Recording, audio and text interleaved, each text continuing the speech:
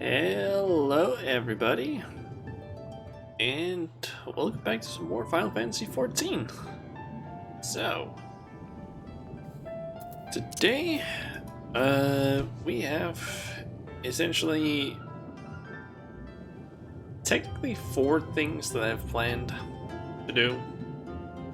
Although technically 3 of them can essentially just be condensed into one thing, which is these stripes. Because I think I posted it earlier on Twitter, like around 2 hours ago ish. Basically posted a picture of my reputations with the beast tribes, and they're all maxed out right now. Their current rank, Kojin basically being the last one, I believe, or at the last stage. Basically, if I'm not mistaken, once I complete the quest here, I will basically have hit max until I've done the allied quests, and then I still have like Ananta and Namasu. I'm basically gonna go around doing their blue quests that are currently available, and once I've done that, I'm gonna get started on the patching SQ for Stormblood, because might as well just get started on that, I guess. Because yeah, once I basically have finished up that thing, then I'll basically be able to have like essentially everything else will then have been unlocked, or at least everything that I can unlock will be available at least, and or Stormblood related, and then I can afterwards start like doing some of the like random things like the Hildebrand quests or Stormblood, possibly unlock some dungeons and trials and whatnot. Yeah. Time being, at least, let's just get started on this one. True Blue. Shauna, I was hoping you would visit. Things have not been quite the same since we lost Tsukumo, but I've taken his words to heart. My every waking moment has been devoted to seeking treasures for our vault. We've made great progress, but the others insist I take a break if only for a short while. Rather than sit idle here in Tamamizu, I thought my time would be better spent visiting the good people of Uthard who made contributions to the treasure vault. It will be a wonderful trip, made all the better by your company. If you would join me, come to Yangzia. I plan to start by paying a visit to Gyokiai. Okay, so I'm guessing we're gonna go see the Namasu, then I think it was then Anja's Step, or not, Asip Step, that's what it's called, and then the armor, and then maybe something with that, because it seems like it's gonna be the order of the things that we have unlocked or acquired. So that's under my, and just fly on down to where I need to be.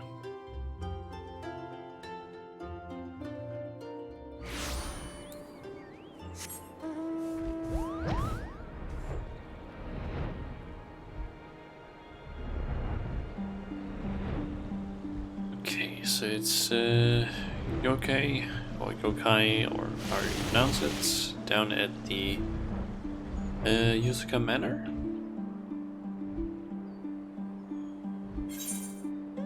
That is right over there.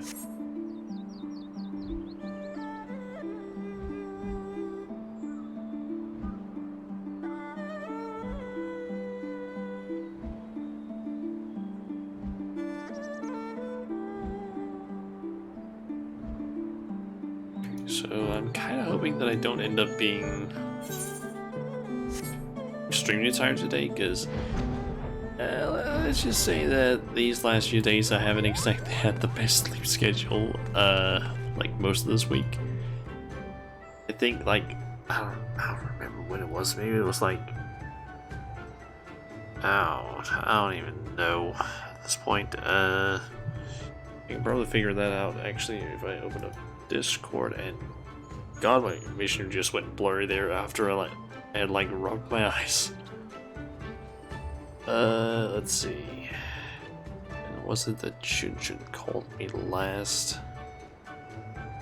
So the 15th, so that is... Okay, so yeah. Tuesday, I ended up going to bed at around 11:30 in the evening. I got around 4.5 hours of sleep. I've done that like twice this week. And another time I just got like, what, 5 hours of sleep or something like that. I have been so bad with my sleep schedule this week, and I'm so fucking tired. That was honestly part of the reason why I didn't do a stream Wednesday, was partially due to the fact that I was just tired as hell. Both from work, but also just because I had not gotten like nearly enough sleep like this week. And hopefully it doesn't catch up with me today and just make me extremely tired during the stream. But yeah, if I do end up being a bit tired, I might just go out and make some tea or something, because I'm still gonna do the 6 hours that I usually do. I just need to like work through them, maybe take like a few more like short breaks, just like get up, walk around, get something maybe to like warm some drink so I can like wake up. I don't know. My, what a surprise. I trust all has been well since your last visit. Yes, yes. Quite well, thank you. Trade with you and the other Namazu has been a boon. I came today to offer you thanks on behalf of the Blue Kojin. No, it is I who should be thanking you. Once more I can enjoy sunny days and blue skies clear of birds and their unsavory gifts. Yes, life has never been better. Ah, so the curse was lifted as Tsukumo predicted. A pity he could not come with us to hear the good news. Tsukumo. Who is that? It sounds more like a flavorful dish than a person. Come now, Yoki-ai. Surely you remember the talking doll that accompanied me when we first met? What a silly Kojin you are. As if I would forget something so remarkable as that. There was no such thing present when I met the two of you, no. In what? What in the kami's name is going on?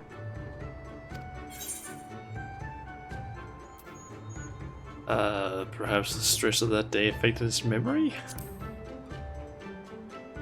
I suppose that's possible. It's not uncommon for one's memory to become hazy when thinking back on traumatic experiences. When a foe is truly formidable, even I cannot clearly recall what happened when we exchanged blows. At any rate, it would be unkind to make him relive his meeting with the Red. We won't keep you any longer, Yoki-ai. Take care, and may the blessings of the kami be upon you. Farewell, my friends. Next time I will go to visit you in Tamamizu, yes. What say we visit Reunion next? Uchikan is likely a master of marksmanship by now. Okay.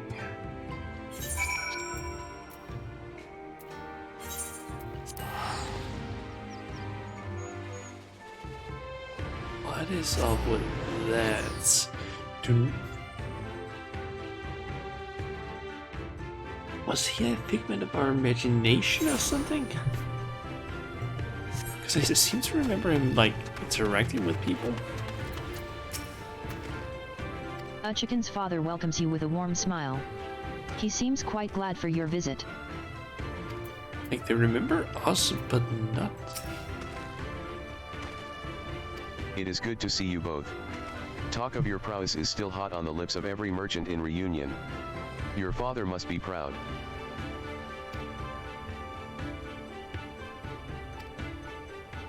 Please, there is no need to thank us. No, it is I who should be thanking you. If not for your generosity, we never would have had the means to rescue our dear Tsukumo from the Red Kojin. That was about to thank us, yes. Would that Tsukumo were here. He was quite adept at interpreting your expressions. Does that mean you don't remember Tsukumo?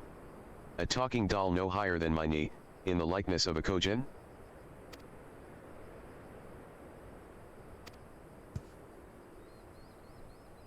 First Yokai and now these two. I don't know what's going on here, but it can't be good. Perhaps we should go and visit Shihumi. Surely she of all people would remember Tsukumo. Thank you for your time, but we must be leaving. Blessings of the kami be upon you. Okay. This is indeed very strange that no one remembers Tsukumo.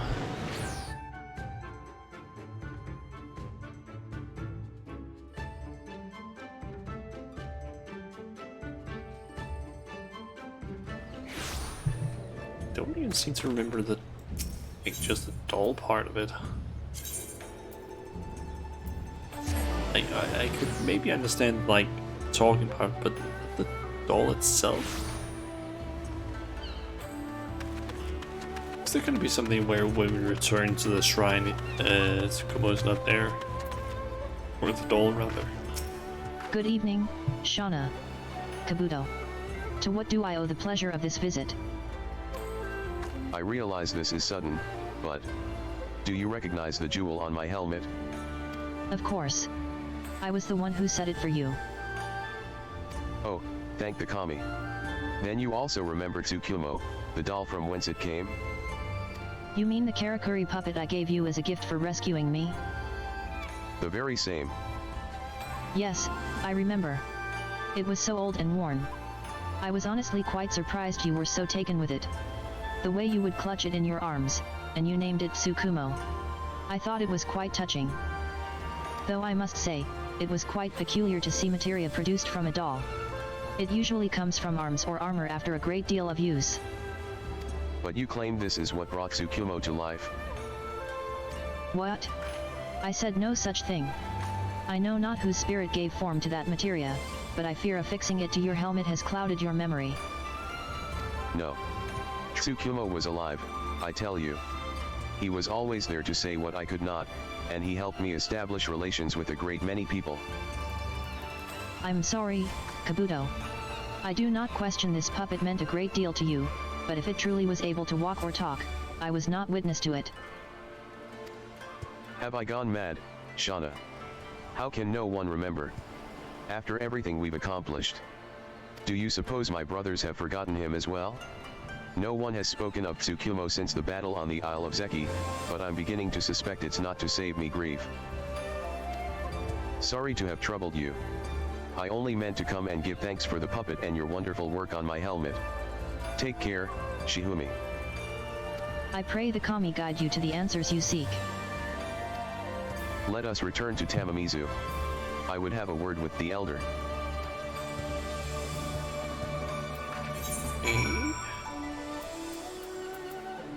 This is quite strange. I hope we get a proper explanation, like,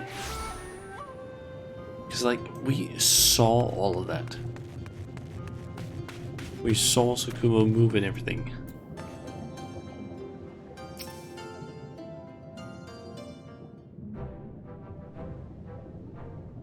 What brings the two of you here?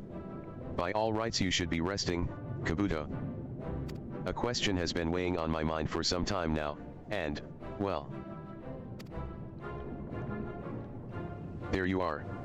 I've assembled the Divine Circle as you asked. What is it you wish to discuss?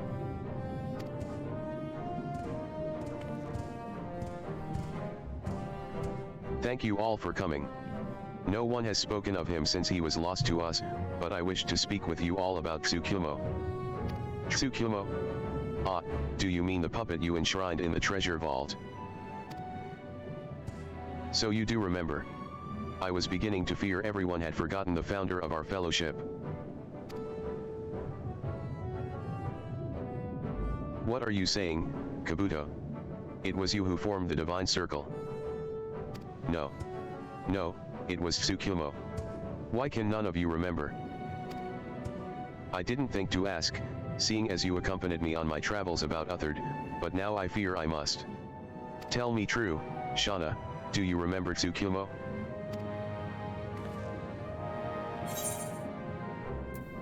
sorry, but I don't. Of course I remember. I mean, yeah? What the fuck is going on? Oh, what a relief. I thought I was losing my mind. Curious that only the two of you can recall Tsukumo as more than a mere doll. But perhaps this is not without reason. I believe the kami was meant to guide you on a journey of enlightenment. A journey only you were meant to remember. Yet it seems our friend Shauna here possesses a rare gift, one that allows her to recall that which others cannot. You needn't mince words, Elder. You think this all a figment of my imagination, don't you? Not at all.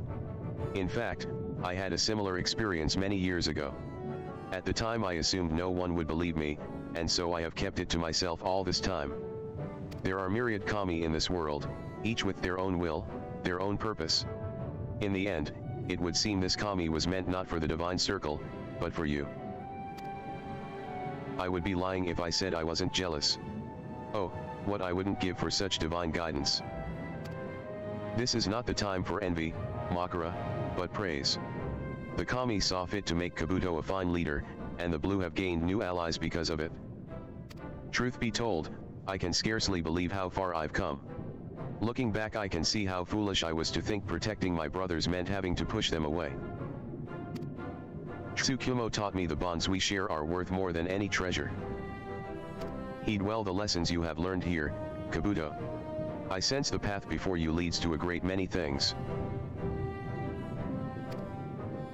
Wherever the path may lead, we will walk it together. It's what Tsukumo would have wanted. Our quest for treasure begins anew. For the blue.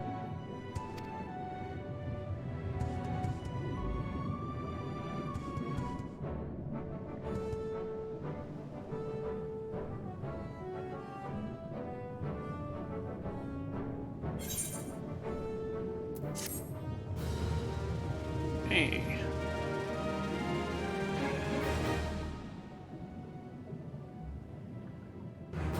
You have achieved Bloodsworn reputation with the Kojin. You will receive an experience point bonus upon completion of the Okay, and nothing. It seems, but yep. +1. No more rev I can get. Nice. Okay. And I guess off to the Asm step. Here, and I can already feel that I am getting heavily affected by the like sleepiness that I'm dealing with right now. So, over there. Okay, so one thing is, I'm just gonna sit here for a second. Let's just do one of those and. Let's do this. So, what I'm gonna do is, I'm just gonna quickly go and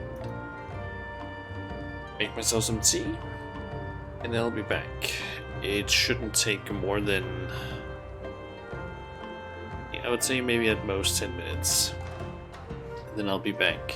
So around like 4:30, or no, not 4:30, 4:40-ish. I would say, like Danish time. Yeah, that'll be when I basically should at the very least be back. Hopefully before that. So yeah, see you guys in just a bit.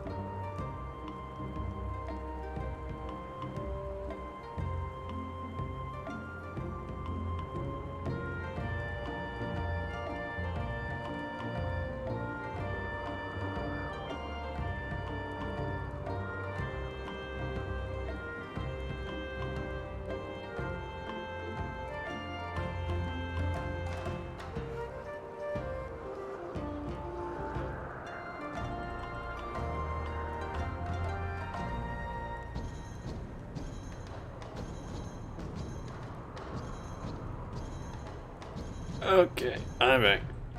Sorry about that, I just suddenly felt really tired. I needed to make sure that I got some tea before I fell asleep. Because, as I mentioned earlier, really bad sleep schedule lately. Plus, also, waking up at 4 in the morning, having to do 8 or 5 hours of work today. Like, a lot of physical work is not exactly the best combination. Oh yeah, it's not you I'm supposed to be talking to, it's Yushin. So, out of the fry pan. Shauna. Once more I would consult you on festival matters. Issues of dire import. Stay right there. Okay.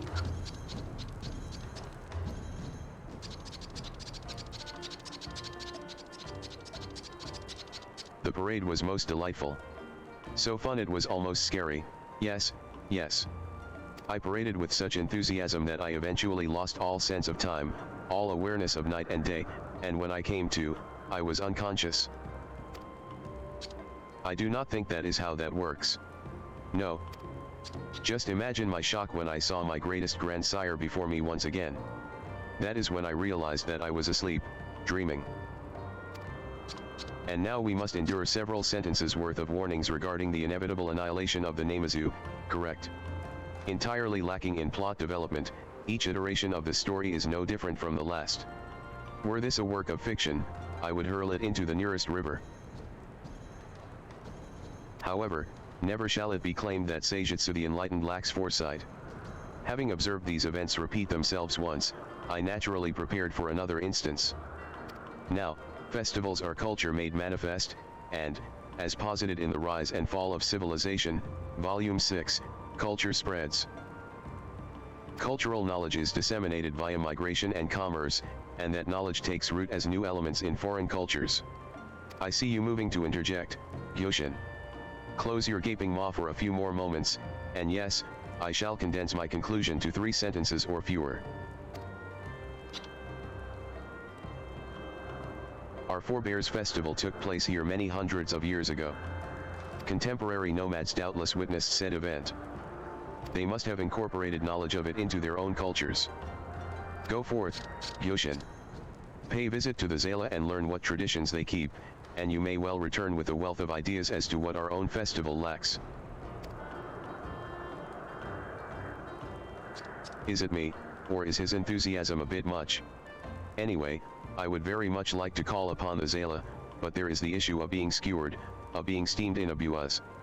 Though considerably less so if you accompany me. Yes, yes. Let us start with the least likely to skewer. Introduce me to the most friendly among them all, and I will inquire about their traditions. Okay.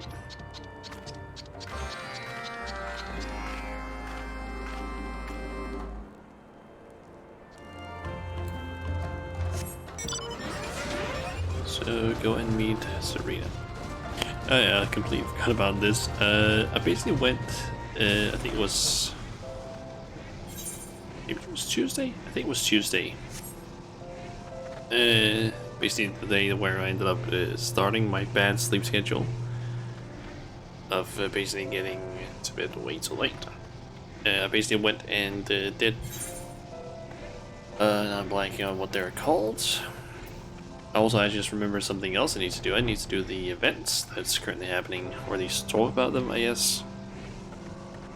Anyway, yeah, I basically ended up doing the El Amigo dungeon and also the Royal Menagerie.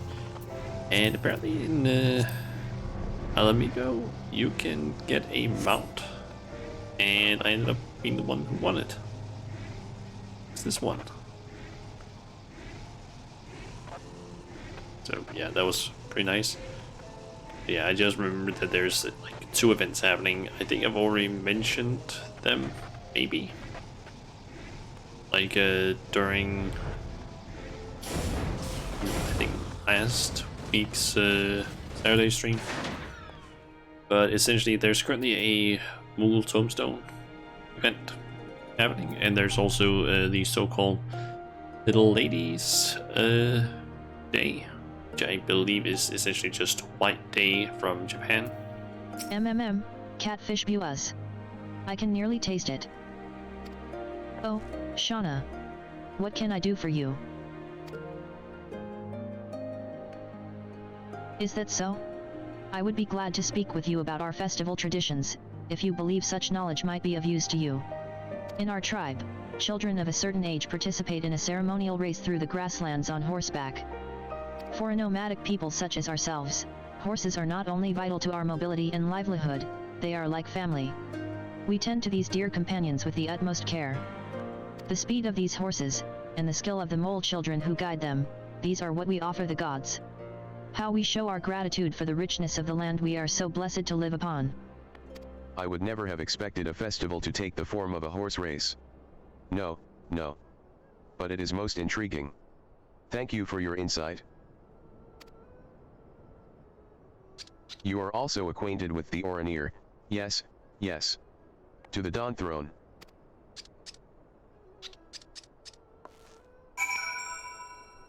Okay, so go ahead and speak with Makanai.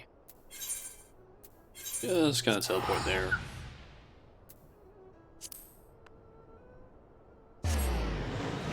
Yeah, I guess we can basically do the or go and see the things that you can get from the event, both the Mool event and also just do the current event. Do those here after we're done with the beast tribe stuff. Come to pay me your respects, have you? I hope you are not so foolish as to have brought that bloated creature as a gift.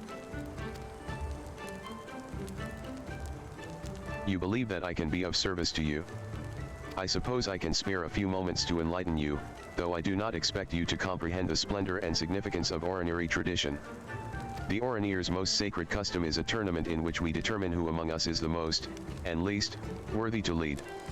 It is a contest which pits brother against brother in the traditional art of Azimbak. In this way, we demonstrate our strength to the tribe and to Father Azim. Were the opportunity to arise, Kagan, I expect you would conduct yourself well in the tournament. The malformed fishman, however, would be put flat on his back in the space of a breath. Why, I never. That sort of conduct will win you no friends. Nor bring you any luck with the ladies, no, no. Still, I suppose you did divulge a tradition of some interest, so I am grateful to you. A little. Not really.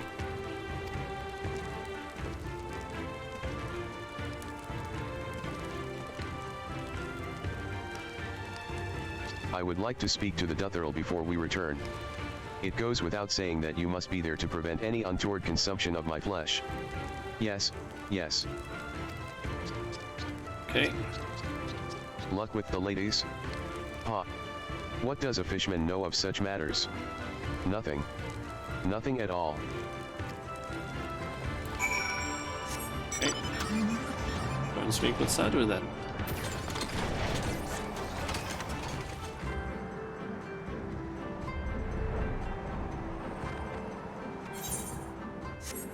And I'm gonna assume that that is most likely the last person we need to go and speak with the tribes.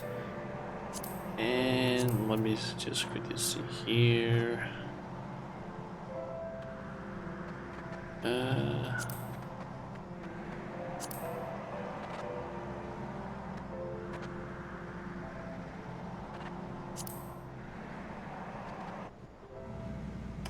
to make that, assuming ceremonial vote components.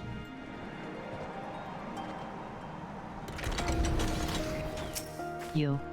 Is this Kunkola yours? Its vacant stare vexes me. I see.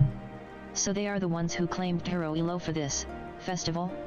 And they seek knowledge of our traditions for this end? Very well. They are no threat, so there is no risk. The Duthurl are warriors and hunters both.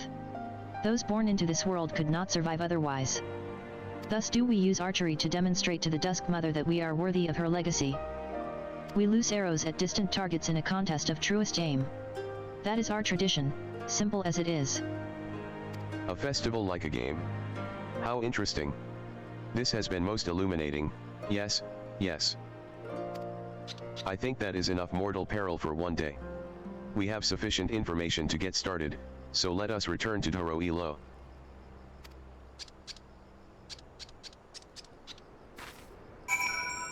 Okay. Got to teleport up there. Because, I mean, it is relatively close, but still possible to just teleport. And go away. I am pleased to see you whole. Yes, yes.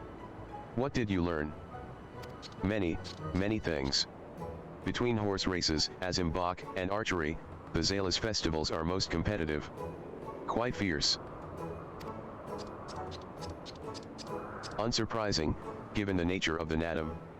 Without structured competitions, I dare say the Zala would struggle to contain their base aggressive instincts. Their savagery would doubtless drive them to extinction, be it through internal or external conflicts. I should like to indulge in further anthropological research, but I suppose your findings are sufficient for us to proceed. In essence, it seems that successful festivals involve engaging activities. We will require many if we are to entertain all 777 participants. Yes, yes. It will be quite an undertaking. A massive task, requiring division of labor. But if Guri handles horse racing, you host an Azimbach tournament, and myself and Shauna arrange for archery, we will have 3 whole activities for our attendees to enjoy. As you wish.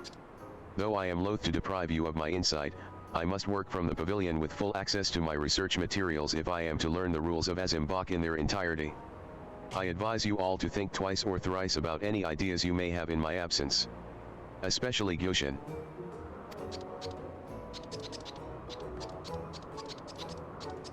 Rude. Anyway, you can make varnish fit for a ceremonial bow. Yes, yes. I have stuffed all the materials in the crate in advance. Open it with care.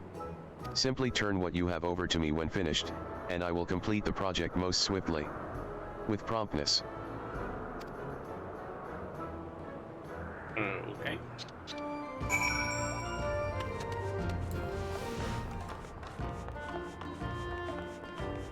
Okay. Yep, ceremonial bow components. You sip through the cornucopia. Okay, that needs to be high quality.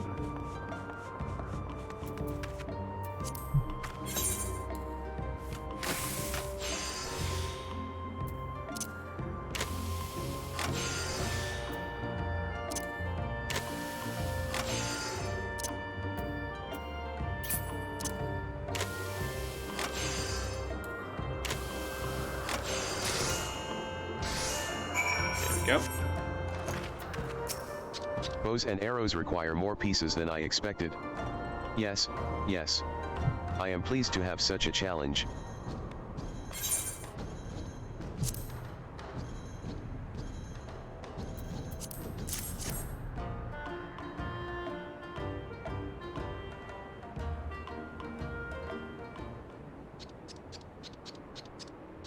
Thank you, thank you. I can craft a suitably ceremonial bow and arrows with this. I also have something to show you. I constructed it while awaiting your return.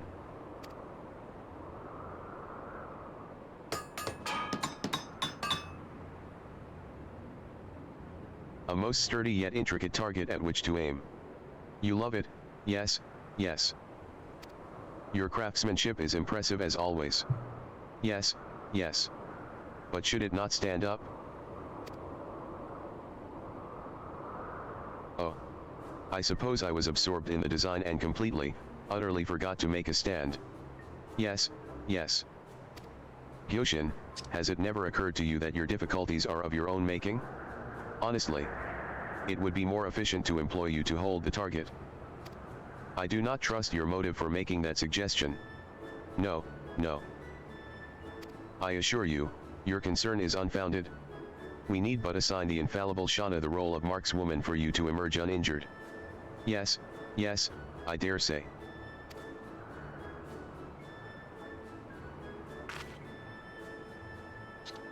Assume your positions. Shauna, you may collect the ceremonial bow and arrows from Yuri behind the pavilion.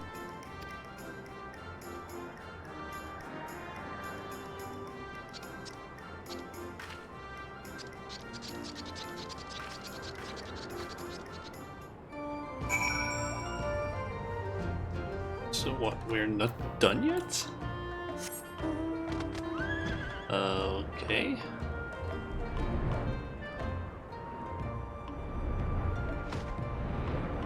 Wait, we're actually shooting at him? You will take care not to hit me, yes? Okay. This is the perfect cure for Gyoshin's carelessness. Yes, yes. He is most full of cares now. Here are your ceremonial bow and arrows. Take aim at the target Gyoshin holds and fire away. The archery event has begun. Take aim at Gyoshin's target, zoom in to avoid accidents.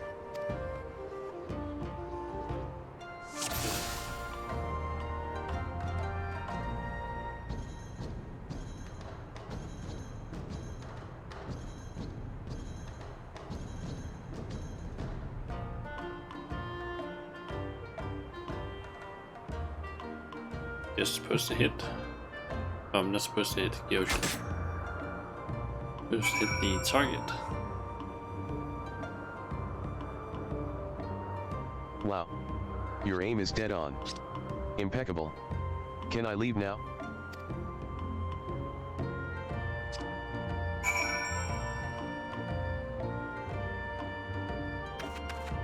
I'd be surprised if this ends up being a daily. It's not available. Being on the business end of an arrow has never been an aspiration of mine. Not one of my goals in life. No, no. Still, I am quite confident we are prepared to host archery contests like the frightening Duthera lady described. Attendees will be delighted with the complete and total accuracy of our reproduction. Yes, yes. Now let us see if the other two activities are ready.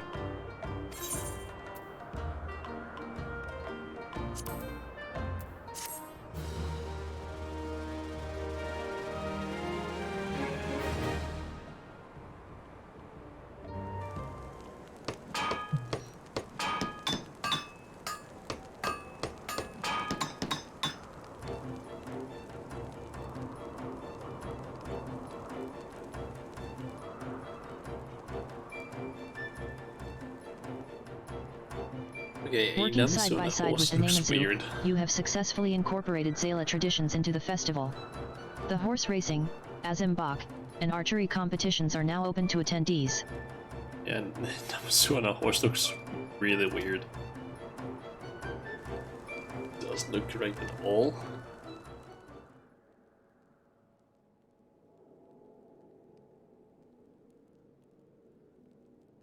In 7 years, the Namazu were fated to become the primary source of sustenance for starving Zala, who would face food shortages after a fierce cold snap. Many would have died. However, continuous practice of nomadic festival traditions over the course of 7 years will promote mutual understanding between the Namazu and Zala, averting the slaughter.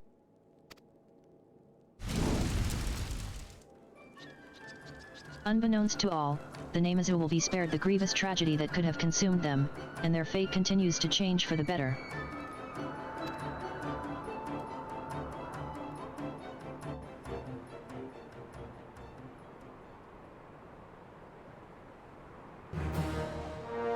You have achieved honored reputation with the Namazu. New Namazu Beast Tribe daily. Furthermore, you will be able to undertake these additional quests will be. You now have access to a Okay, so more items. So, achievements. And that gave nothing. Let's see here. What new things can I buy?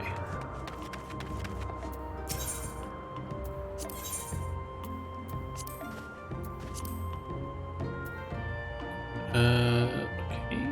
Buy that. You can also get the Yol dance.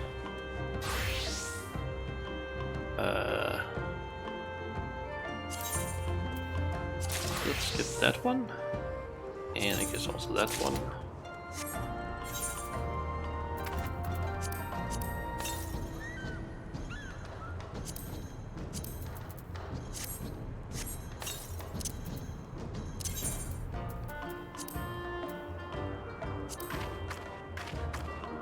Ah, that one. Hell yeah. Nice. Okay. That's pugilist. Just quickly.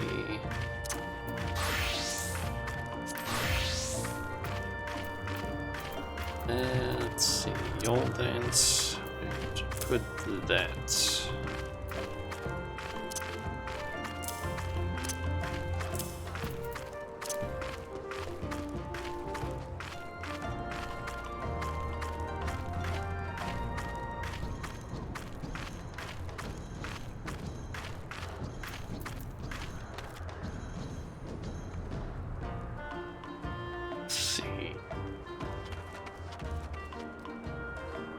Guess I could a few ones around.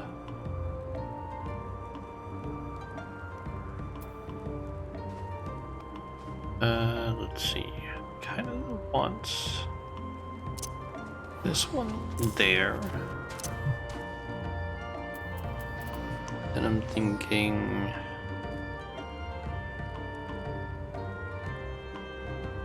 possibly sweep there. And yeah, you know what, let's go with that setup. Okay, then I just need to go ahead and do the Anensa stuff. Let's see, that is your stones.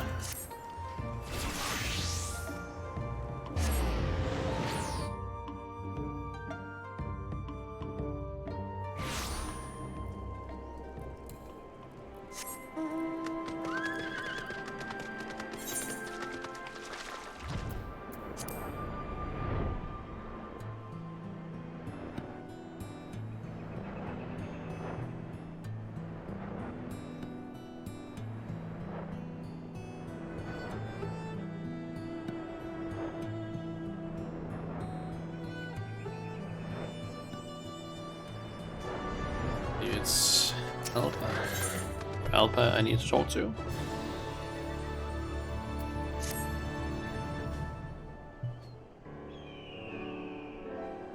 Oh, there you are, Shauna. We've just received a report from Ishina. I'll read it out.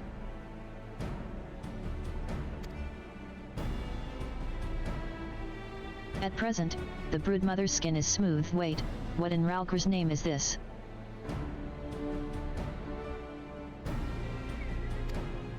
Good news, that's what. While it's soothed, we still have time before she needs to molt. Once it starts to dry, we'll know the day of the inspection is approaching. Well, I'll take your word for it. As much as I'd love to spend all day talking about your mother's skin, isn't there something else we were going to discuss? Yes, there is. A problem's come up and I could use your advice. The castellum is under threat of demolition. Hold your chocobos, nothing's been decided yet. Perhaps you should start from the beginning for Shauna's sake. As you know, this was originally an Imperial supply depot. That great big tower in the middle was built as an airship dock, which we now use for surveying the surrounding area. You can see for Malms from up there. The trouble is, some of the resistance members think we should blow the whole thing up. It's a constant reminder of the days of Imperial rule, they say, but they're letting sentiment cloud their judgment. It's too important to lose. They're also forgetting that we don't have the time or resources to build a new bridge. And while we mull things over, there's no telling what those lunatics will do. Suffice it to say, we're in a bit of a bind. We can't let anyone tear it down. If the castellum is destroyed, it would mean the end of the gatekeepers. I'd have no choice but to return to Viranalya. Luckily, I have an idea. We Vira decorate our villages differently to the Kalianas, which makes them easy to tell apart. We should be able to do the same thing with this place. If we make something to symbolize that the castellum is part of Ala Migo, we won't need to do anything drastic like rebuilding it from scratch. You know, that's not such a bad idea. But what exactly did you have in mind? It needs to be traditional, something distinctly Ala Migan. To be honest, I don't know much about Striders and their culture. Do you have any suggestions, J. Olhaman? I suppose the most obvious thing would be the griffin on the Alamigan flag, but that's no good. It was also the symbol of the royal family, which includes the Mad King Theodoric, of course. I don't think people would appreciate being reminded of him. Sorry Alpa, nothing else springs to mind.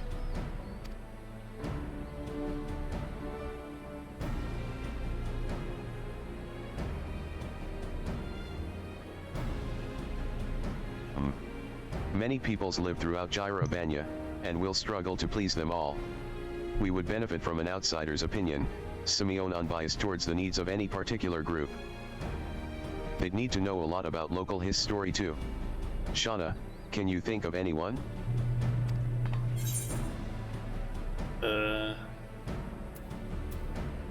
Sorry, no fits the bill.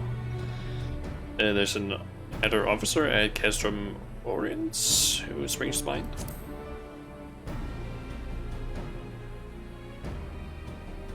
Talamoko. Right? It's decided. We'll meet you there.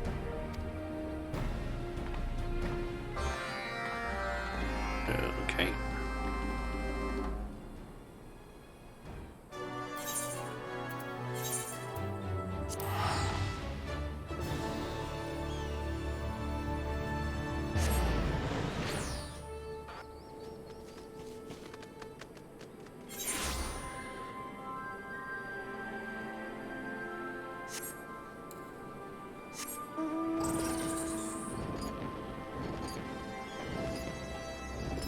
There she is.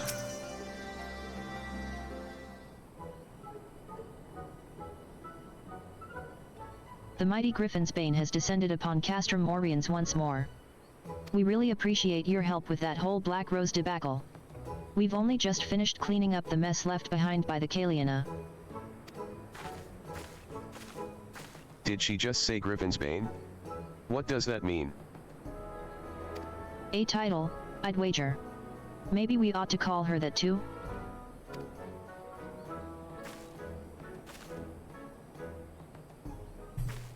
Really now? There's no need to be so coy about it.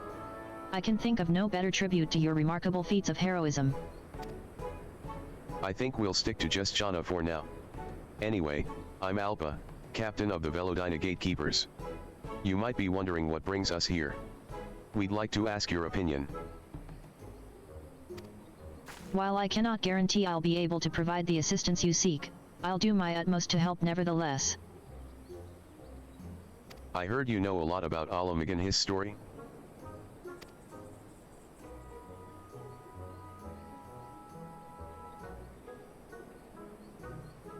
I see your point. Visitors to Alamigo probably won't think highly of being ushered through a former imperial stronghold upon arrival. I agree that it should celebrate Alamigo's unique culture. A griffin design should meet your requirements. That was our one and only idea. We were worried that using the crest of the old royal family would dredge up a lot of unpleasant memories. If it were a single griffin, that may be the case. However, I propose using a pair of griffins. Once they find a mate they become inseparable. In Gyrabanian heraldry, a pair of griffins rampant has represented undying loyalty since time immemorial. In that case, I should use my metalworking skills to craft 2 griffin sculptures. Thanks for your advice, Tala. Come and visit us at the Castellum Summertime. It would be my pleasure.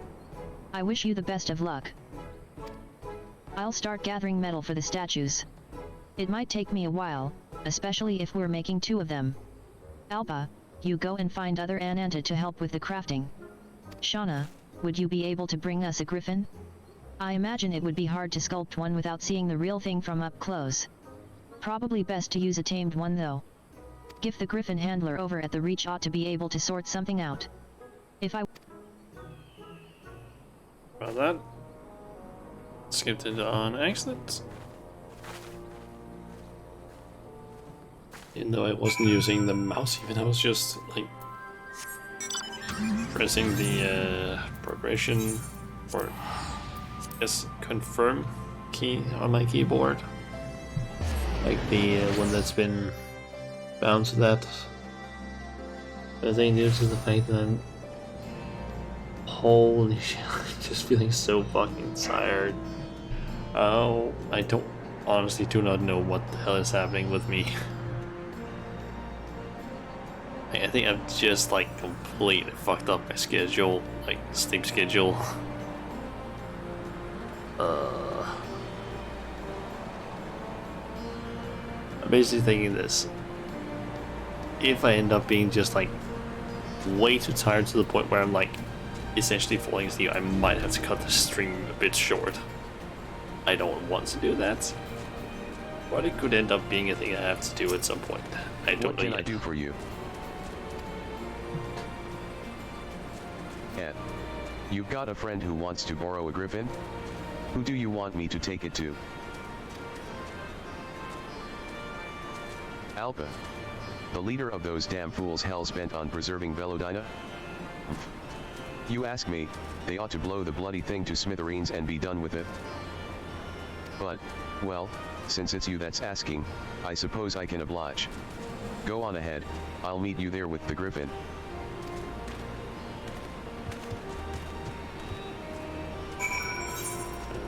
Okay. So we're clearing stones then.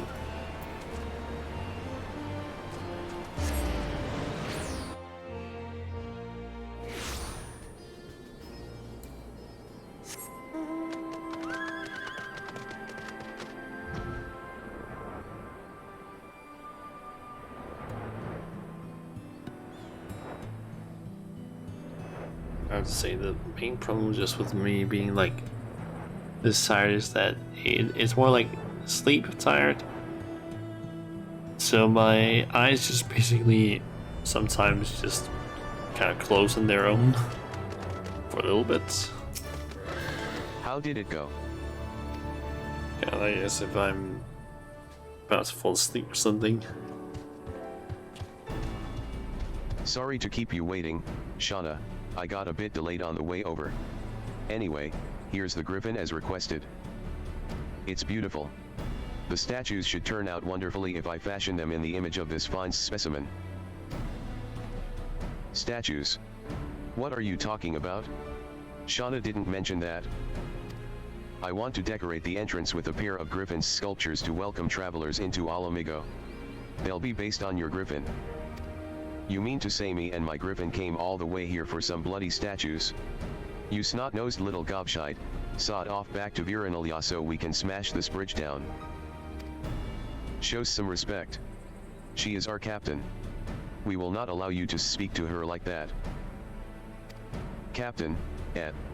I don't see how anyone could take orders from her, she's just a child. Listen well, Strider. When I first volunteered for the Resistance, every unit I tried to join rejected me. For all my determination, I simply lacked the strength needed for frontline warfare. I had no purpose, nowhere to go but back to my village. That was until Alba asked me to work as a weaponsmith. She showed me that I do not need to be a fighter to contribute. She may be young, but she has earned our loyalty. Ishina, I couldn't give a Kakirn's arse. I'm only here because Shauna asked me. Let's just get this over with. You'll help? I won't forget this. If you're going to make a statue of a griffin, you'd better do a good job of it. They look impressive enough when they're standing still, but have you ever seen one buffet its prey with a blast of wind? Now that's something special.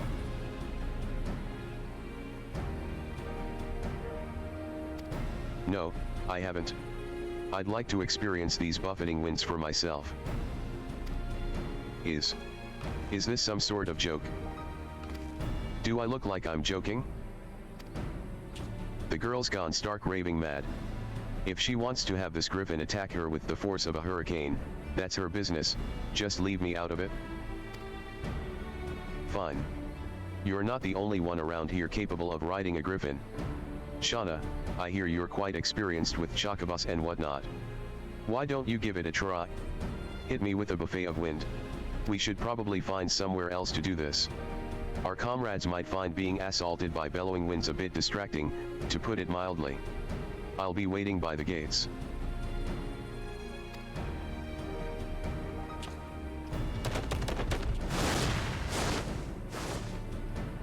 Ha ha ha. She never ceases to amaze me.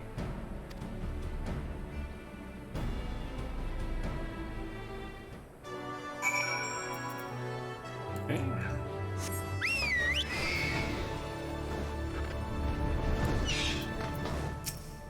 Once you're on the griffin, coax it into sending a gust of wind in the direction of that youngling.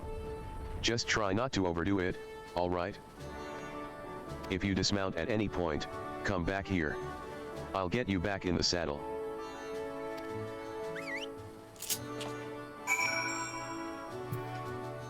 Okay.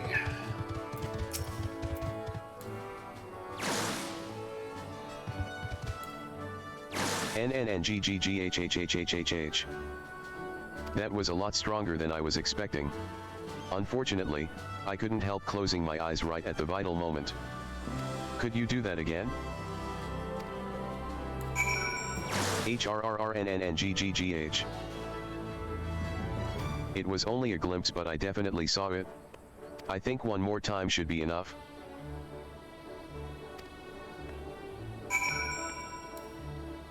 Naag. I saw it as clear as day. Now I know how its prey must feel. That will do nicely. Alright, Shauna, you can get down now.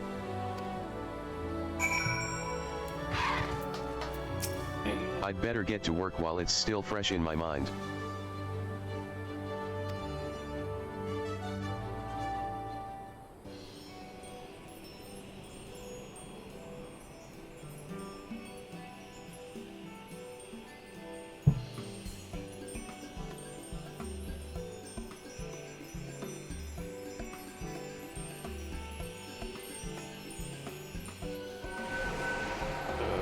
Okay.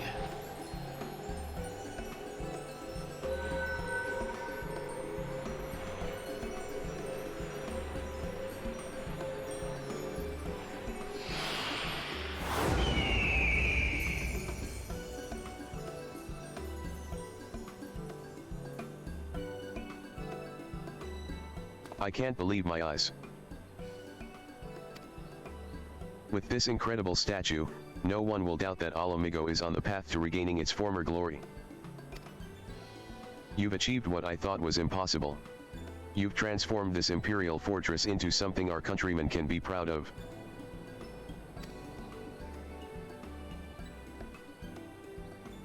Heh. I'm quite pleased with the results myself. To say I'm impressed would be an understatement. I'd heard the Ananta used magic to shape metal, but to see it for myself, it was breathtaking. If you think that's impressive, wait until we finish the other one. I'm sure you know better than most what a pair of griffins represents. Everlasting friendship. By Ralgr, that's perfect. And to think I was going around saying we should tear this place down. Now I realize what a waste that would have been. Well, I'm glad you see things our way. Besides, we couldn't have done this without your griffin. Such a majestic creature. If the gatekeepers had one of these, we could soar through the sky, casting a watchful eye over the highways and canyons below.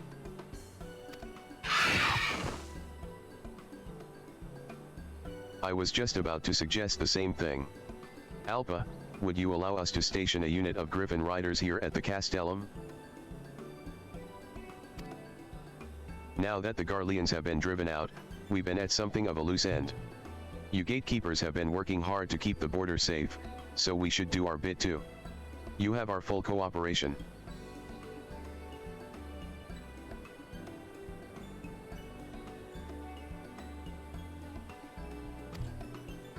Are you serious?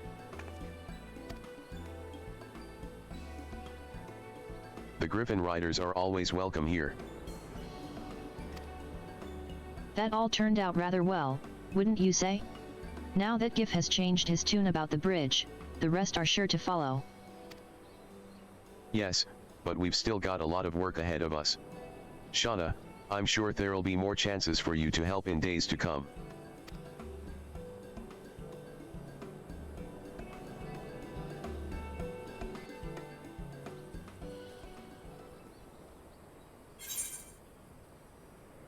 Okay.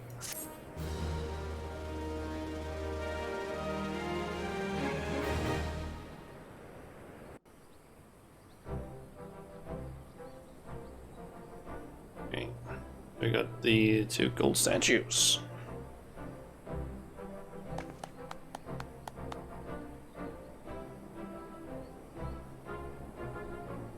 A pair of griffin statues have been added to Castellum Velodina.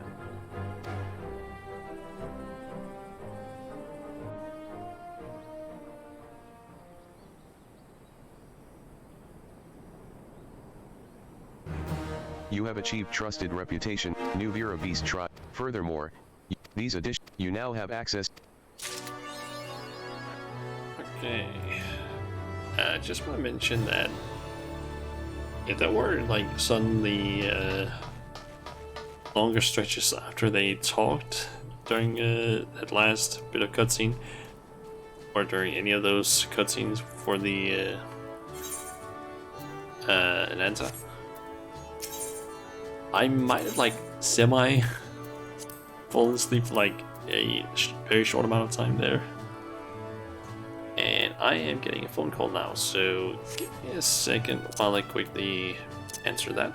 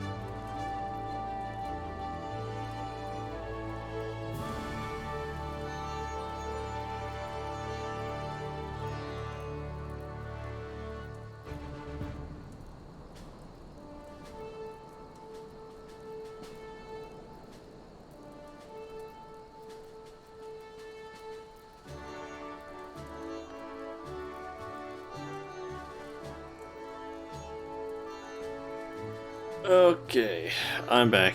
Sorry about that. My dad basically called, and yeah, that took a little bit longer than I kind of expected. That took like 27 minutes ish.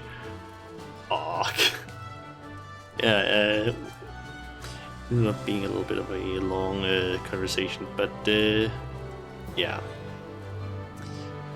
Anyway, that actually also made me kind of feel a little bit more awake. So that's at least a good thing. So, let's see. This stuff I'm just gonna do later today. Like, basically do the 6 dailies that I can do for each of them. What gifts here as well now? Okay. Let's see.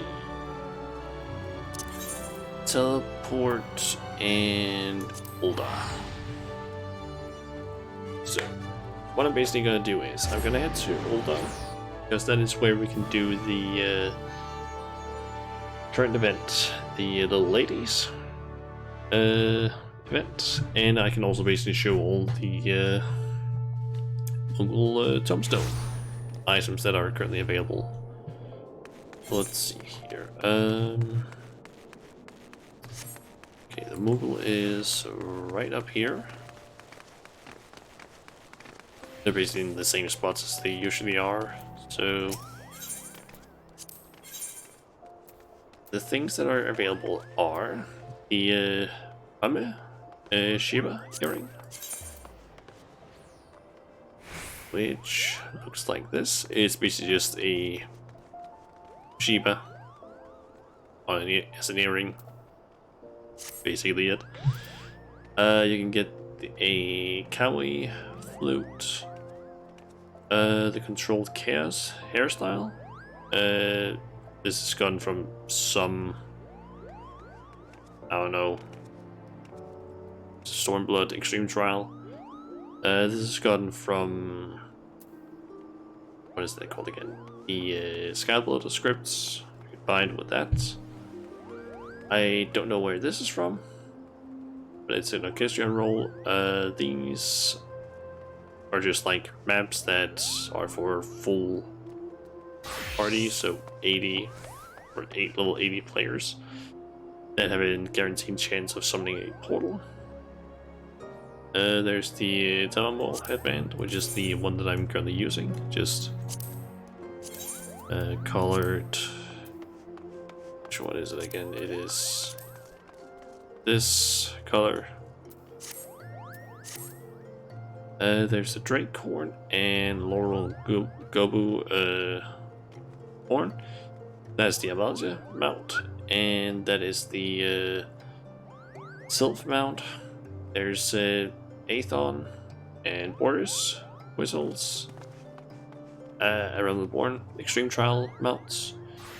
White Lanner and Rose Lanner whistles, Stormport, Evansward, Extreme Trial mounts. There's the MGP Platinum card, which gives 50,000 MGP. Pretty nice. Only 30 of these, which is essentially just 3, called again, Praetorium runs, in theory. So 2 hours and 15 minutes, if I'm not mistaken, in terms of run time ish. You can also just do other things that are a lot faster. There's the, or just some like housing items, kind of there are some late elegant armor. I guess I can just try on all of. I feel like the bodysuits are kind of popular due to the fact that also can sort of color them different things if you want to, which I believe can allow you to make a sort of zero suit Samus outfit in a way. But yeah, I believe basically maiming and striking are the same thing. It seems like scouting is also the same.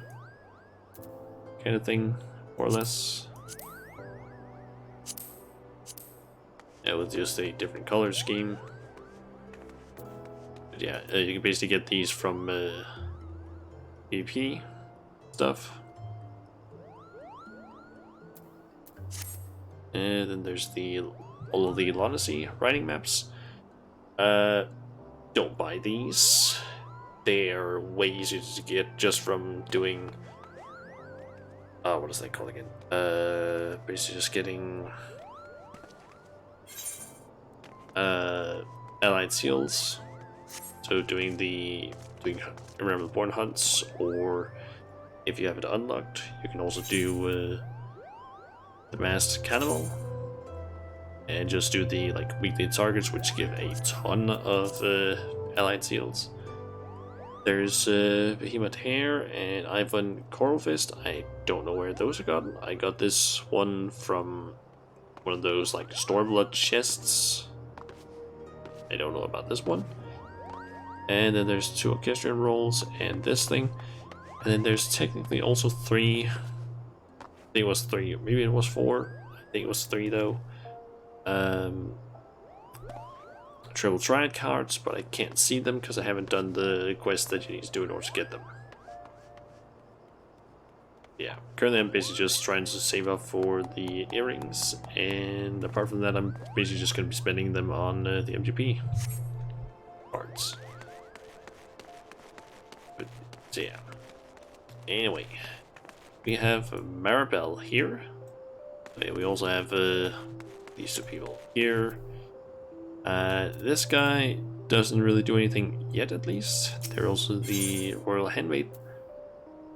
Will allow us to basically buy peach confetti and cherry confetti. Pretty nice stuff. I'm definitely gonna be buying to have 999 of each.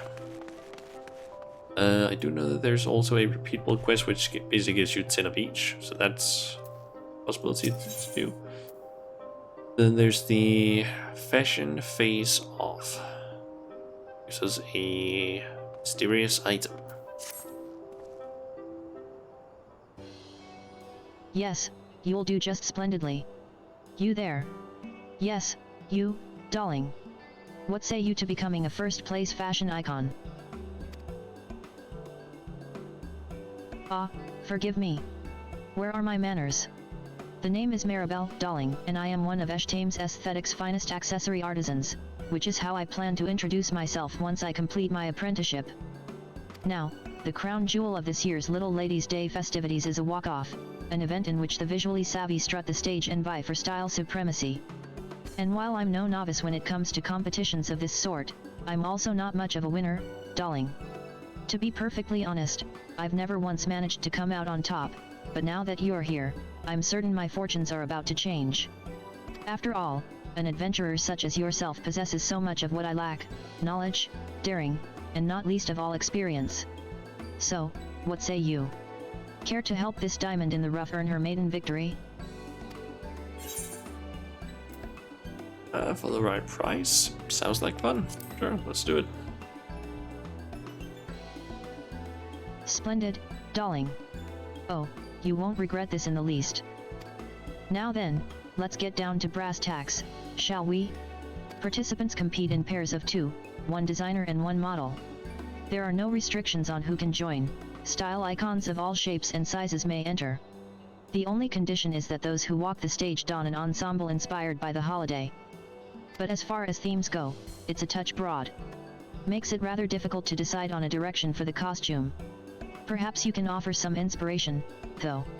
Tell me, darling, what's one word that comes to mind when you think of Little Ladies' Day? Gorgeous princess.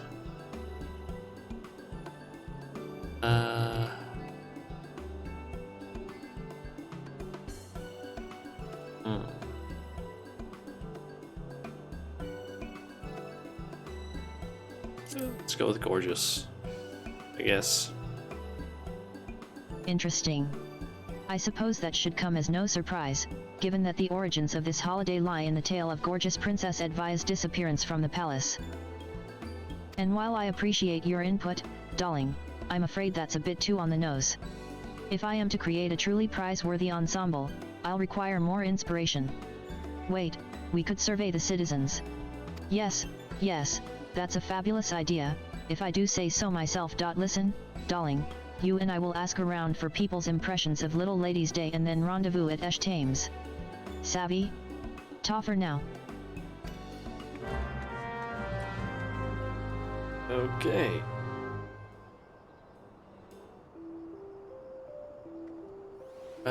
So I need to go over to, or speak to two people here on the steps of now, and also on the steps of Thal. I guess this thing is meant for like people who want to take pictures. What comes to mind when I think of Little Ladies' Day? I suppose this isn't exactly about the day itself, but it makes me think of the peach blossoms that always bloom this time of year. Whenever I see those flowers, I know this season's come around once more. And there's something so soothing about their coloration. I can't help but smile when I lay my eyes on those pretty pink petals.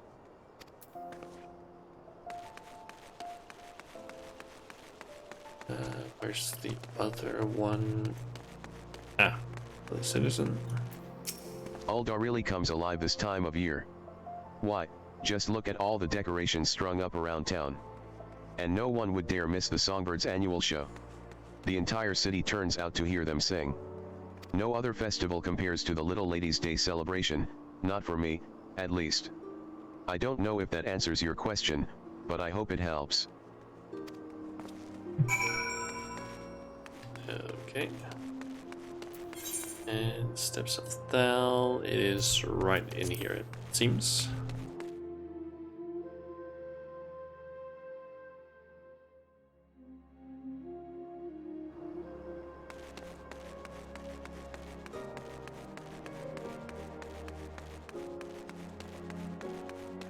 Okay, so I guess just distressed citizen?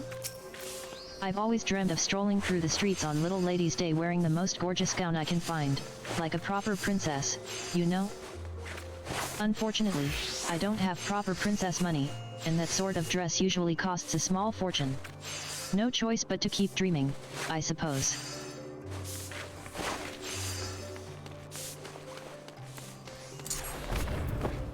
And a muscular citizen. My memories of Little Ladies' Day are somewhat bittersweet. You see, there was a lass I once fancied. All I wanted was to dote upon her like the royal Seneschal would. I would have done anything to catch her eye. And while I did catch her eye, she didn't exactly like what she saw. No Seneschal would be caught dead wearing that revealing subligar. I guess acting like a royal Seneschal isn't good enough unless you look like one, too. Okay, then speak with Maribel, who's over there. Okay, so Goldsmith's Guild.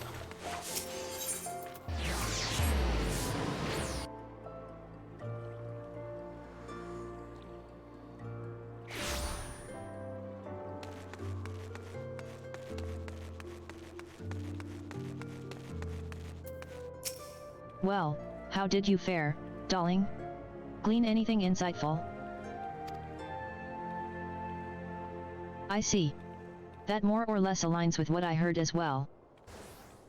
So many folks had their dreams of fashion grandeur dashed by oppressively expensive pricing. Not a new tale by any stretch, but a troubling one nonetheless.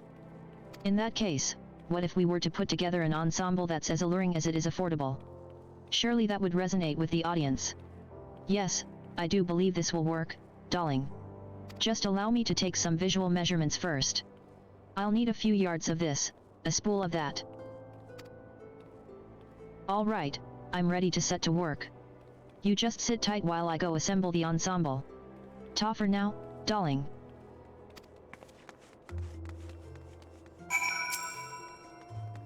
Okay, just wait.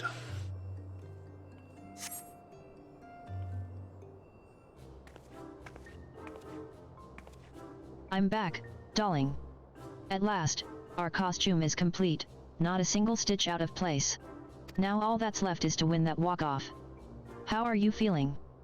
Surely an experienced adventurer of your caliber doesn't get nervous in situations such as these. Should I be nervous? Wait, who's going to walk?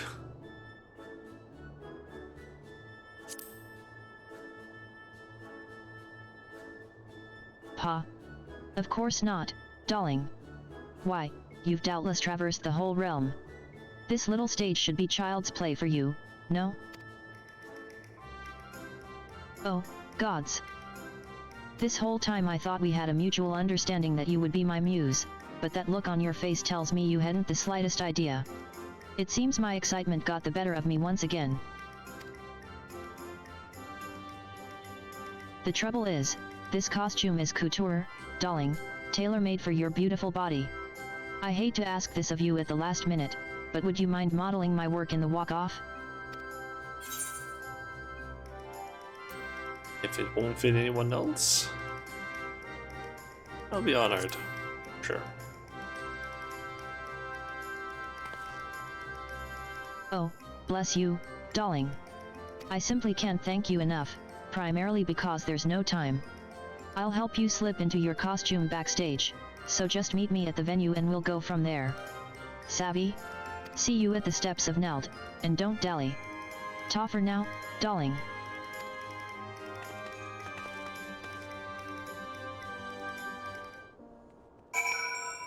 Okay. So go to the Emerald Avenue. I'll just go to the Adventurers Guild and run over there.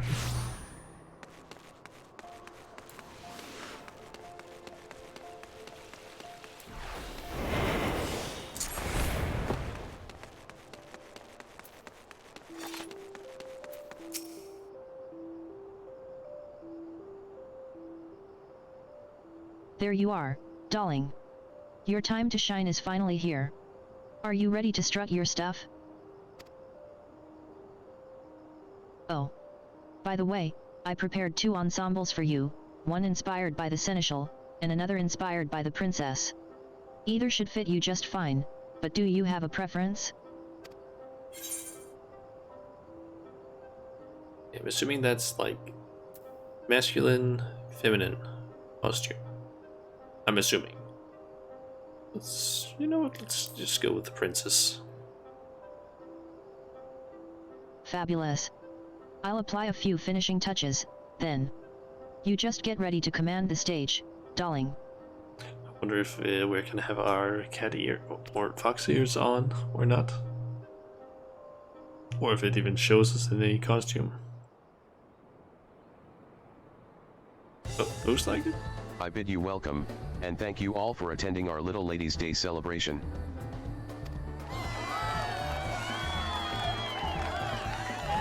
Before we commence with today's walk-off, pray permit me to introduce the members of our esteemed judging panel. First, we have the host of the Gold Saucers Fashion Report, the style-savvy superstar with a discerning eye and a thorny tongue, Masked Rose. Next, we have the headmistress of the Goldsmiths Guild, the unrivaled artisan of exceptional accessories, Serendipity. And lastly, as the resident master of ceremonies, yours truly shall round out the panel. The winners of today's walk-off shall be awarded this resplendent crown. Enticing, no. Now, then. Without further ado, let us welcome our first pair of contestants.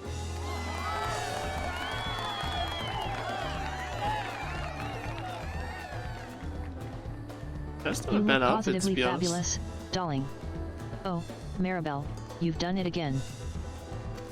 It sounds like we're up next. This is it. Did we maybe get that Next, outfit? we have our 8th pair of contestants, Shauna, modeling an ensemble designed by Maribel. Are you ready, Shauna? If so, then step forth onto the stage. So maybe we can get those outfits. That's honestly not a bad one.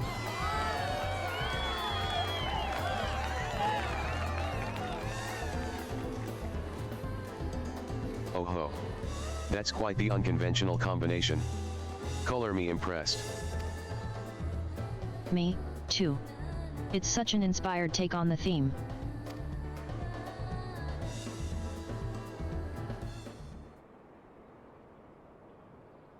I would like to thank you all for participating in today's walk-off. Each ensemble was a visual delight, which made this competition a joy to behold but a challenge to score, a fine problem to have, I should say. Yet after much deliberation, we have settled on our winning pair. First prize in this year's Little Ladies' Day walk-off goes to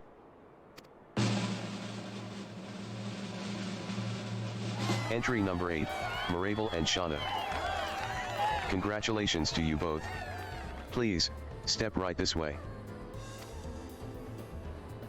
Nice.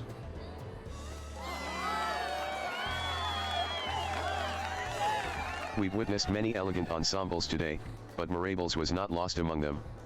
The panel was particularly impressed with the materials used, appropriately gorgeous yet surprisingly affordable. If you don't mind, Marable, pray permit me to ask how it feels to emerge victorious today. Oh, it feels unreal. I can barely believe it.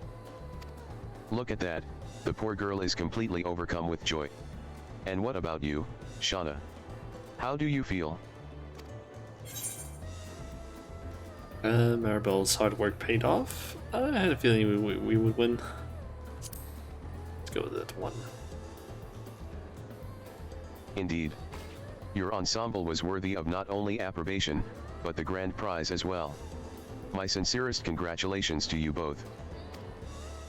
Now, before we bring the contest to a close, I have one more announcement. This stage will remain in place for the duration of the Little Ladies' Day celebration. Those who were unable to participate in today's competition are free to ascend the stage at their leisure and walk to their heart's content. Now then, let us conclude by giving one more round of applause to our first place fashionistas, Marable and Shauna.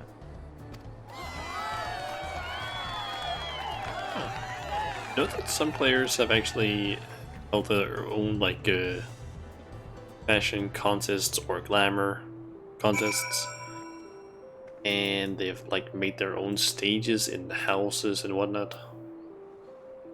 This is pretty cool that they actually have a legit stage in the game here. We did it, darling. We really did it. Part of me honestly believed my losing streak would never end, but you helped me prove myself wrong. I couldn't have done it without you as my muse. I simply can't thank you enough, darling. And I must thank you for the splendid showing.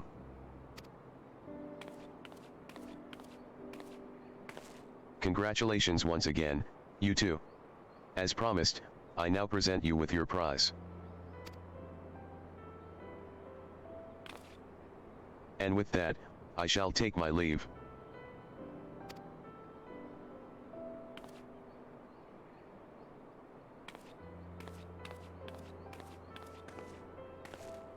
Here I still thought I might be dreaming, but now that I look upon this crown before me, the reality of our victory is finally settling in.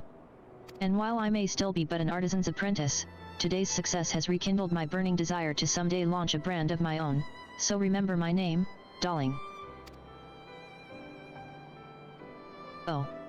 And speaking of style, you heard the Royal Seneschal say that the stage would remain open for the duration of the festival, yes?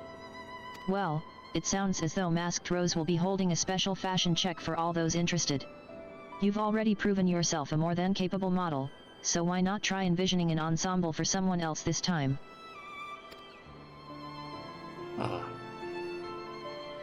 And don't worry, I'd be more than happy to lend you my expertise should you require any styling assistance. Look at the little lady's crown.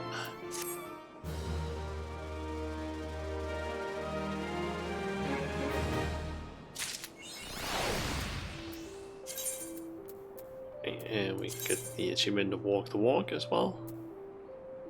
Doesn't give us anything. Yeah, now we have the lady's crown, which is basically just this. It's not bad, but it's kind of just a little boring. Can't color it or anything.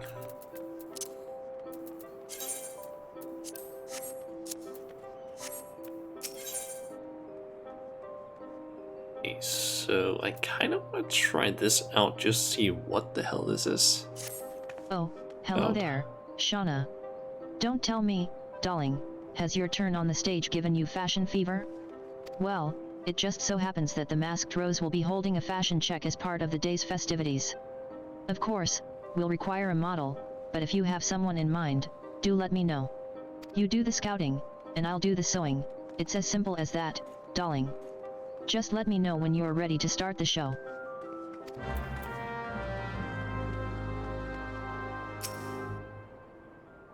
I can just talk immediately. Well? Ready to embark on your maiden voyage as designer extraordinaire, darling? We'll need a model, but did you have anyone in mind?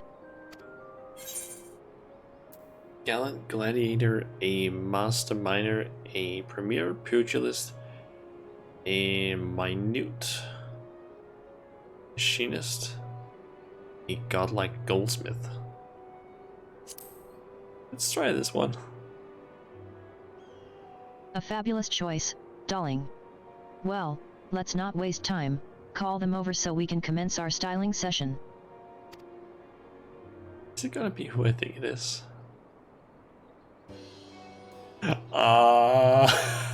Well, then. Yes! Fancy a spot of strength training, adventurer. When I read like godlike goldsmith, I was like, is that Godbird they're talking about? Fucking was. Yes. Oh ho. A modeling job, is it? I don't want to know who the other people were. I say, it certainly isn't in my nature to get all dressed up, or very dressed at all. But a new experience could be elucidating. Very well, I'll do it. So this is our lucky model to be. You certainly know how to pick them, darling. Now, what did you have in mind as far as a concept is concerned?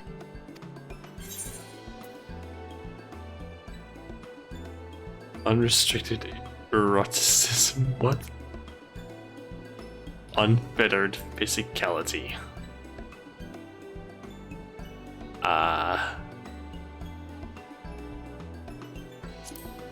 Physicality. I guess I'll go with. Say no more. I'll go prepare an ensemble for our model to be. You just sit tight and get ready to awe your audience.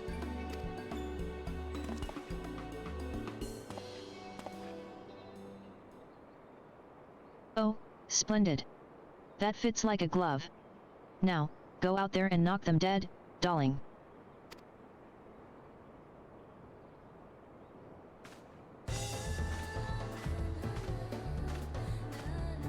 Okay.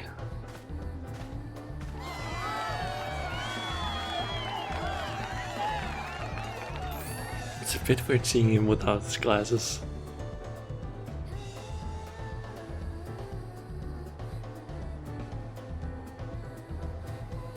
Thank you kindly for your participation. And now, let us hear our judge's evaluation.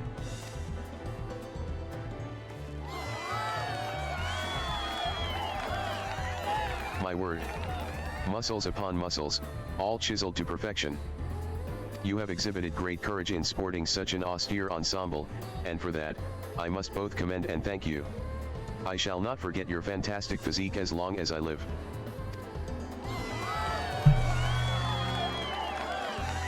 Okay.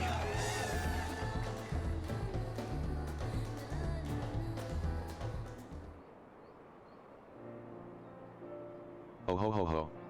What did you think, adventurer? Certainly not an ensemble I would have chosen for myself. But your unique sensibilities have provided me with just the inspiration I needed. Yes, I can feel the creative juices surging through my entire body. I'd best set to work on my next piece before the spark fades away. Farewell.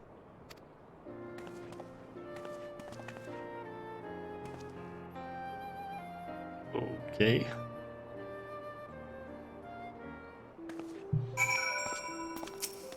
Well done, darling. Your model seemed to have a splendid time, and I quite enjoyed providing couture counsel as well. If you stumble upon another model in the making, just let me know. I'd be more than happy to offer additional styling assistance. Nice, and we can basically just repeat that one as many times as we want. For these, I might do that off stream, is just like see the other ones, but I get the feeling that most of these are like characters we've met before. Let me actually just try and search for that. Just give me a second. Need to quickly do something. There we go. Okay, so a sty leash transformation.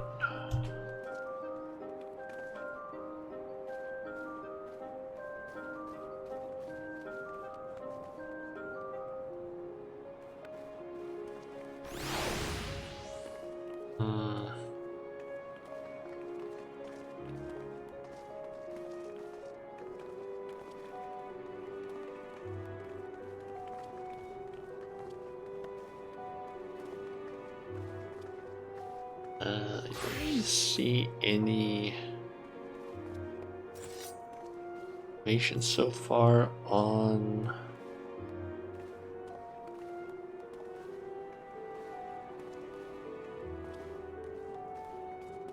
let me see.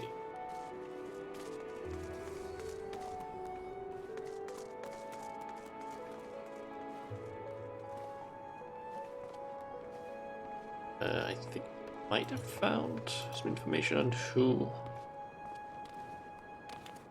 that was showing up.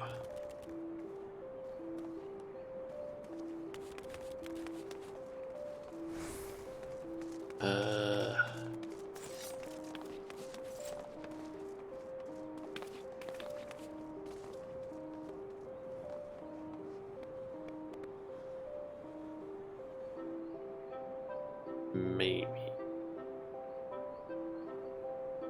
Not sure. Okay, so from what I can see, some of the characters that you can basically recruit for this are Mila, who is the gladiator trainer, I believe. Yep, she's the gladiator trainer. There's Adalberta, who is the minor guild master. Then there's Hammond, who is the, I'm not entirely sure, I think he's the pugilist guild master. Then there's Witch, and there's Biggs, and then there's of course Godbird. So that seems to just be those options you have. And I'm assuming that some of them won't like show up until you've done certain things.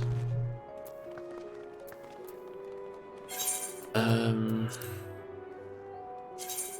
me actually just try and pull out one of each of these just to see how they look. Don't quite remember how that is. Okay, so that's just peach, and then there's basically either reddish or red petals or pink petals.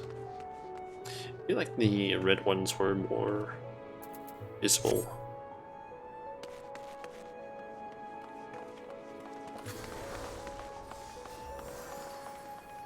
Oh, there's actually just NPCs that show up here. Wait. Oh, the songbirds. I've heard about them. Is there supposed to be like a singing group or something? I think.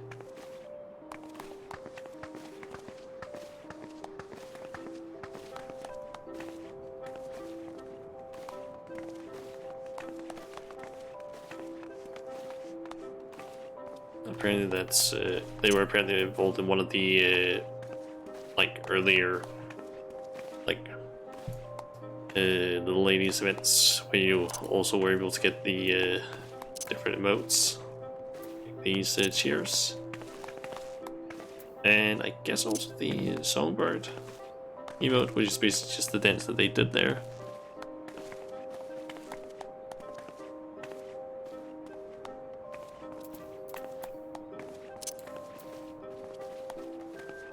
But yeah. Is there anything new? Nope. Good morrow to you. And he says nothing else new, and she has nothing else except for the quest, of course. So, yeah. Well, then I need to just, I don't know, I guess get started on the MSQ stuff. Let's see here.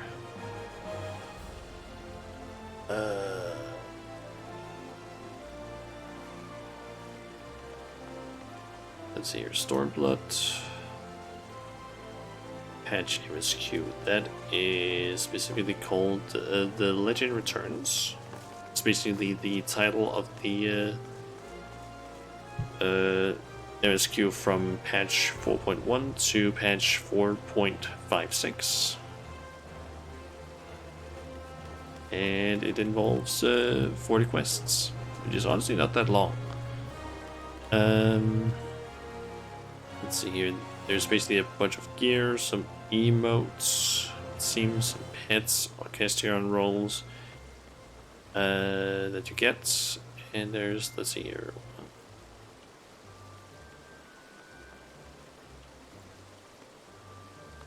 There's 3 dungeons and 1 trial, it seems. Throughout all that, which is honestly not that bad. It's just 4 things I need to queue up for. The first one is like the 3rd quest, basically. So, yeah. Don't know why I opened that. So yeah, let's get to Rallica's Reach and just start on that, I guess.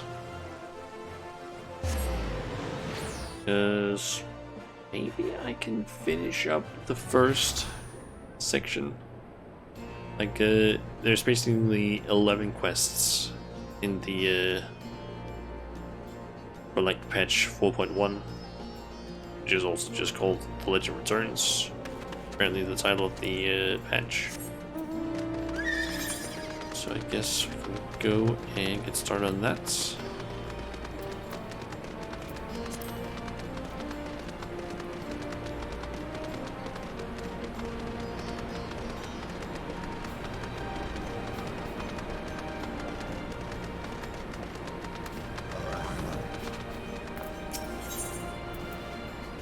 And that's going to give us the box emote.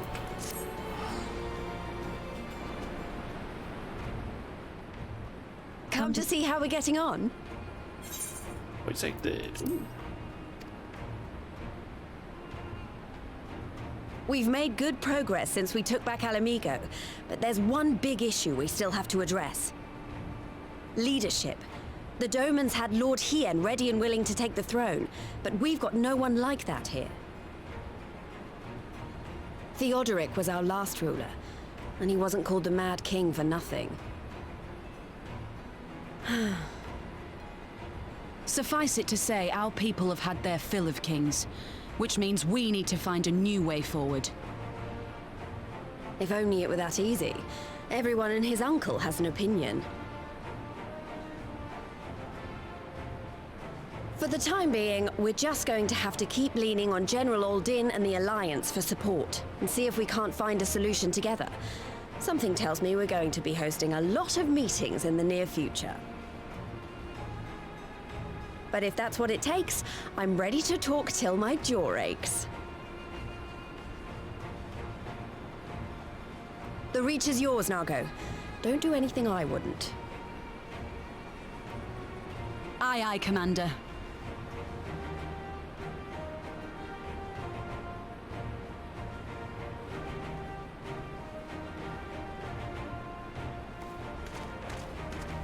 Ah, there you are. I've been searching all over for you. But don't worry, it's nothing bad. That said, this might not be the best place to talk. Will you join me?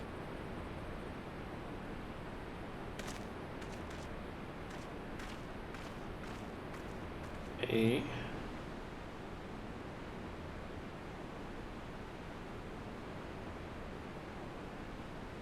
I'll get to the point. Might you be interested in a spot of adventure? After all, we were adventurous before we were scions, were we not? After routing the Imperials and liberating Alamigo, I reckon we've earned a bit of respite, don't you? And what better way to spend it than by returning to our roots? So, what say you? Shall we call on Alphino and go adventuring?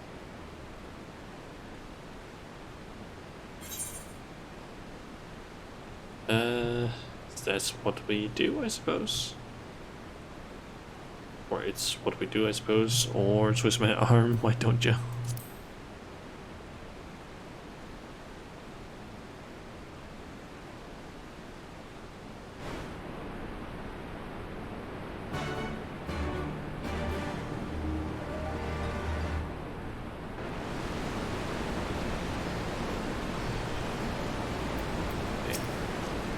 Right then, let's go and find Master Leveler. Actually, leave that to me. I want you fresh for our little adventure. Wait for us by the XIV, and we'll be along shortly. See you there. Okay, so the first quest is just called Ehrenwald's Adventure. And it's pretty much already over. Just a short voice cutscene and a small dialogue, and then just either right. Alright.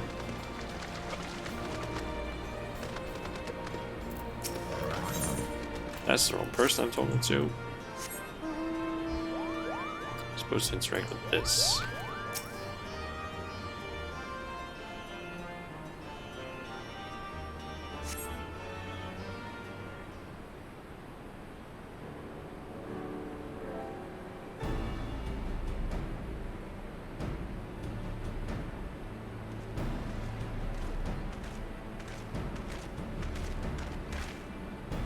Greetings, Shauna. 'Twould seem we are to accompany Ehrenwald on some manner of escapade. Have you any idea what we've gotten ourselves into? Allow me to explain. It'll be something of a history lesson, but I'll try to be brief. No snoring, if you please. Now, the events I would speak of occurred before the occupation, back when Alamigo was still a monarchy, and Theodoric sat the throne. A uniquely brutal despot, by all accounts. That he was. The King of Ruin suffered no rivals, real or imagined, and his dispute with the monks of the Fist ended with Ralgr's Reach being burned to the ground. In the latter years of his rule, he was seized by the unshakable belief that unseen forces were conspiring to steal his crown. And so he ordered that every soul with a claim to the throne be executed, including his own family. The wealth of the poor sods he put to death became the property of the king, and it's said that these royal treasures were hoarded somewhere in the palace. Thus was born the legend of the Mad King's Trove. Ah. I believe I see the direction our adventure is to take. I assume you have a mind to unearth this hidden bounty?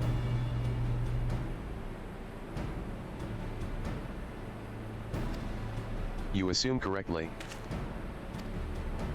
And would I also be correct in assuming that this legend is widely known? Others must surely have gone in search of your prize, tempting as it seems. Well, of course we won't be the first to make the attempt. Following Alamigo's liberation, more than a few eager soldiers turned the palace upside down in hopes of claiming an easy fortune. But even after scouring every room from dawn till dusk, they uncovered not a single coin. Their gold lust drained away as quickly as it had come, and the legend of the Mad King's Trove remains simply that, a legend. But I see you have no intention of letting the story end there. What self-respecting adventurer would? Imagine, the three of us, delving into a decades-old mystery. Tell me the thought doesn't set your heart to racing.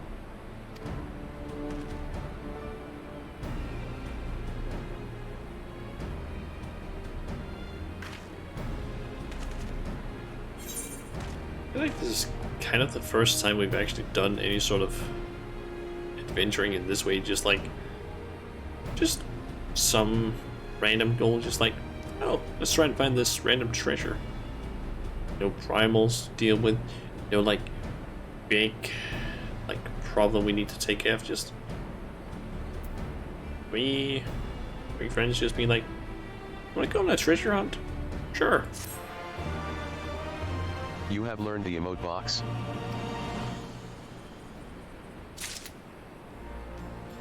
Okay, let me actually just check that emote out.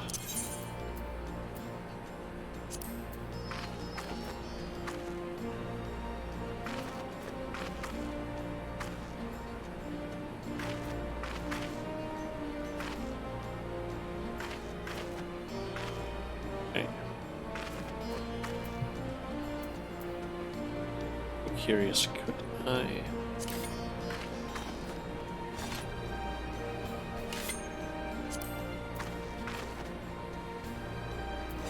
Can't do that. Might put that on Puja's hotbar at some point, but not right now. And then we basically get a choice of these different things. It's just accessories of either fending, slaying, aiming, healing, or casting.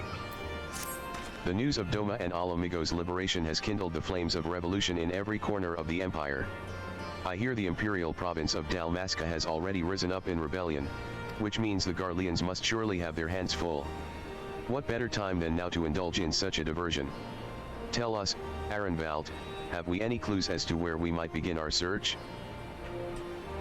Well, judging by how the other treasure hunters fared, nosing about the palace isn't like to get us anywhere, so, we'll probably need to, ask around. Would that be another way of saying no? Well, heh. Yes. I see. In that case, I shall pay a visit to the Allied archivists and request access to the records seized from the Imperials. The Garleans are meticulous about such things. If they uncovered the trove during their occupation, the event is certain to have been recorded. In the meantime, the two of you can track down those who worked as palace servants and officials in Theodoric's day. Given that they would have been at least 20 at the time, you will be looking for people who have seen 40 summers or more. Anything they can tell you about the king and his bloody deeds may prove useful, so be sure to listen well. Arenvald, pray try your luck in the fringes and the peaks whilst Shauna makes the rounds in the Alamigan quarter. Ha! And there I was thinking I was the party leader. Not that I mind, of course. Let's be about it, Ed. We can meet afterwards at Gilbard's Gate.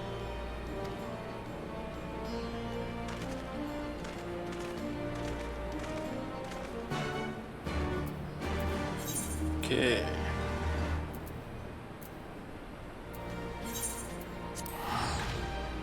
And over here to the Alamigan quarter.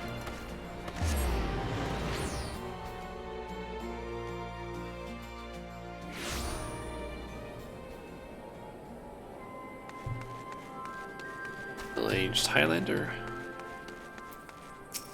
In the palace? No, not me, lass. Surely you've heard stories of the Mad King? He used to hold public executions up on the divine audience. Anyone, and I mean anyone, suspected of conspiring against the crown was flung from the top of those steps. Suffice it to say that I stayed as far away from the palace as possible.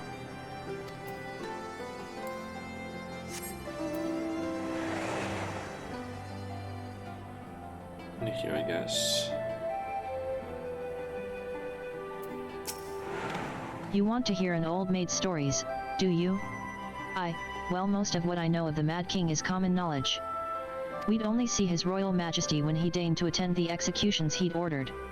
And after a while, even watching his enemies die wasn't enough to coax him out of hiding. They say he started seeing assassins in every shadow, and wouldn't set foot outside the palace walls. I was offered work there as a royal servant once, but the mere thought of it left me in a cold sweat. Okay.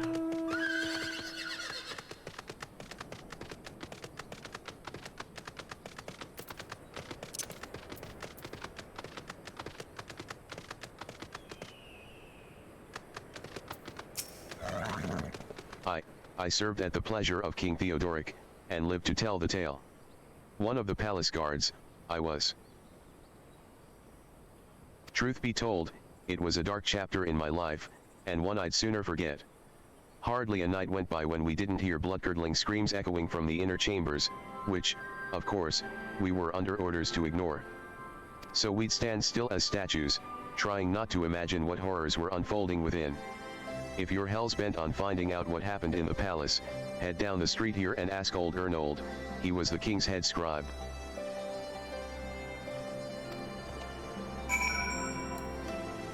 Okay.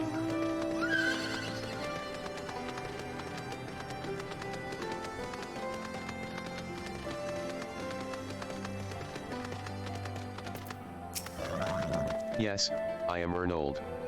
What do you want with me? You would have me dredge up some decidedly unsavory memories. Yet if Ala Mhigo is to move forward, we must needs acknowledge the misdeeds of the past. Very well, I shall tell you what I remember. I take it you know of Theodoric's paranoia and the public executions of his kinsmen? Those were terrible enough. But in his last days, the king's fevered mind settled upon an even grislier method of disposal which only a chosen few were unfortunate enough to witness. His Majesty ordered the court thaumaturge to unleash a vile curse upon the remaining members of the royal family, a magic which transformed them into fiends of hideous aspect. The resulting monstrosities were then cast into the darkness below the palace. Even now, my sleep is troubled by nightmares. If others of Theodoric's blood were prone to share his madness, then mayhap it is a kindness that the monarchy ended with him.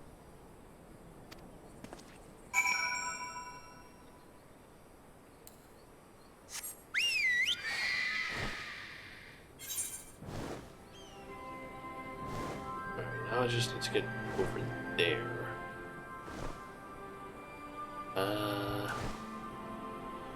That's not exactly the best map to look at.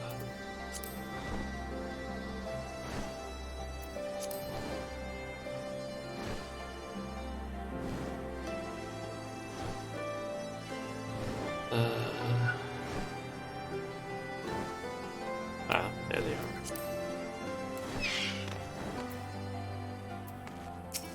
are. Excellent timing as ever. We have but this moment returned from our own intelligence gathering efforts.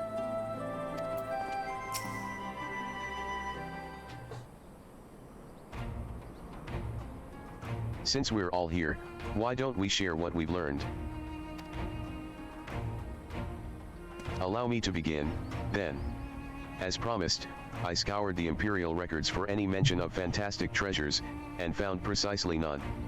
It is just possible, I suppose, that a corrupt official deliberately hid the fact of the trove's discovery, hoping to enrich himself, but I find it rather unlikely that so valuable a find would stay secret for long. I conclude that our prize either does not exist, or that the Imperials somehow overlooked it. But what of you, Shauna? Were your investigations any more fruitful? Turned into monsters? And what could he mean by this darkness beneath the palace, I wonder? I met an old man in Alagiri who spoke of the palace's subterranean prison, but he said naught of cursed abominations. The Imperial archives were also silent on the subject of fiends inside the palace grounds. Could this scribe fellow have been spinning her a yarn, do you think? Did you believe him, Shauna? His fears seemed genuine. May have been lying.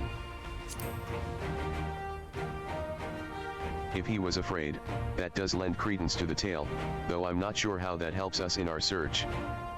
Do not be so hasty, Ernold's anecdote may very well have told us where the trove is hidden. But ere I share my theory, there is a matter I would clarify. Arenvald, you spoke of light-hearted adventure, but I sense a deeper motive for this expedition. Why are you so intent on finding this treasure? It wasn't all pretense, I swear it. But, you're right. My father was in the Imperial Army, a man of Garlean blood. I trust you know what I mean when I say that my Ala Mhigan mother did not welcome my arrival?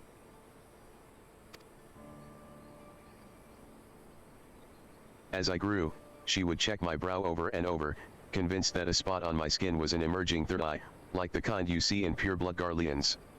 My mother did not care for this taunting reminder of my heritage, and took up a knife. War paint serves to cover the scar.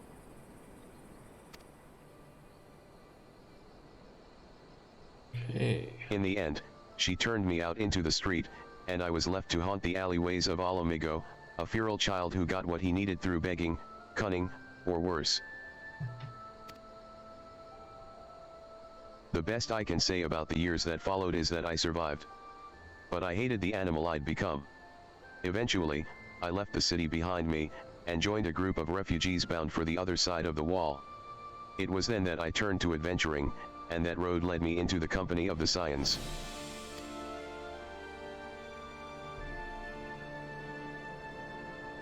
I tell you this so that you understand. I know all too well what poverty and hunger can do to a person.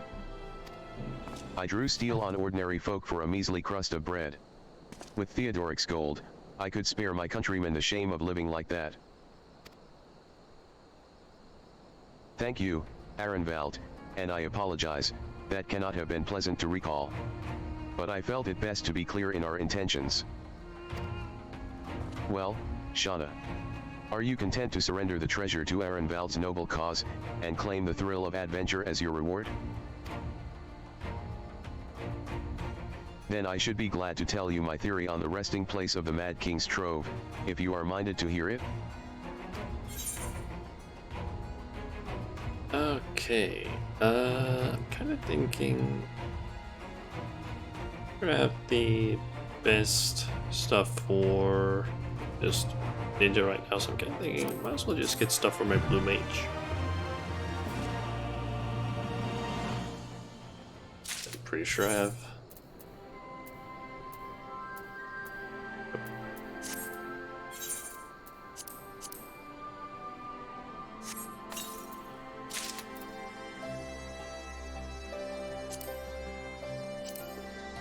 Just put all this in the armory.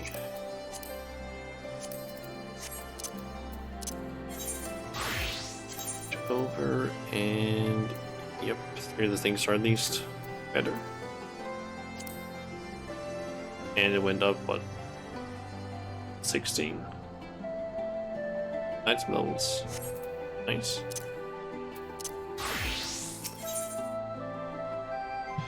Okay, so then we got the Mad King's Trove, which has a dungeon that we need to do. That's a 4-man dungeon.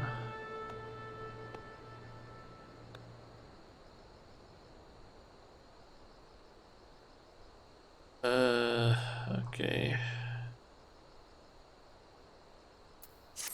Actually, mayhap it would be better if we first adjourn to a more suitable location. In case a rival treasure hunter overhears our plans, you mean? Good thinking. That was not exactly the reason, but 'tis certainly a valid concern. Let us reconvene on the southern edge of Lochseld.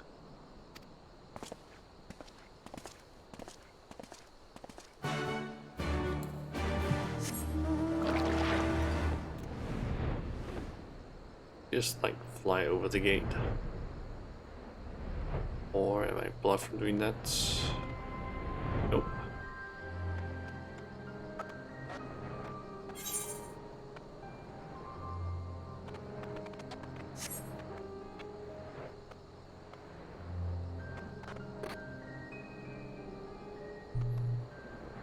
Okay, so let's see here. The plan is.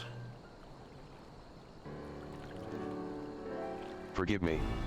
'Twas not my intention to draw out proceedings. I simply wished to have the lock in sight while I explained things.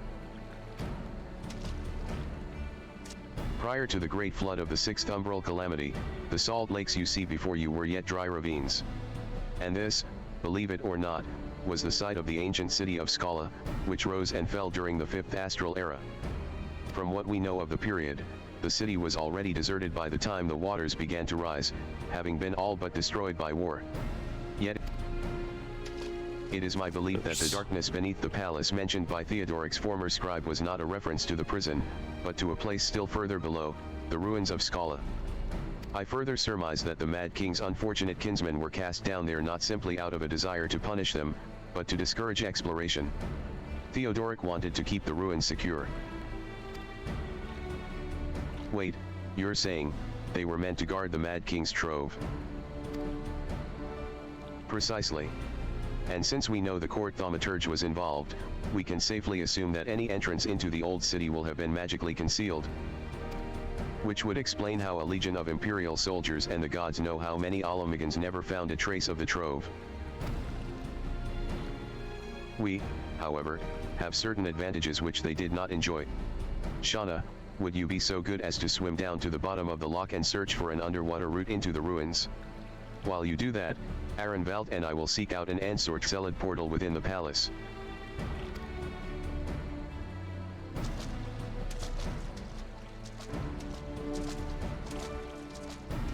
Okay. First one then.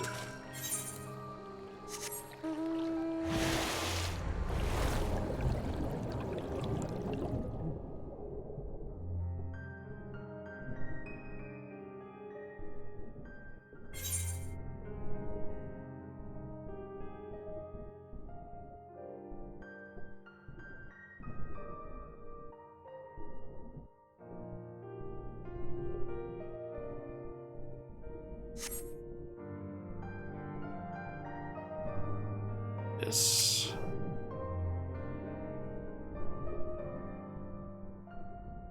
You discover a passage that appears to lead under the palace foundations. Press on, and find out where it goes.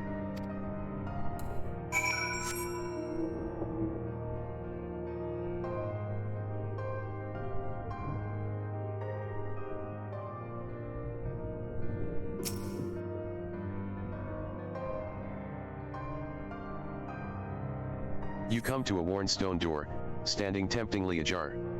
It would appear you have found an entrance into the subterranean ruins. Shauna, it's Alphanod. We have searched the prison beneath the palace, and found a door concealed by enchantments. Have you aught to report? And you believe it leads into the ruins? Excellent.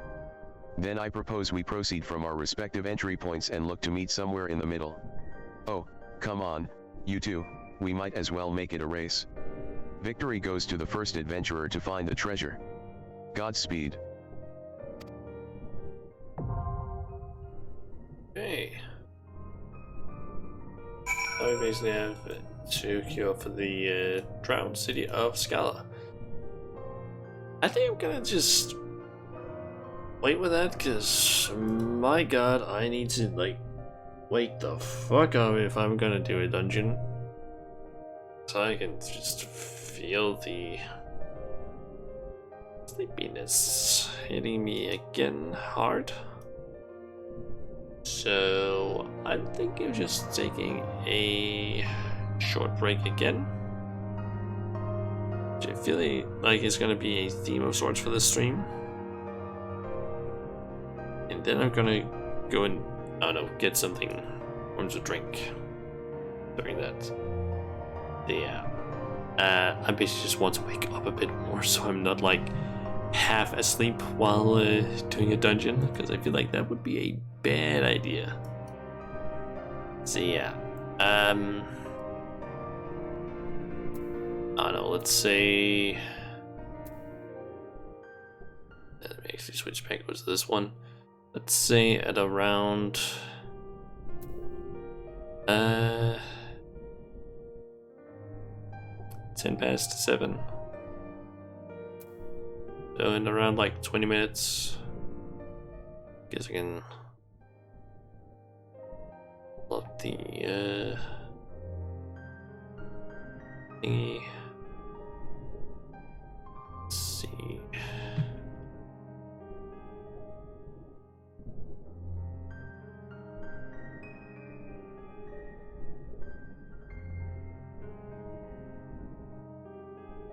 Let's go with that. Okay, so yeah. I'll basically just be banging around like 20-ish minutes. Let's just quit that so we don't have any other audio things. Yeah, I'll be back in like 17-ish minutes. Hopefully more awake than I am currently. So yeah, see you guys in a bit.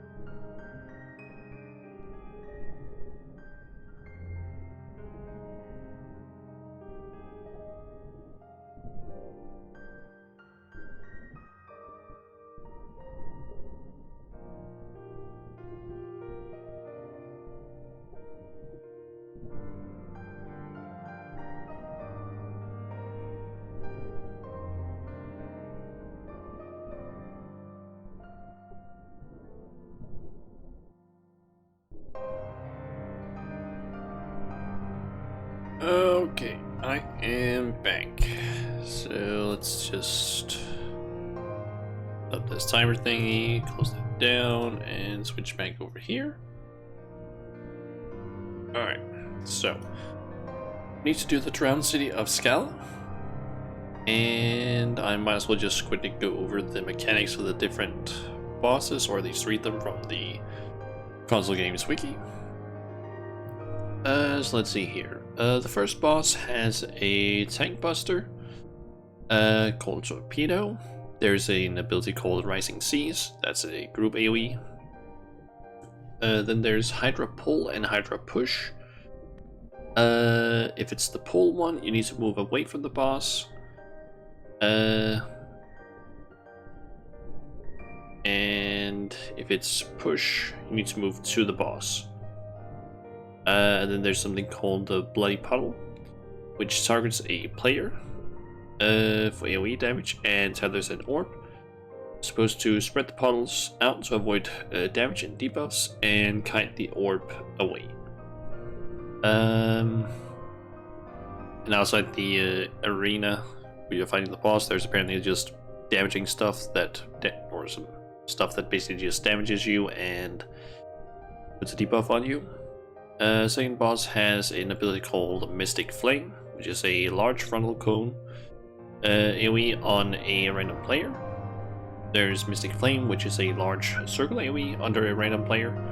And then there's Shifting Light, turns players into Spriggans with action ability. And apparently there's round 1 ad spawns 4 ads that must be destroyed ASAP to avoid self-destruct. And round 2 it spawns 6 ads that must be destroyed using your Spriggan action ability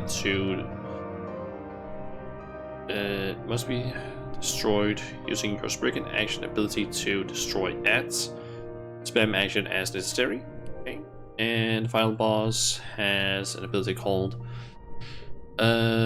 Rusting Claw. It raises the right claw or right arm, basically. And I guess that's just a frontal cleave sort of attack.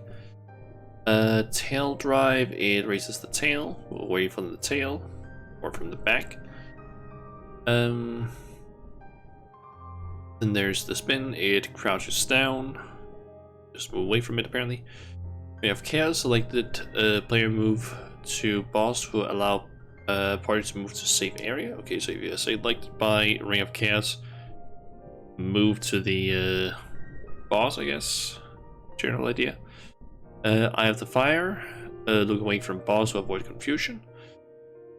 Cross of Chaos, cross-shaped AoE attack from affected player. Stop moving to allow other players to dodge. Circle of Chaos, circle AoE attack from affected player. Move away from party. And Words of Woe. Faces random player for column attack. Okay. And I forgot to turn the sound back on. Okay. Guess while we're down here, we might as well just try and do some exploring. Try and see if I can find some maybe what are those called again? Sightseeing spots.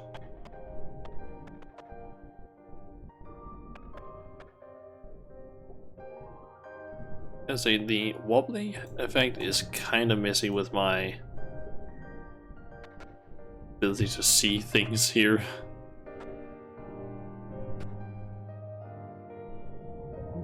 Although when I look over at, might also be due to the fact that I'm playing on a TV monitor instead of a like PC monitor. It might be a little bit messed up because if I look over to the over on my OBS, it looks a little bit better, but that's also because that is an actual PC monitor. This displaying thing is also, what the hell is this?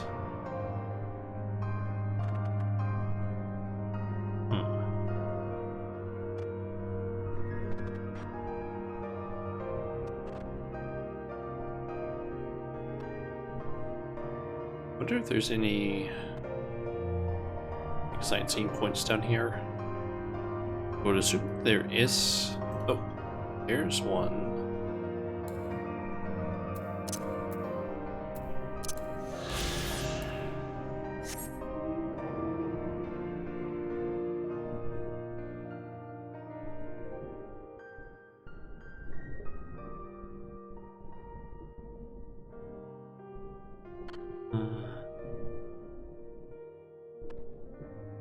Kind of assume maybe some more of them around the place.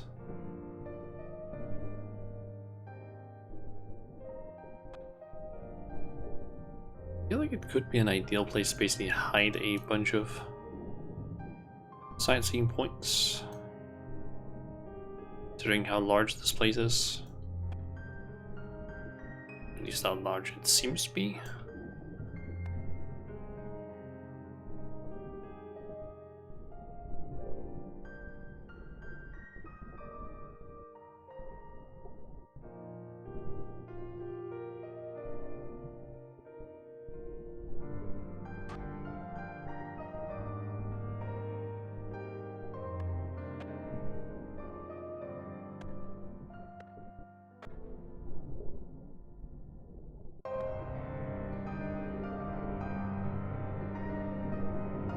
And that's just the path up into the city. Which I think actually had a sightseeing point now that I think about it.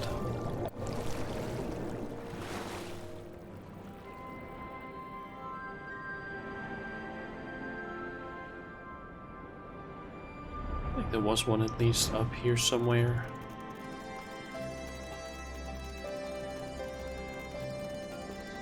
Yep.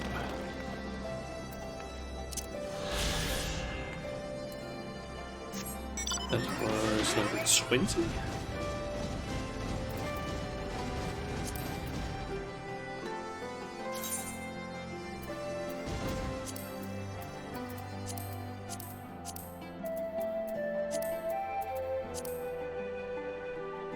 Hidden tunnel.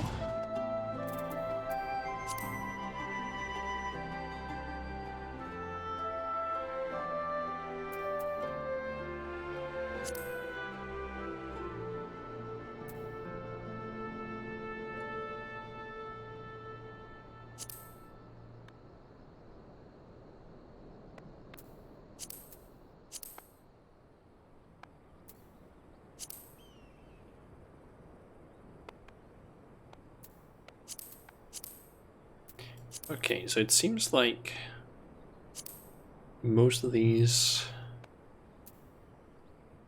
don't really have a whole lot of information on them.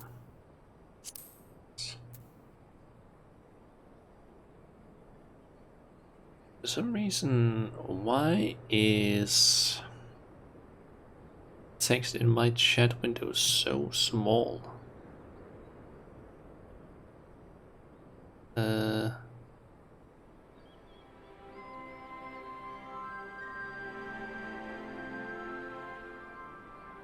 Also, hey there, Bonbon.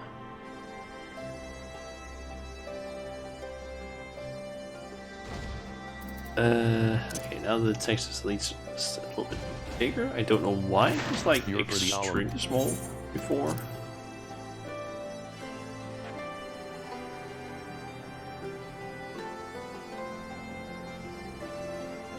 Yeah, it seems like the sightseeing log for Stormblood is extremely vague.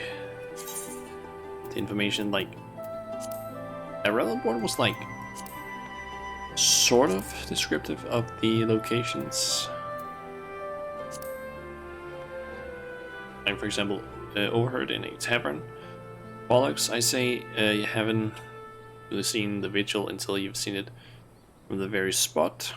You'll be waiting, wanting to thread carefully, mind you. So yeah, it kind of gave a little bit more information. And I can see that Evansport is also just extremely vague. Just from atop the western highlands of Cothas, I looked out upon the realm in all her glory. There I saw a sight will be sung of for as long as songs are sung. And it basically just says that for like several of them. Yeah, those don't give a whole lot of information.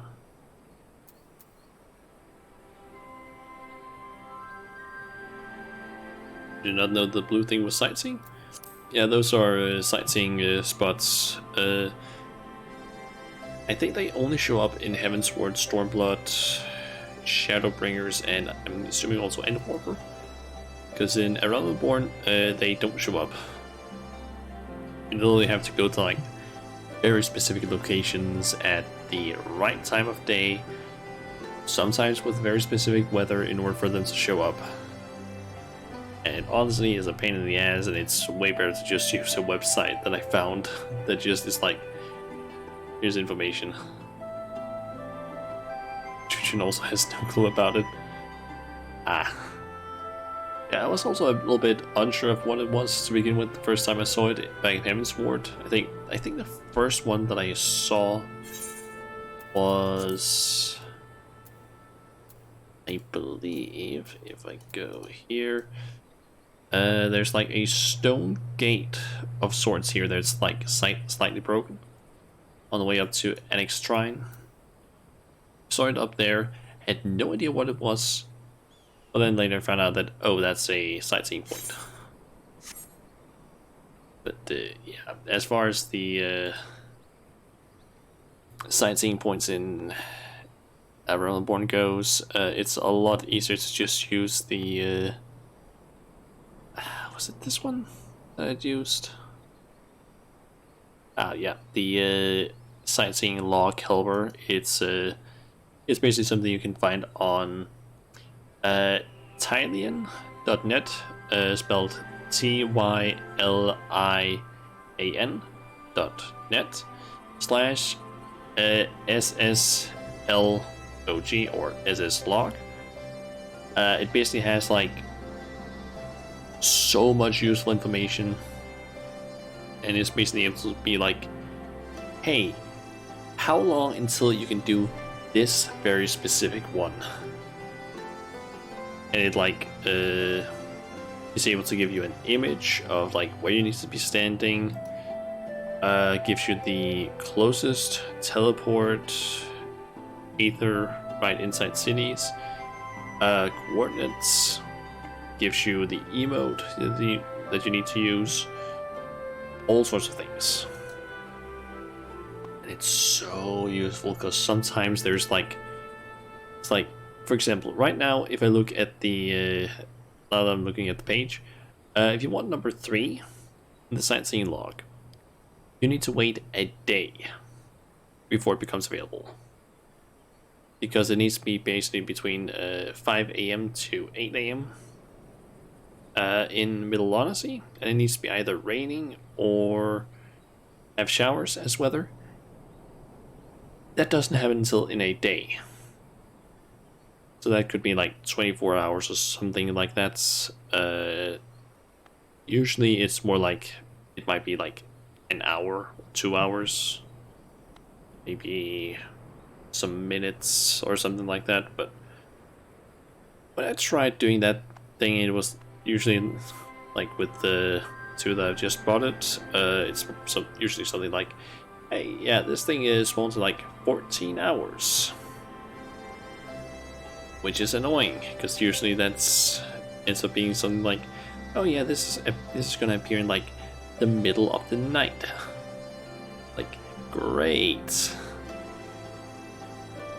Or I just found another one. 2 days. 2 days before the one at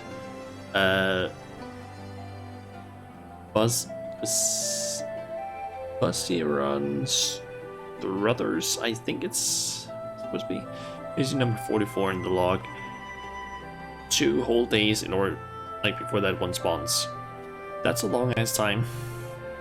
Essentially, don't try and do the sightseeing log for A Realm Reborn without using a site like that, because it's basically impossible, because that shit is so bad, Stu. Like, there's 80 of them, and they're a pain in the ass to do. Some of them are just like, oh yeah, you're here. It's not the right time, or it's not the right weather, and you have no way of knowing unless you use those sites when the right time or weather is gonna appear. I don't even remember. Is there even an achievement for doing those?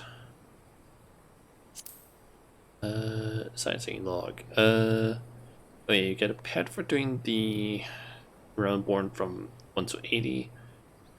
Doing all the Heavensward gives you better Explorer. Stormblood ones, or specifically the 46 to 62. Do I actually have those available?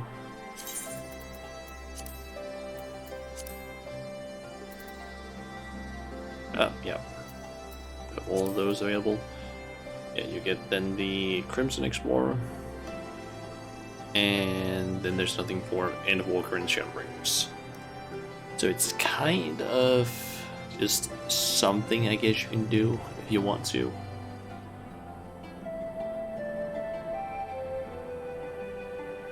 Doesn't really give you any sort of like huge reward like, oh, you get a mount or a pet, or I guess you do get a pet.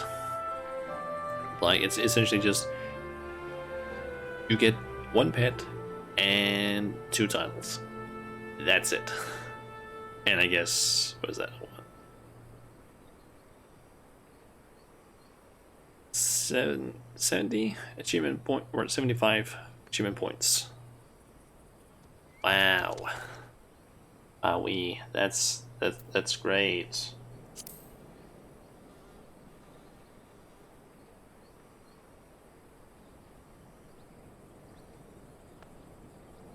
Basically gets 60 for like exploring all of Lonesea. It's not a huge thing, to be honest, with the sightseeing log. I mean, it's a fun enough thing, but I feel like most people who do it are most likely just gonna be like, yeah, where's their map? I just want a map that just shows all the locations, unless it's a Realmborn, because fuck that one.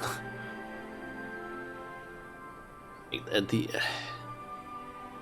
main problem with the Realmborn is like the Realmborn sightseeing log is just the whole like specific time of the, like in the Ocean Day plus specific weather sometimes is such a pain in the ass, because you have no idea when it's gonna happen, and it's pretty much impossible to figure out unless you have that website.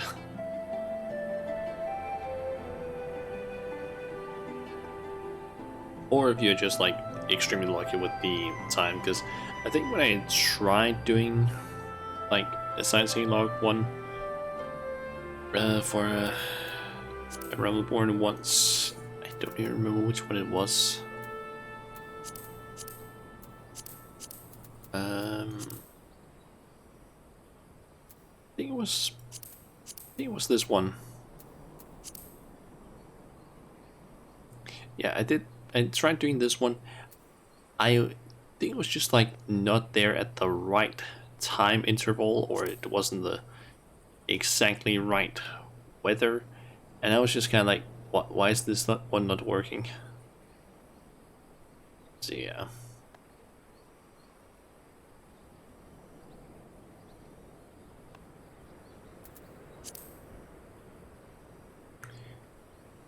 Would be nice if the dungeon would pop soon, so I can go there and continue with the MSQ.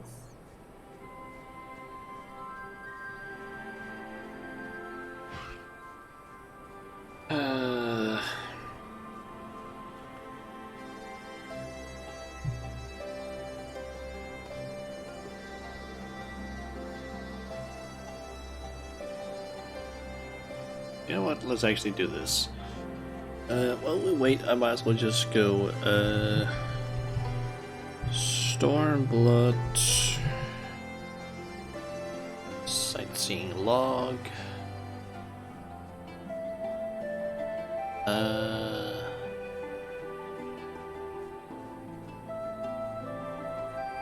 I want a map instead of this thing, which just shows like the coordinates.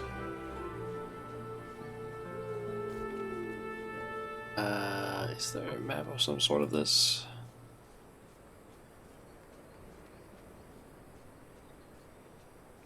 I think this one would work.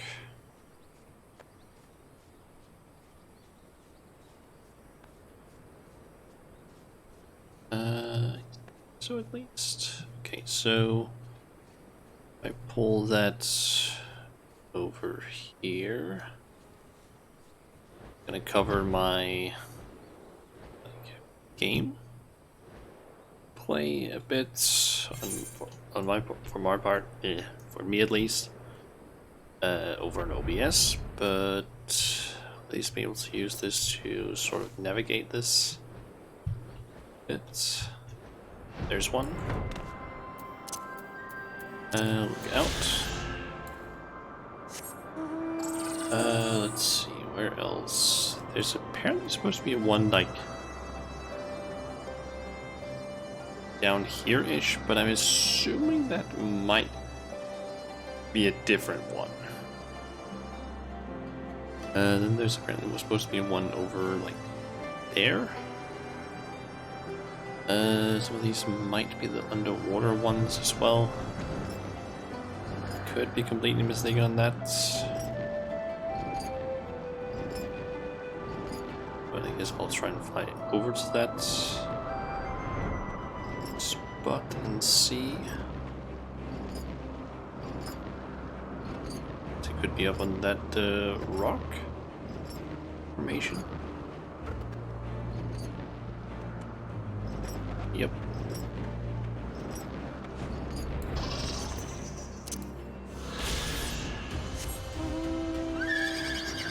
Okay, then there's one over here-ish.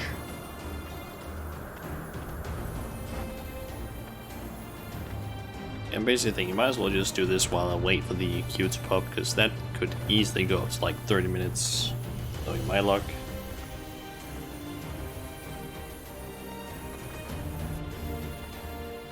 I'm assuming it's probably down in maybe that building thing there. Or not.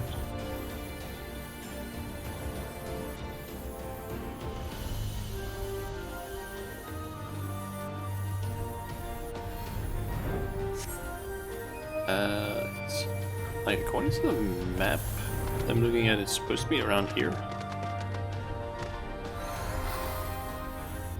Maybe that's an underwater one. Like, that is one problem I will say with the locks, is that when it comes to these sightseeing logs, I have no idea where they're supposed to be. Like, they could easily be in the underwater area.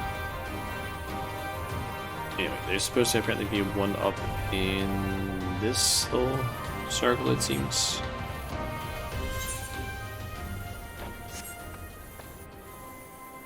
So I guess up on this tower?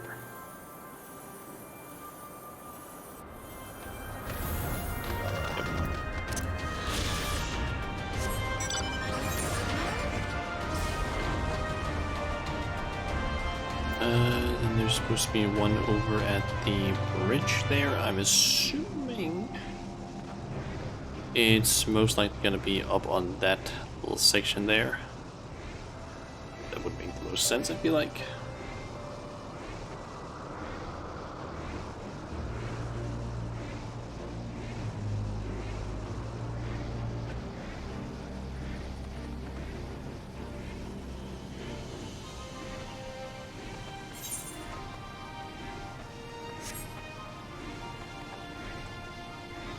Am I correct? Yep.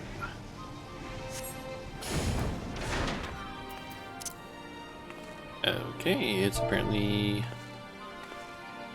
I'm gonna assume pray, and I did not spell that correctly. It is definitely not P/RAY. There we go. Let's see. remember, did it at least have information on like what zone it was in?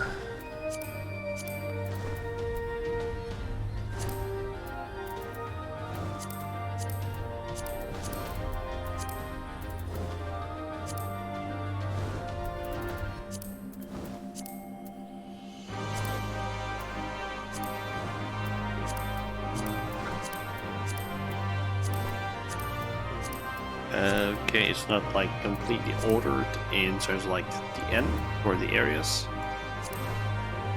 So that's great.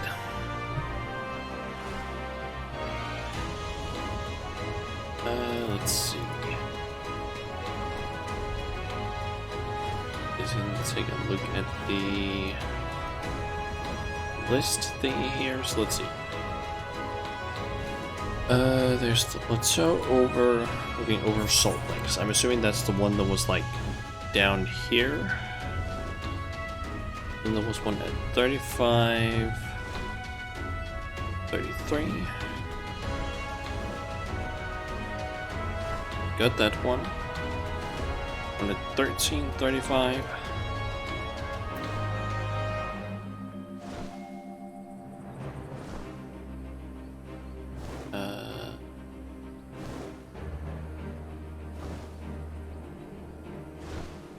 Down there, that one was not on the map. I got the one that needed prey, which is the one right where I am.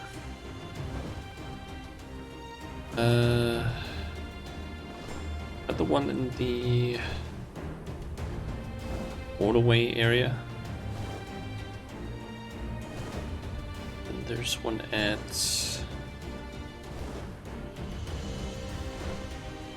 what?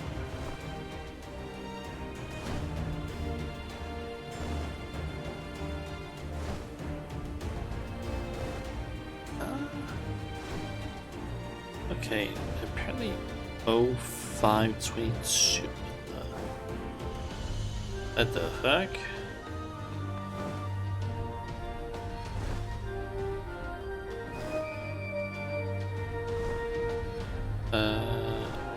Okay,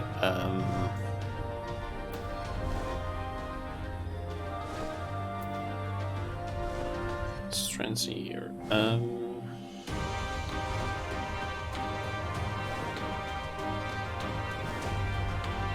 Assuming that this is supposed to say 059. And it's not just misspelled, but I can't even go up to 50. Must be number XIV 22.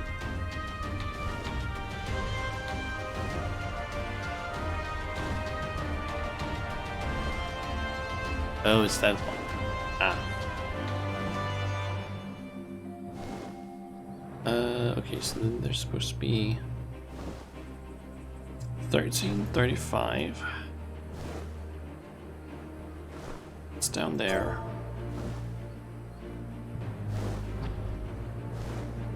So let's head there, and then there's also supposed to be something over here-ish at around 3633.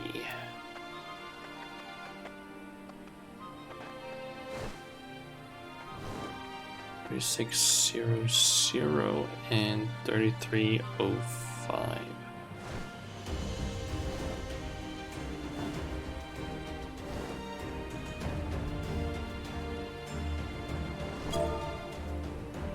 Place that one there because just need to get up there, and then there's apparently supposed to be one. I might as well also, while I'm at it, just explore these two locations.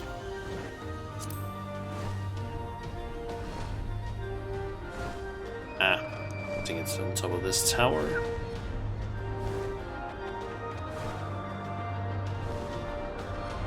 There it is.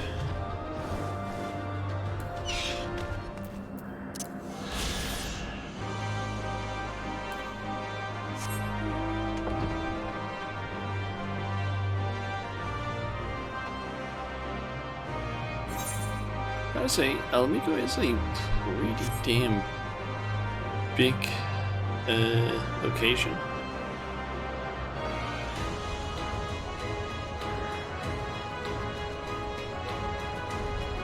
It does pose like, or ends up being a pretty good, like, you enter over there and you see like this large like salt lake, and then just the stairs leading up to like this massive just wall and castle and everything.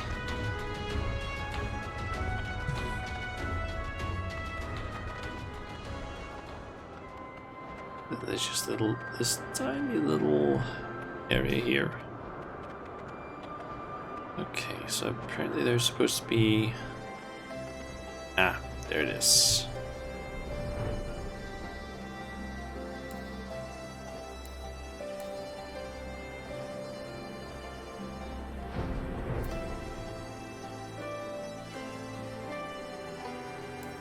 Why am I typing in chat? I'm not typing anything. The thing it had down here was just like the flag sort of link thingy, because that's a thing it just automatically does.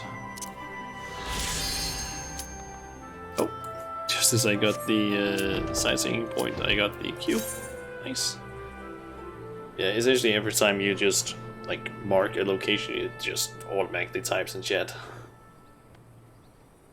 Or at least like adds the flag tag thing, which I think just links your currently marked flag area thing.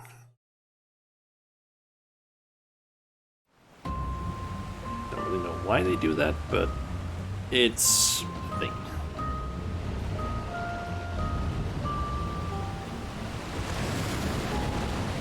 Let's see what this place is like.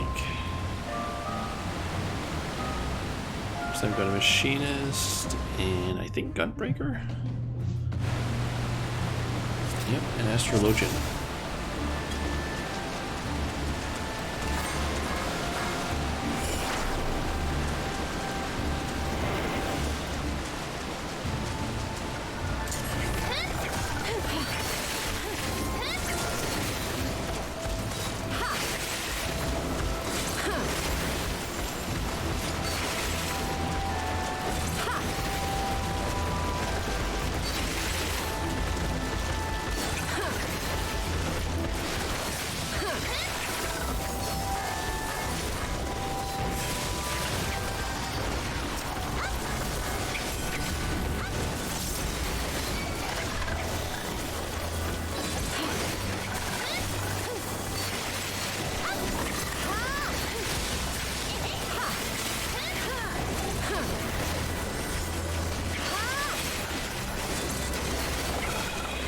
I gotta say, some of those AoEs are a little bit hard to see when there's like so many effects happening.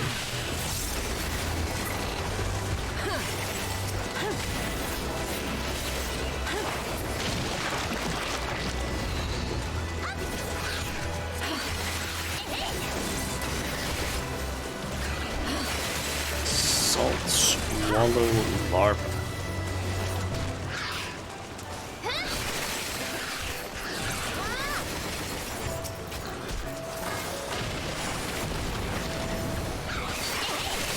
The Salt Swallow.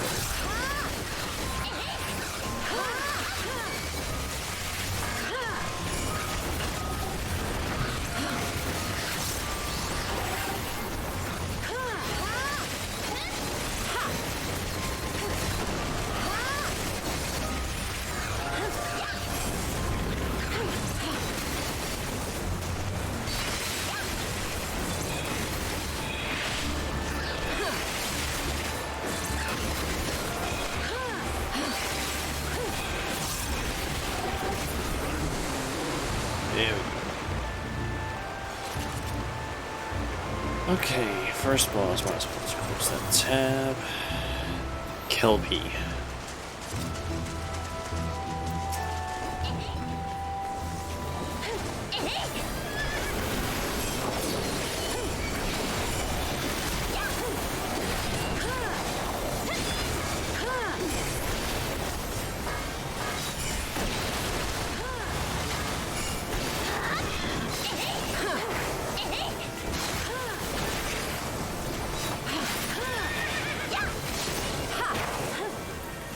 sure that I hydro push. That means close to it. Don't get pushed too far away. Rather get pushed into the outside area. It's a tank buster. As it sees, that's just general AoE.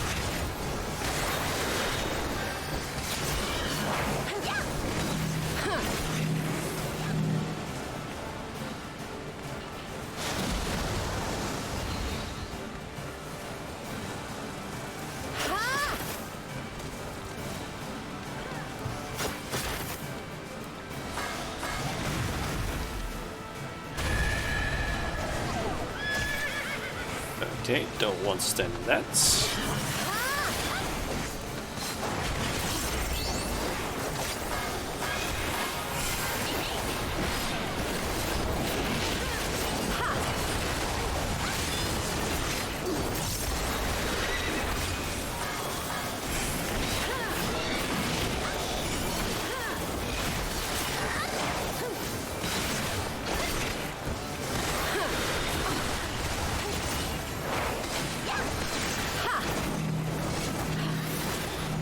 Okay,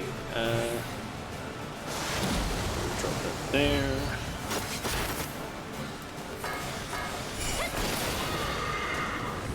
Go. Would technically be better if not for my way better gear.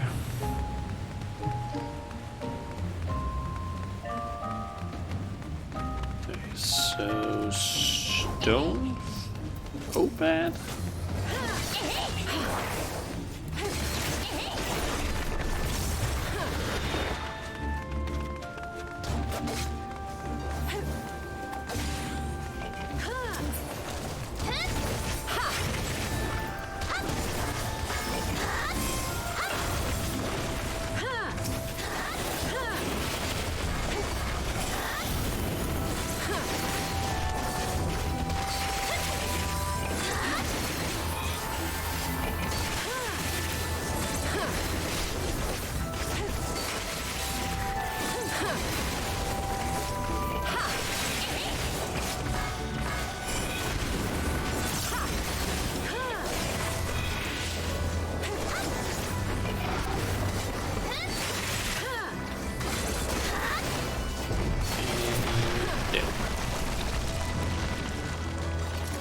And now we got two of them. Great.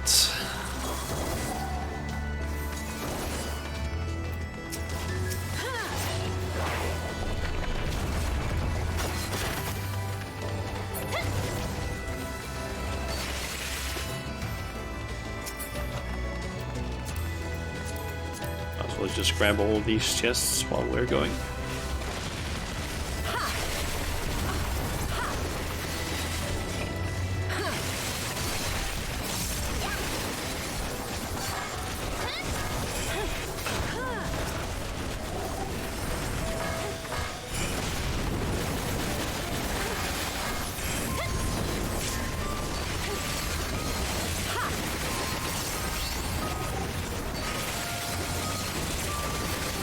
I can literally not see any of the AoEs if it's one of those like cone ones. Especially if they are like under the enemies.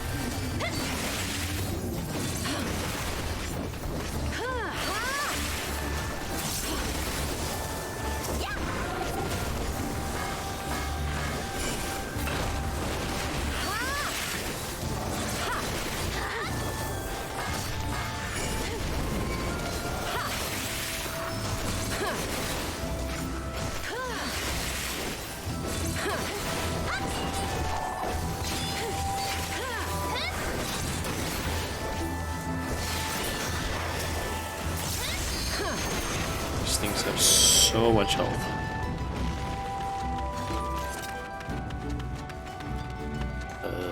Okay, the old one.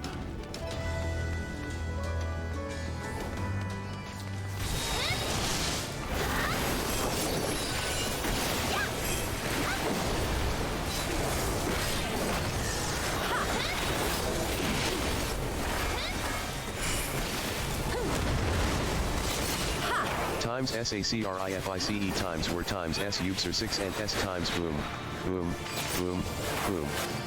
Okay.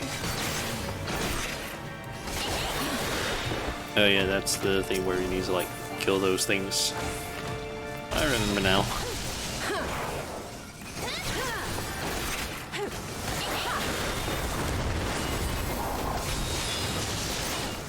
Times AC to the T times clunk times TRA and SOR Mation times hex, hex, hex, hex.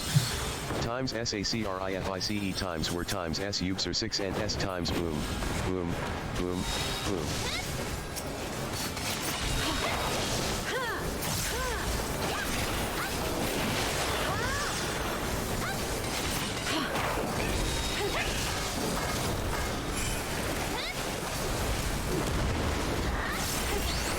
Times AC to the T times clunk times TRA and SOR Mation times hex, hex, hex, hex.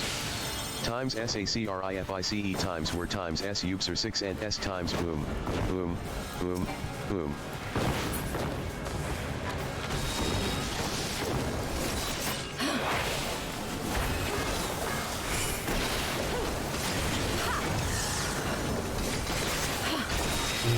Almost dead. Oh shit.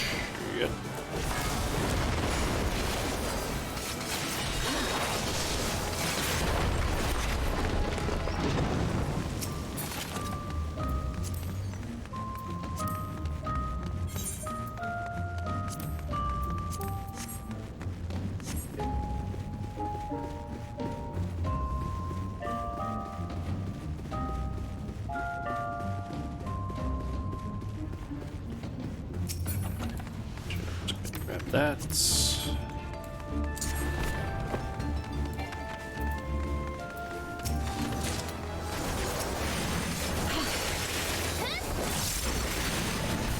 Like this, homunculus and saying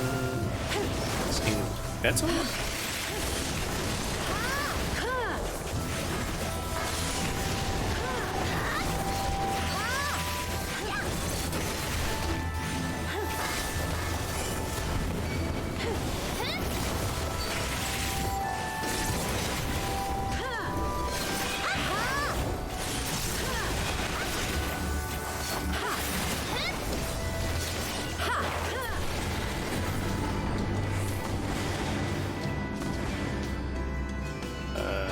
Okay.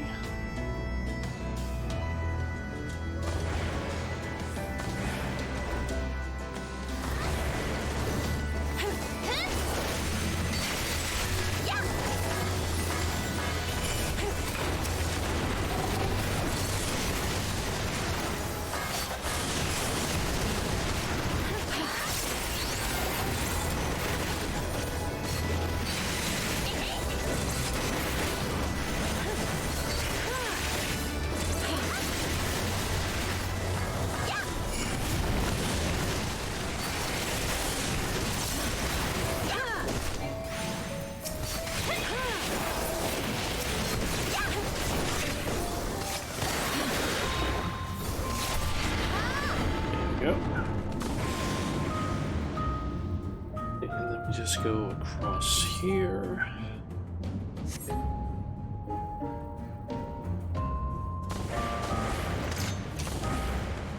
Might as well grab the treasure cover.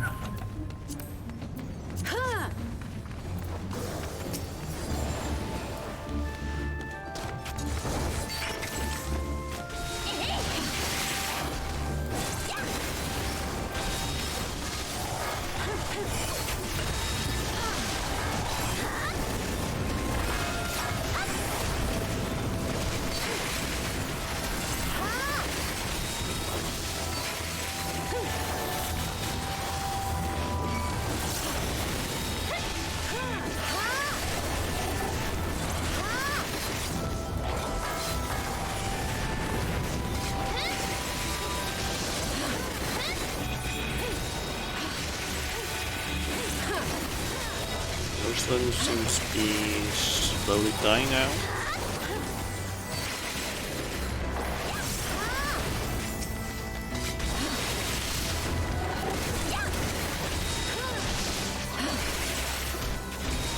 Got some called rotting royals here.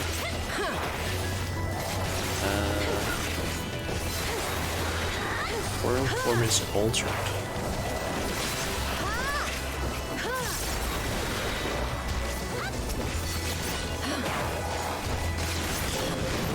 Okay, so those were royal people that had been transforming us.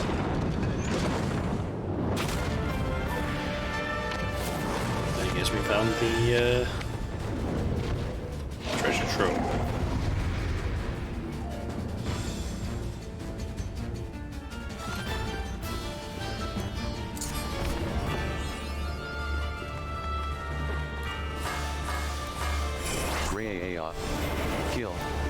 Kill you all.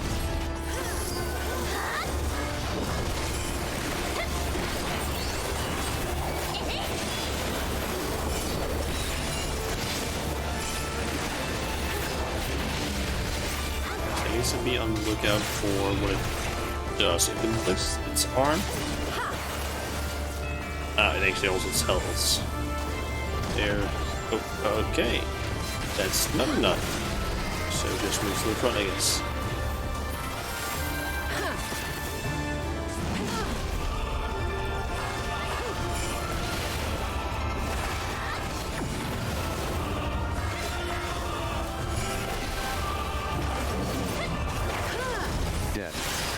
Death comes for you.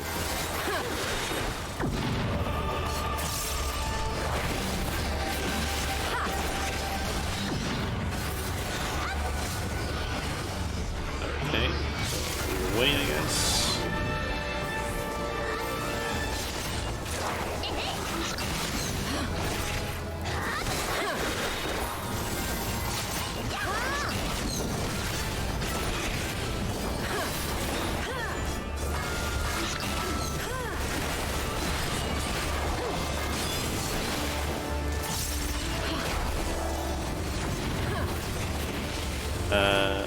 Okay, that's... Oh.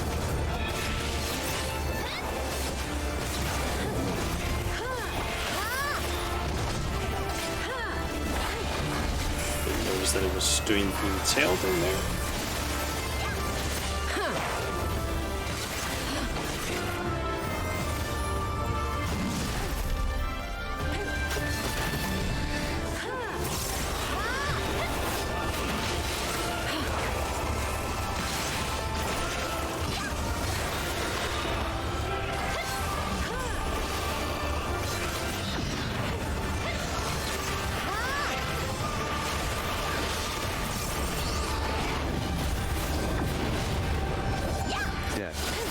Death comes for you.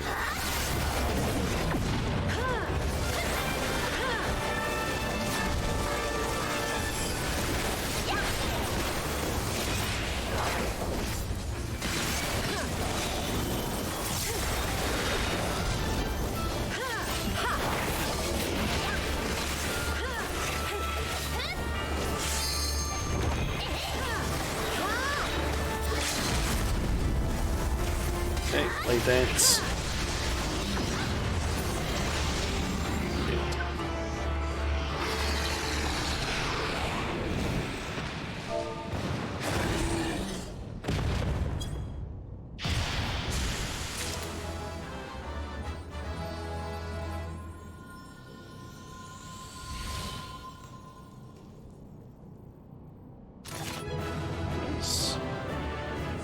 I think we might have maxed out on Poetics there, because I only got 28.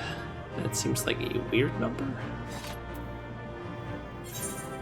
Yep, maxed out.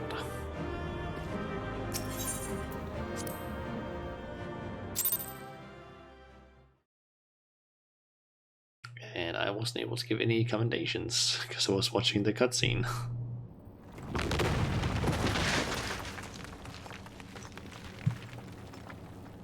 Alphino and the other guy. Yep. Oh, bugger it. Are you all right? I'm forgetting what his name is right now.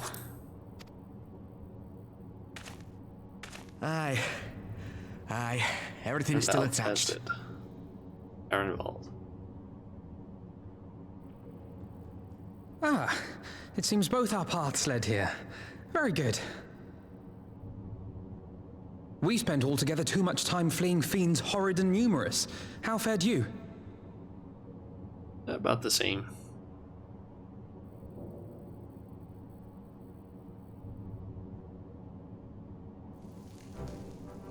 Much the same, then.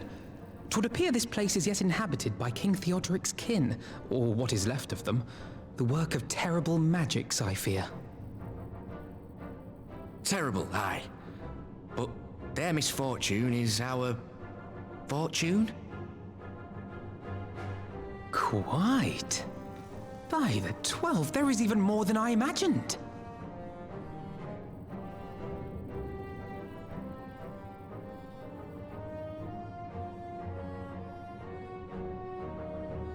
Oh, I can't wait to see the look on Lisa's face. Thanks for believing in me, you two.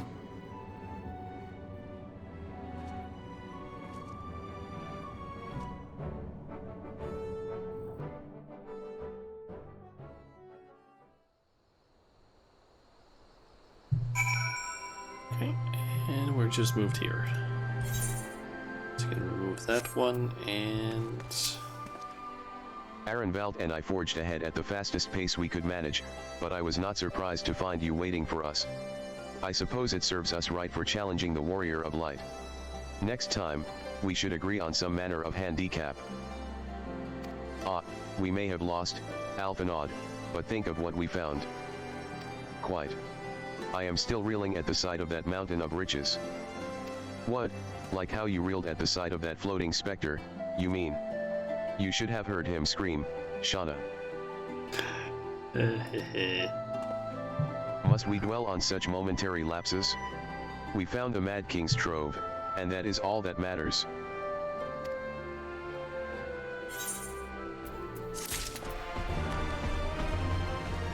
I'm kind of curious how much. Let's see, that was the third quest, so gonna try and see if I can maybe. Don't think I can necessarily do that, but I'm gonna try and see if I can basically finish the first patch's quest. Basically, at what? 8 quests left, and around 2 hours, and no dungeons or trials in between. So nice. Get the measure of our reach. Orchestrion roll. Nice. All jesting aside, we must tell people the good news. And I think Lice should be the first. Seconded. There is to be a meeting of representatives from across Alamigo, so she is sure to be in the city. Shall we seek her out?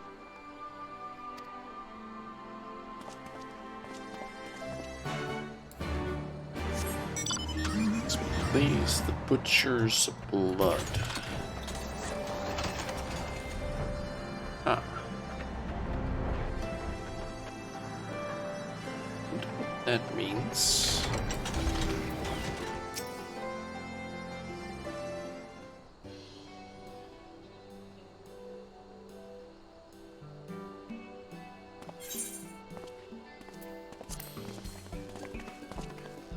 Oh? You three look pleased with yourselves. What be you been up to? I'm glad you asked, Lice. And I'm pretty sure you're going to like the answer.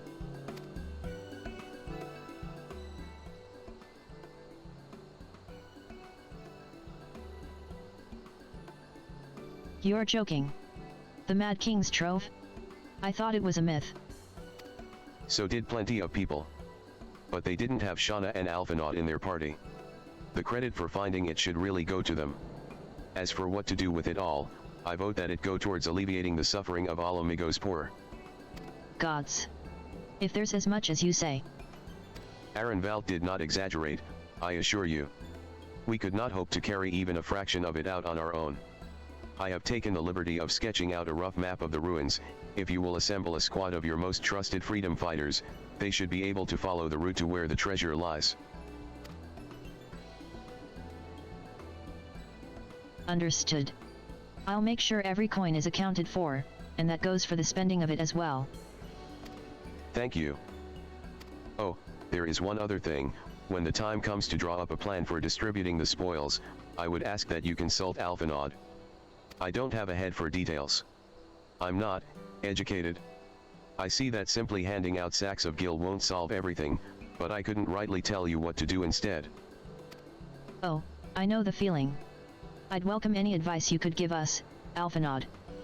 Of course. I shall be at your disposal. Commander. We've got a problem. Deep breaths. Tell me what's happened. A mob's gathered outside headquarters, and they've started making demands. You'd best come and see for yourself. Okay.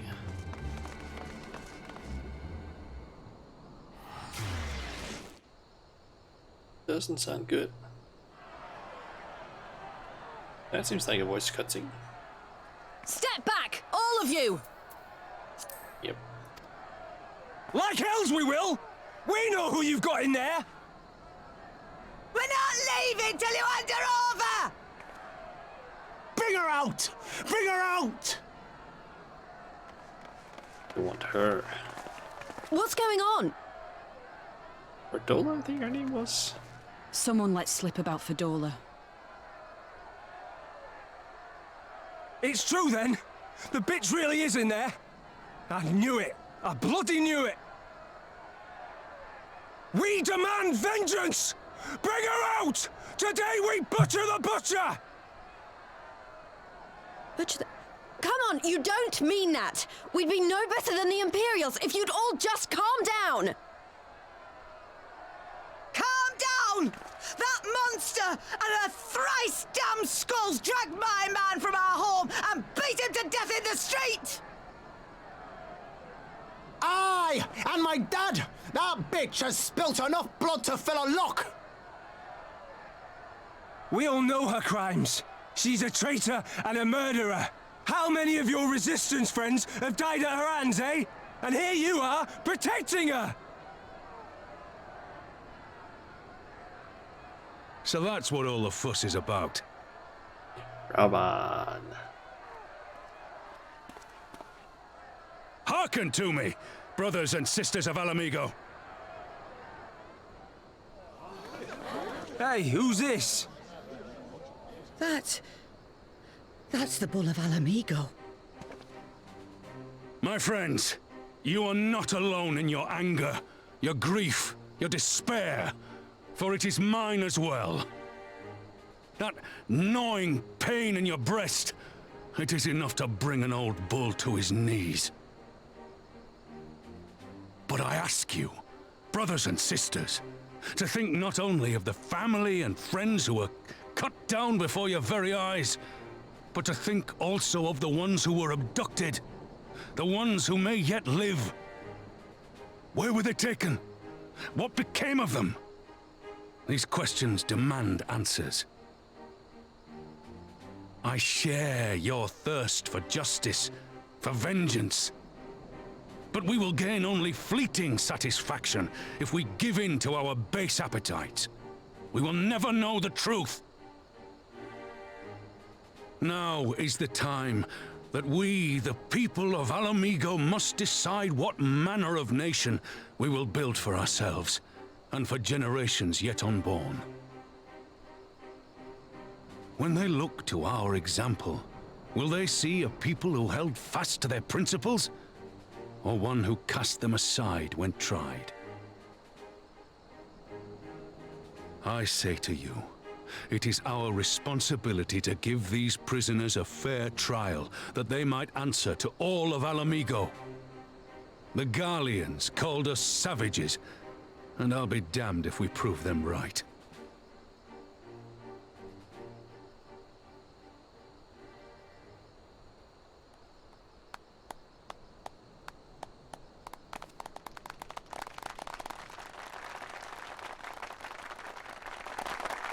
I know you're right, I do. But I can't.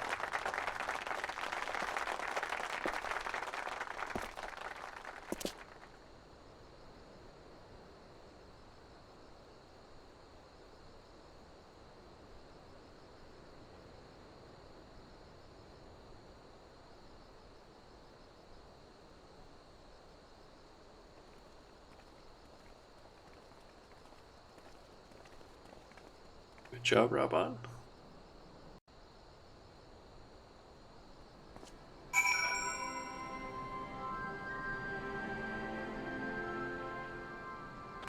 Okay. Fordula and her skulls may have aspired to be imperial citizens, but they were born Alamigan.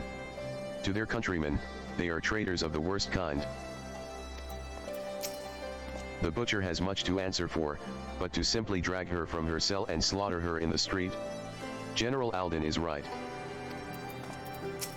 Thank the gods General Alden arrived when he did. Any later and we would have had a riot on our hands. After 20 years of imperial rule, 'tis no surprise that people should seek a target for all their pent-up rage and grief. I only wish I knew the solution.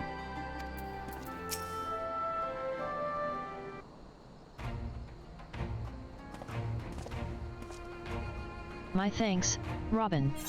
Listening to their anger, I could feel myself being swept away. 'Tis a difficult tide to stem. 'Twas that same rage which brought us to our feet, and carried us to victory. But now the war is over, all the unspent fury is being channeled into vengeance. And it's not just here, we've reports of mobs forming all over. They've been targeting folk known to have cooperated with the Garleans. It starts with insults most often, then someone picks up a stone. Some industrious souls even thought to seek out the graves of Xenos and his officers. It was grim. I want to build a country where everyone, regardless of race or origin, can live side by side in peace. But maybe the time isn't right. Maybe people just aren't ready.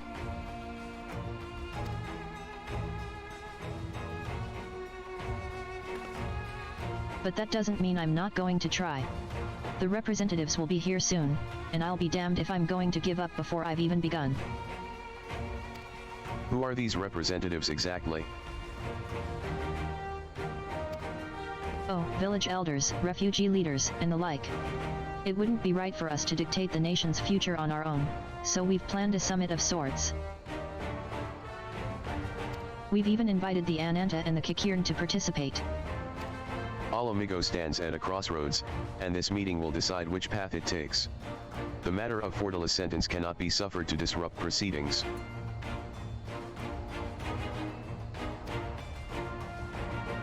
Then let's execute her and be done with it. She herself asked to be put to death. Nago. I already explained why we wouldn't do that. Sending her to the gallows might satisfy people right now, but where would it end? Should we round up everyone who collaborated? And everyone who didn't resist? There would be no one left. And we'd be no better than Theodoric and Xenos.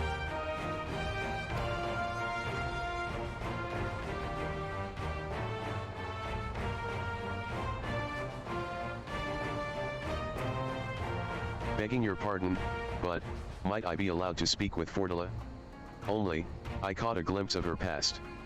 A moment of it, anyway, during the fight. She's done terrible things, unforgivable things. But, in some ways, she's a victim of the circumstances in which she was born. And that's something I can understand. All right. Speak with the prison guard when you're ready, and I'll come and join you. I want to talk to her too. I'll return to my other duties, then. We've barely begun to investigate the facility where they gave Fordula her powers. Be fairly warned, friends, she will test you. Don't let your emotions color your judgment when she does.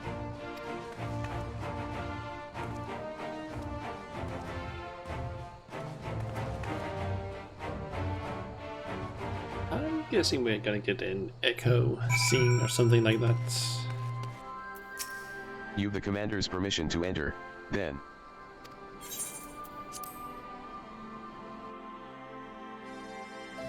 And voice acted, I'm assuming?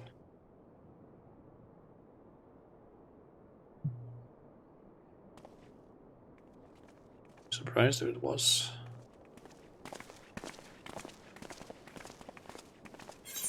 It seems voice acted. It's based on camera angles and everything. Oh, also just the animation.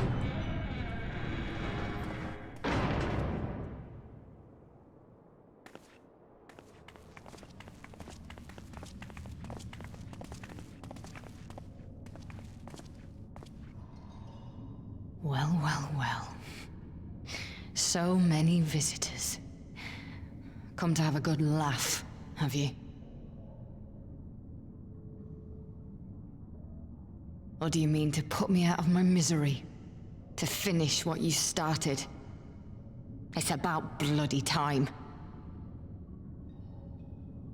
That's not why we're here, no.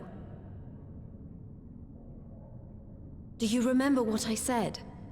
How I promised you you'd live long enough to see us win our freedom? Well, I meant it. And not to mock you either. You're wasting your time. All of this is pointless! There's no reason to keep me alive, and you know it! I killed your men. I killed my men! And you know what my only regret is? That I didn't kill you when I had the chance! That's a lie, and you know it! You think we can't tell what you're trying to do? That we're blind? Yeah, you're a fool, but you're not stupid. You're ruthless. Relentless. You'd give up anything and everything to get what you want. You didn't come this far, climbing over the bodies of your own brothers and sisters just to piss it all away. I see you, Fedora. I see you for what you are. Echo, I knew it. Get to see her past, the reason why she did all of this, I'm guessing.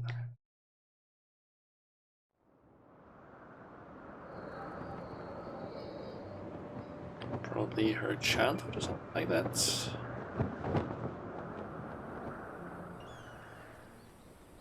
Yep.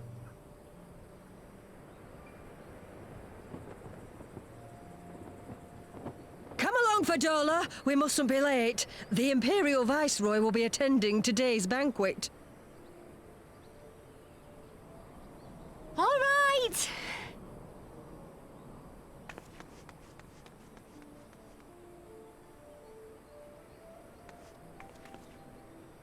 Father, what's Lord Gaius like? Is he nice? Are you friends?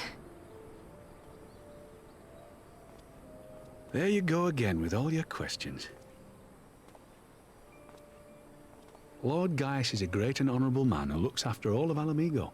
He's very busy, and if we don't hurry, we'll miss our chance to see him.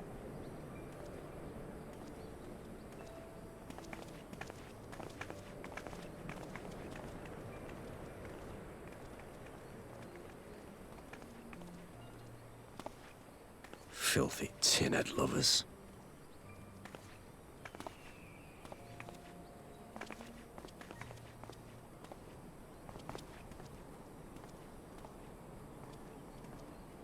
Father, what did that man call us?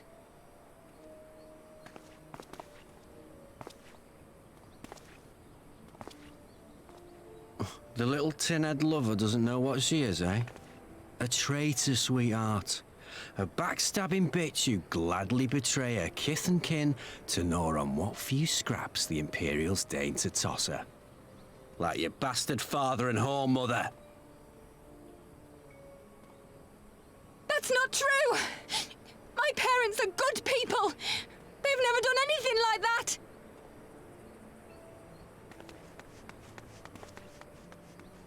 Oh, but they were quick to help themselves and their bitch spawn, weren't they?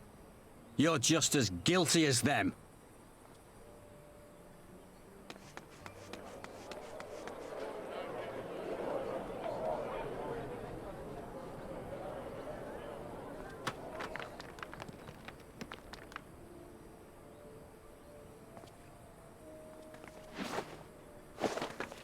Fadola! Traitors!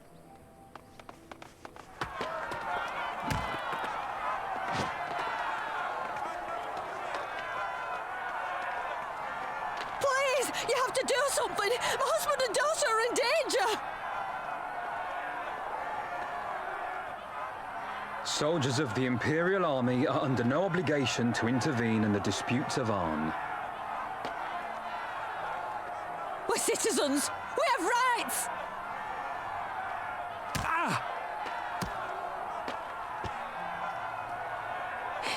I'm scared. It's all right. It's all right. They don't understand, but they'll see in time. They'll see that this is the only way to survive. Traitors! Traitors!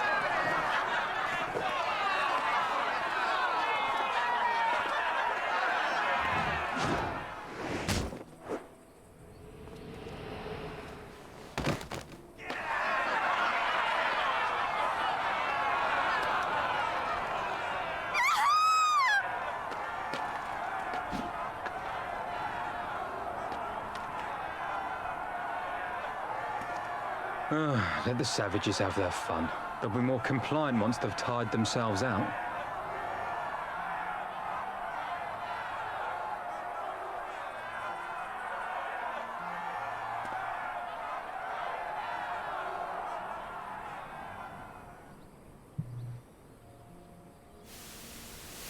I can see a bit more now why she hates Alamegans. Fadela, please! You already have citizenship. Why would you want to become a soldier?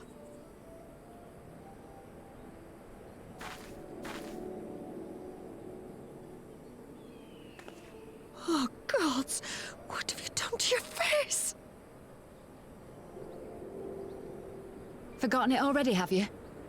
I'm honoring Father's memory. By telling the world that you know better than a common savage.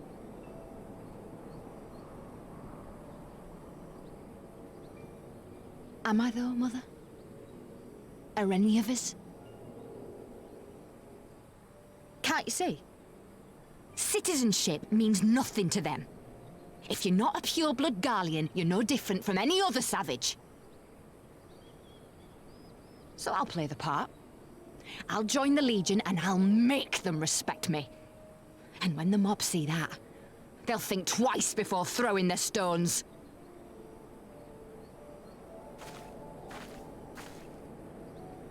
Ansfrid, Rudolph, Emlyn.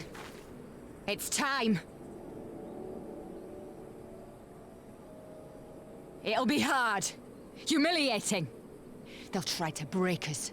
Send us crawling back to our own kind. But we won't, no matter what.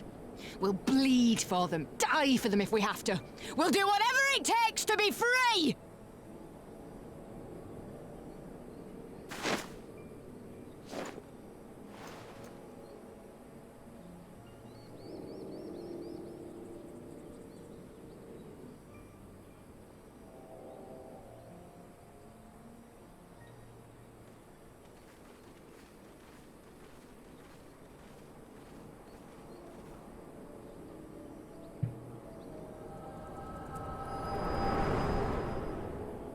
Okay, makes a bit more sense why did what she did. A little bit at least.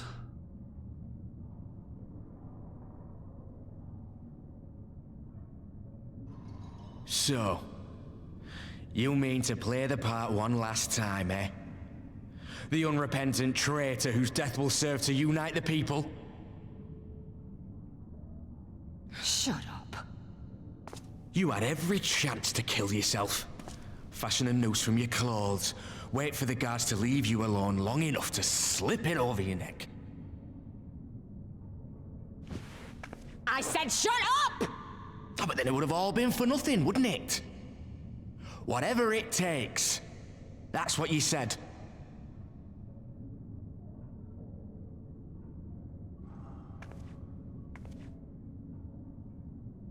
Been in my head, have you? Had a little peek at my past?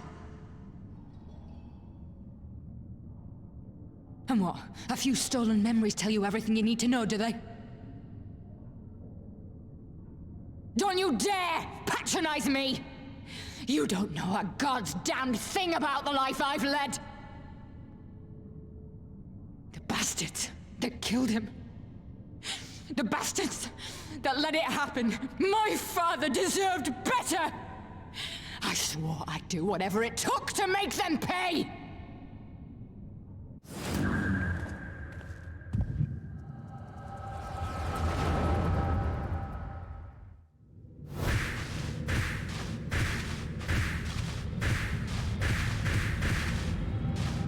Oh, she sees all that we've done.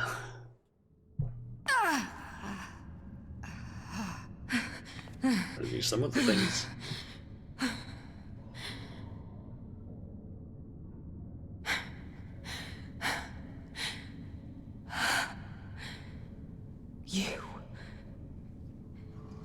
You.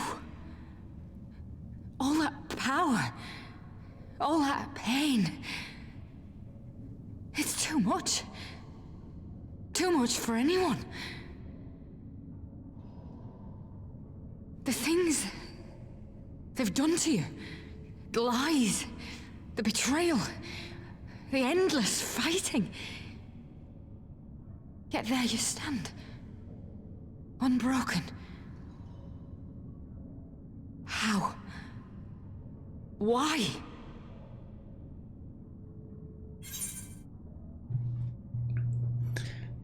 Because I choose to, for those I have lost, for those I can yet save. You know why. You saw. Go with that one. Simple. She knows why. Damn you. Damn you all.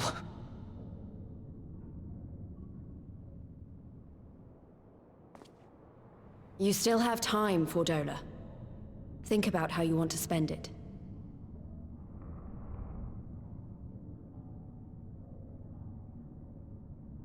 Let's go.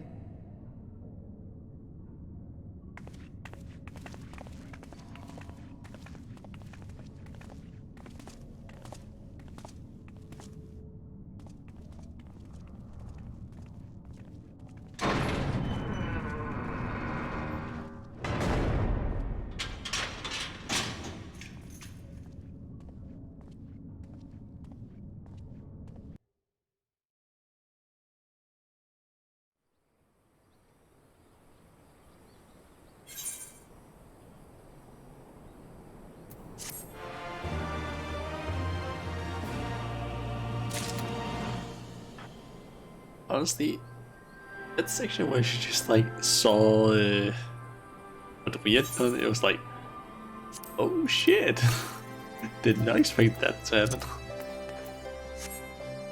Okay, what do you two have to say? The capacity to experience such visions of the past had always seemed to me to be a most desirable talent, but I see now that it is as much a burden as a blessing. Sorry about that. I let my emotions get the better of me. It's just that she and I are of an age, and we're neither of us one thing or another. I can't help but feel like she's my problem to solve. Echoes of an echo. I don't know that we solved anything exactly, but we've given Fordola something to think about at least. And I found something new to think about too. I don't know about you, Shauna, but the visions only come to me every now and then. From the way Fordola kept wincing, though, I get the feeling she's having them almost all the time. That's a lot of bad memories to deal with. I wonder, could there be some fundamental difference between one who is born with the echo and one who has been artificially imbued with it? Well, the Immortal Flames have been scouring that research facility ever since the liberation. There's a chance they might have some answers for us.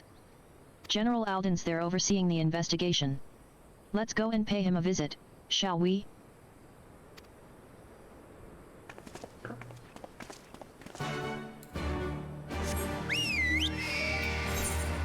Okay, so speak with the Sanatorium guard.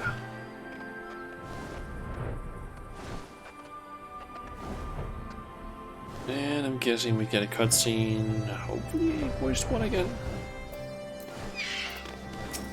General Alden is...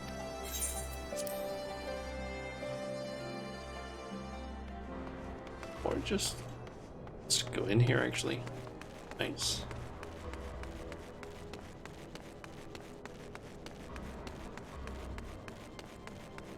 Okay, let's just try and talk to some of these guys. Berg. They should burn this place to the ground and be done with it.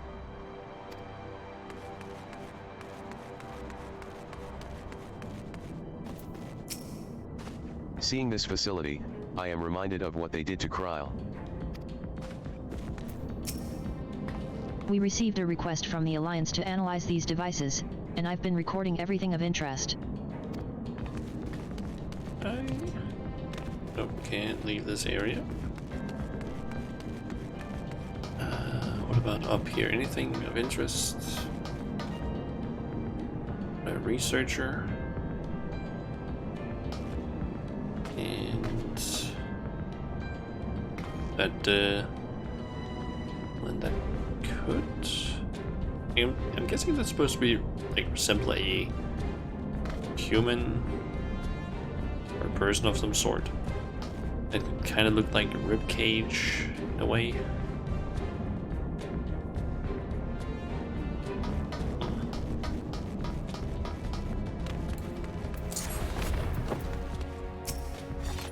Come on, let's talk to Robin. What news? You spoke with Fordula, I take it? Yes. As expected, she didn't say very much, but it wasn't a total waste of time. Aaron Valk noticed something odd about her. He thinks she might be having visions almost constantly, which is not how the Echo normally works. Have you found anything here which might explain why it's so different for her? We've been hard-pressed just to organize the research materials, let alone study them. To be frank, I'd welcome the science expert assistance, if you have time to lend a hand.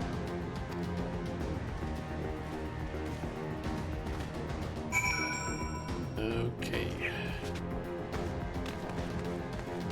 Got the information. So many bodies. Every one of them a victim of these experiments. Few show any signs of external injury. From what we've been able to determine, they perished from forcible ether extraction. Such a miserable way to die.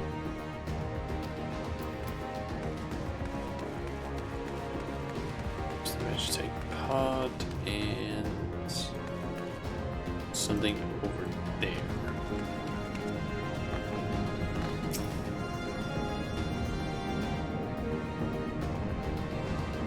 The device in which Kryle was held seems even more ominous now you know its purpose.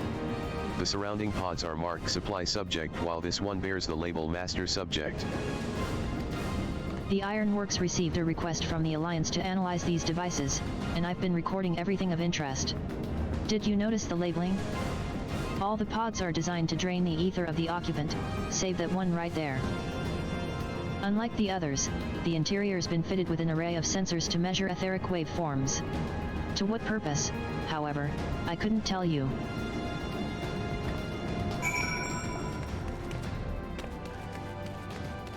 Okay, I don't get to see the one over here. Ah.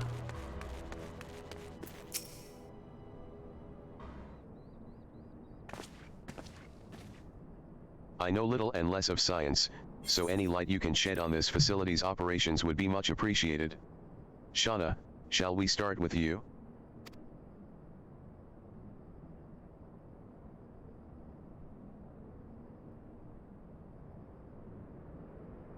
Taken in combination with the testimonies of Kryle and then Cred, I do begin to see exactly what the Imperials were attempting here. The enhancement procedure entailed infusing a single candidate with ether siphoned from a multitude of supply subjects. As for the master subject, in this case, Kryle, the patterns of her etheric activity would provide the model upon which they would artificially engineer the candidate's aura. In other words, they were trying to recreate Kryle's echo? I believe so, which would explain our prisoner's present state. Kryle is possessed of an unrivaled ability to hear the whispers of the soul, and it seems probable that the procedure engendered the same acute sensitivity in Fordula. The soldiers who guard Fordula, many of them lost friends and family to the skulls. And there's a sentry at her door, night and day. If she can't help sensing their thoughts and seeing their past.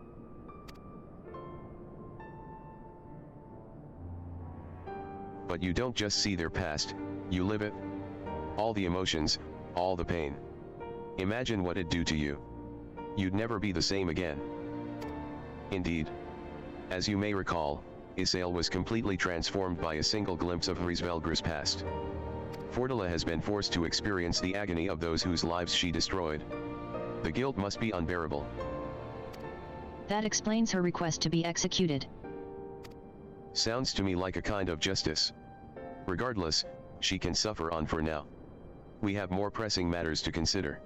If the results of these experiments have been relayed back to Garlemald, there will be naught to stop the Empire from repeating the trick. They could give the echo to anyone, to an entire legion. We must be ready. We must learn all we can of these gods-forsaken procedures, and Fordula remains our best source of information. She'll not be getting her wish. Not yet. Right. Keep faith, lass. If you're to convince others to follow you, you must believe what you're telling them. People will respond to passion, but not if it's feigned. I understand. Thank you, General. We should leave the flames to it. Let's go.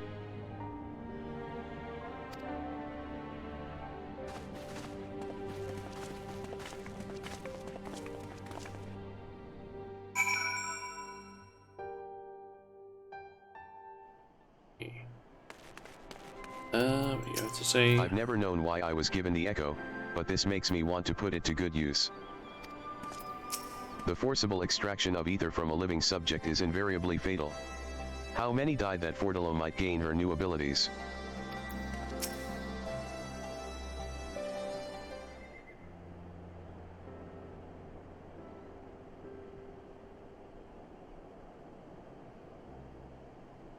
I go looking for answers about the echo, and end up getting schooled by Robin. Yet more evidence that I don't know what I'm doing. It's no wonder people listen to him and not me. General Alden is a veteran of countless campaigns, Lys. You cannot compare yourself to a commander of his experience. I know. But I also know that I couldn't have convinced that mob to give up and go home. It makes me realize how much we rely on his authority, and how much I still have to learn. I wonder what he'll do when everything here is settled.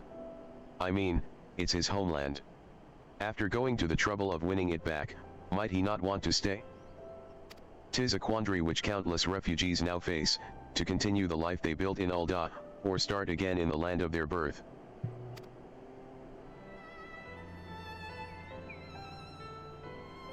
Shauna. A moment. Ben...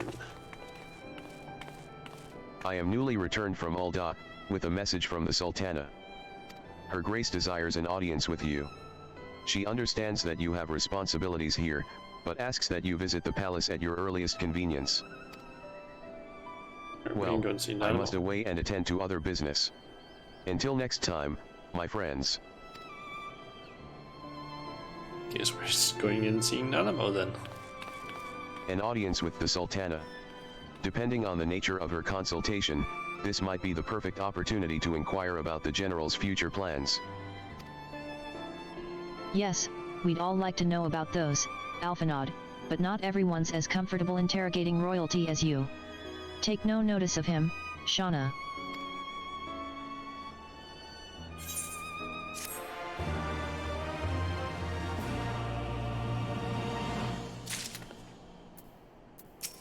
I know I could learn so much from Robin if he decided to stay. But it's his choice, and I'm not about to try and persuade him. Ul'dah needs him too. I kinda want to... In case you're wondering, I'm not planning on staying in Alamigo. Too many bad memories. And besides, I like my new life.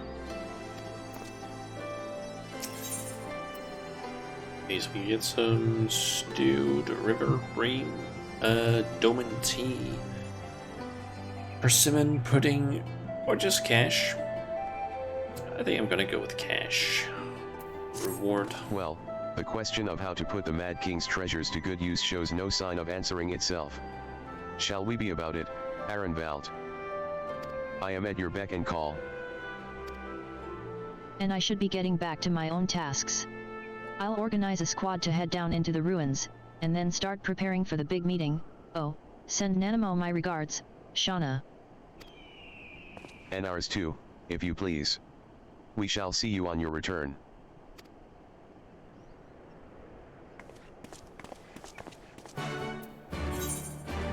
Okay. Off to Ulda. See Nanamo. Yeah. You little potato.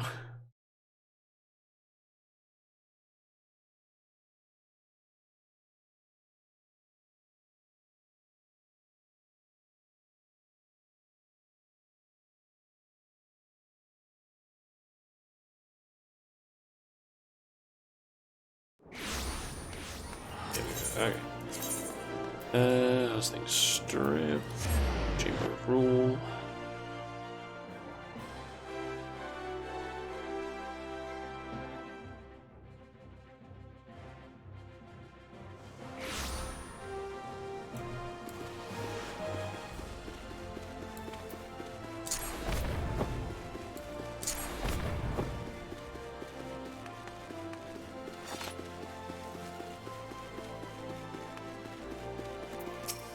You are expected, my lady. Please proceed. Okay, yep. Voice cutscene.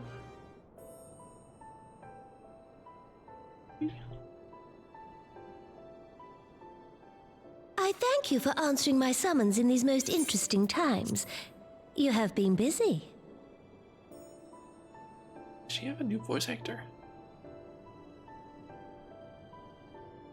The liberation of Alamigo will have far-reaching consequences, and there is a matter upon which I would seek your counsel.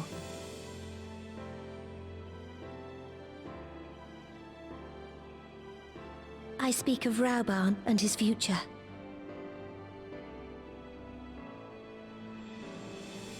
All know the tale of his rise from penniless refugee to member of the Syndicate and General of the Immortal Flames. Yet though he has come to call Ulda home, it will never be his homeland.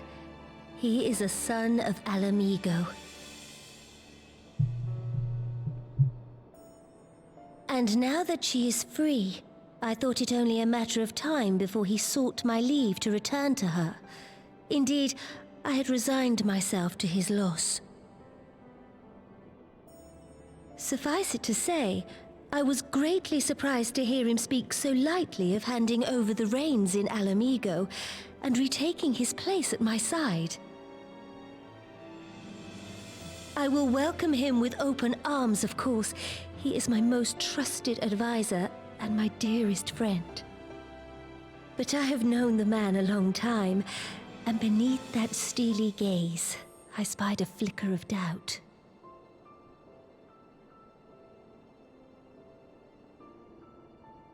Whether Rauban chooses to remain in Ulda or return to Alamigo, I only wish that he do so with a heart unburdened by guilt or regret.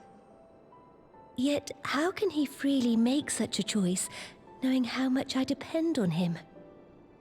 It is past time that I learned to discharge my duties as a sultana alone.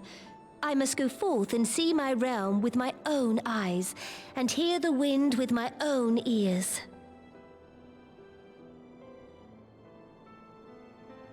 Might I have your company for a brief adventure?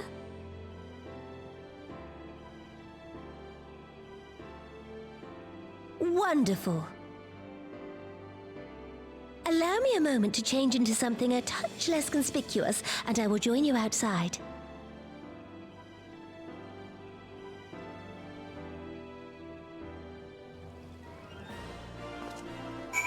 Okay, so I actually looked it up. She has had 3 voice actors. Nanamo. In Arella Born, specifically 2.0, she had a voice actor known as, or her voice actor was basically Haley Alexander. In Arella Born, patch 2.2 to patch 2.55, it was Aaron Fitzgerald, I think it's pronounced.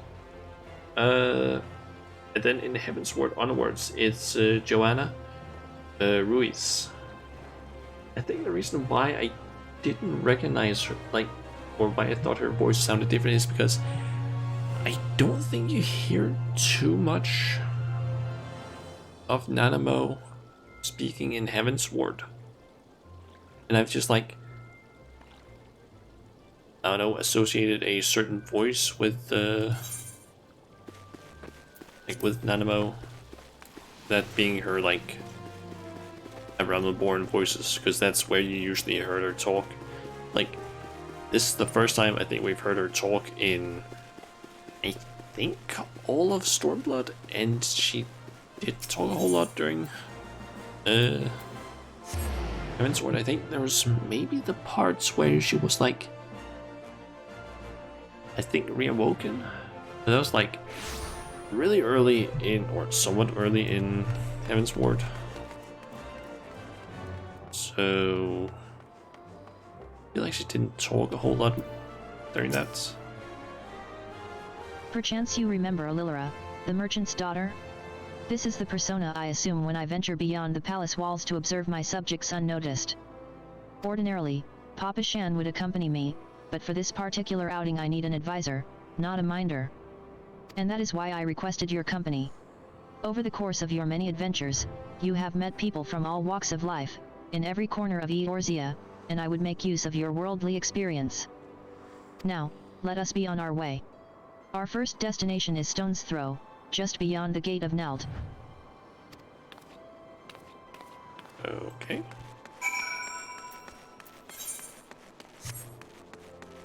So, out this way. And find Nanamo.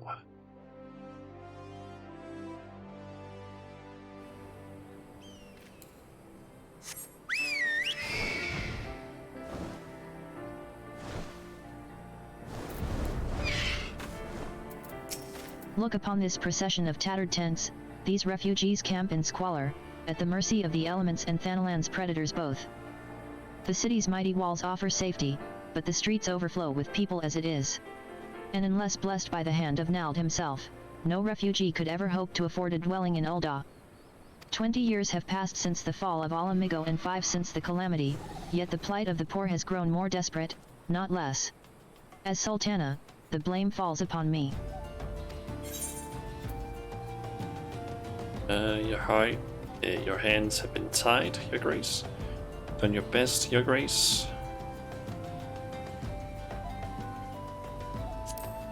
Say her hands have been tied. Yes, my authority is limited. And that is an obstacle I must work to overcome. Shall we press on? I would follow the road to the unholy air.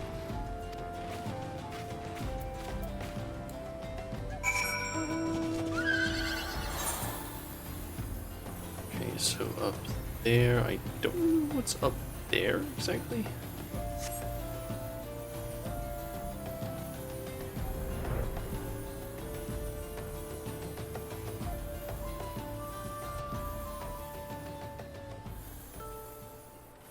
So she should, I'm guessing, be like down here or maybe like up here.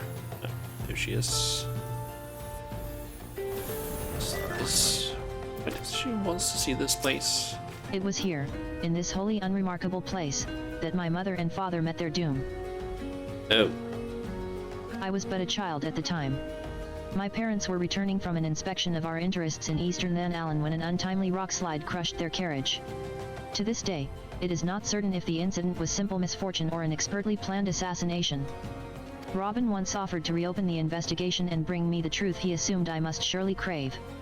But I refused. Even if my parents' deaths were orchestrated by the monetarists, we could only have brought their hirelings to justice. The true villains, those who plotted to put me on the throne as a biddable puppet, were ever beyond our reach. Thus did I plan to strip the merchants of their power and place our nation in the hands of its citizens, quite unaware of the consequences my actions would have for you and yours. I shudder to think how many goodly souls paid the price of my naivety. But I am no longer a child reciting words with witless obedience, and I will not be used as a pawn in the monetarists' damnable games. Forgive me my outburst. You are one of the few people to whom I feel I can speak my mind. Come. Let us return to Ul'dah and visit the Colosseum.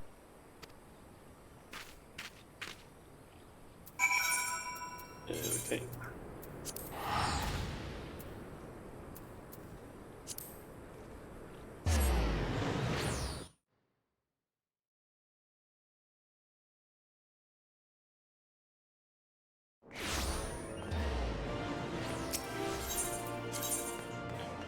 Let's into the Pioneers Guild.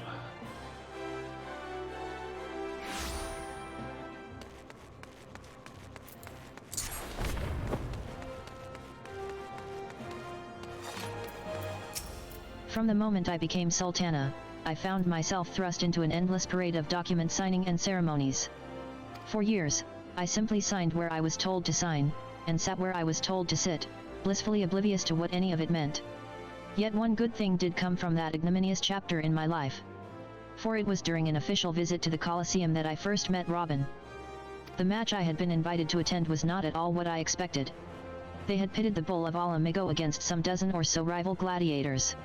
Blinkered though I was, I would not stand for so obvious an injustice, and demanded to see a fair fight, one man against another. And my royal wish was duly granted.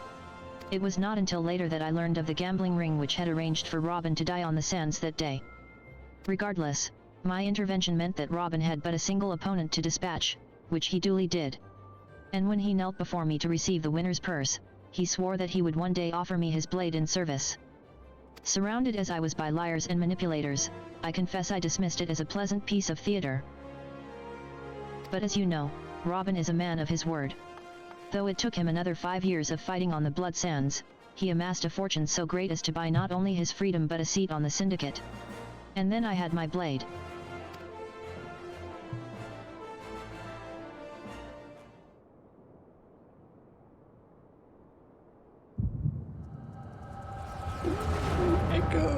Echo time! Hell yeah!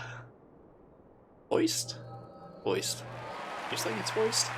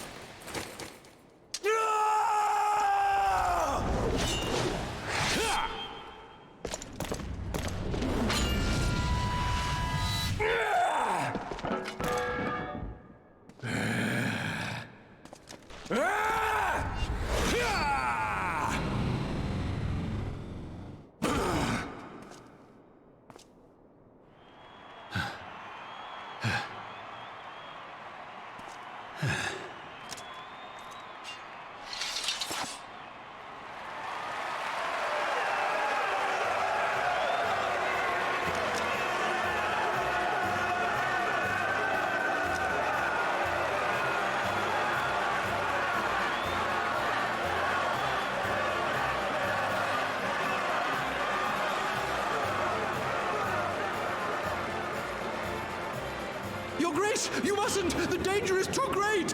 Please, Your Grace, come back! I beg of you! It seems you're the one who needs looking after, Master Shum. Rabon! Your Grace,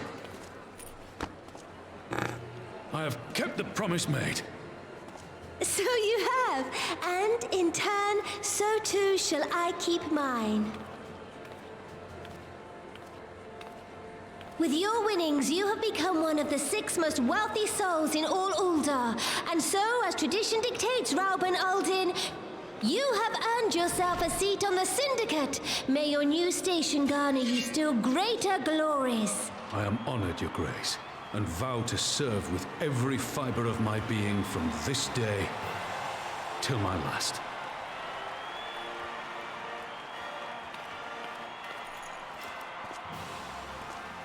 Long live the Sultana, and long live Ul'dah! Aw, that was cute. Words cannot well express what that man means to me. There are others who care deeply for my well-being, of course. Pa Passion's love for me is as that of a grandsire for his grandchild. But upon matters of governance, I cannot turn to bodyguards and maidservants for counsel. Robin, with the authority of his syndicate position, was the first sword I could wield. His was the only edge which could cut the strings that bound me, cash. Sultan's duty. We must make haste. My absence will not go unnoticed by the Sultan Sworn for long, and there are other places I would visit. To the Erzanith ossuary. To the what? The what?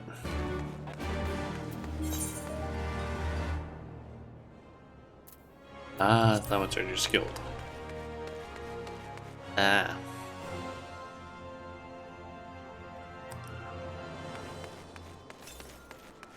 Didn't really understand what that place, like, the place you wanted to go was called, because didn't realize that was the Thaumaturger's Guild.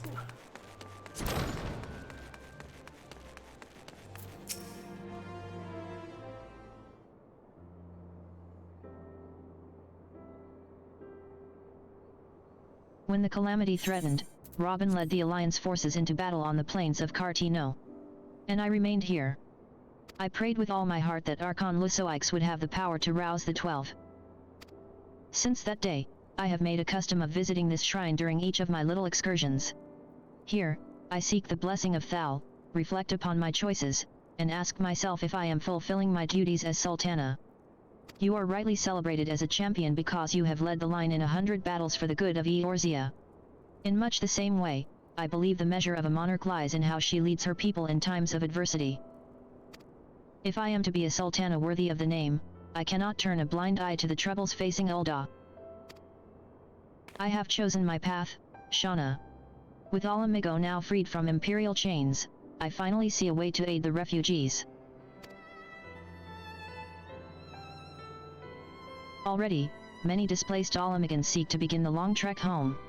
To facilitate that process, I have made a small contribution, an artisan school in Ralgris Reach for any who wish to learn new trades. Realistically, however, it will take years for such training to yield tangible benefits. But we do not have years. These people will need shelter and employment if they are to survive, and this time the Ul'dah treasury shall provide. Precisely where and how to allocate the necessary funds is, of course, another question. Might you ask a member of the Syndicate for advice?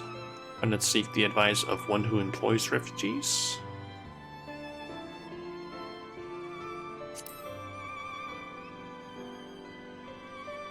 A wise suggestion. Mayhap a visit to the Gold Saucer is in order. Its proprietor is a member of the Syndicate, and he is one of the few who pay refugees a fair wage. I wonder, are you acquainted with Godbert Manderville? Yes, I am. Hell yeah, we are. Then I need not explain his eccentric nature. Let us make our way to the landing, and I will see that word is sent to the Gold Saucer. Godbert should be only too glad to receive us. Wait, going to the Gold Saucer, the main quest? Yes! Oh, that is... I think that's the first time we've actually had to do that. I'm actually surprised that that happens, because that's like 100% just like what? Not any sort of like main concept. Like you're never sent to the Gold Saucer at any other time. Are we actually going to the Gold Saucer? I have ridden aboard a public airship before, but this shall be my first visit to the Gold Saucer. I must confess to some excitement. Wait. We actually are? Go. Hell yeah. Gonna go play at the Gold Saucer with Nanamo. Hell yeah. Oh, I'm so fucking happy about this. I feel like I've finally actually, I think over the course of the last like, I don't know, hour and a half, 2 hours-ish, I've finally actually like woken up again. Like after we really got started on the MSQ. She was over... The limited time event cliffhanger is now underway. Don't care about that. Okay. Animo. I had heard descriptions of its splendor, yet I never dreamed it would be so bright and inviting. No. I couldn't possibly. We did not come here to fritter away the royal coin. Godfrey will be expecting us. Come, let us head directly to the lounge and ignore these gaudy temptations. Well, I'm Nanamo. Let's play a little. Don't you want to do the mini kite part? Might as well do that while I'm here, actually.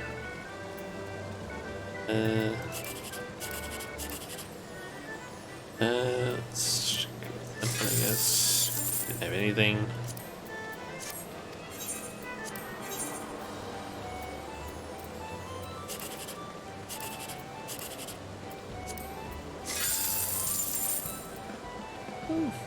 Then 20.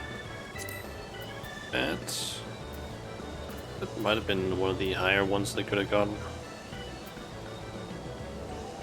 Okay, I could actually have gotten like 1,800. Second highest one, basically.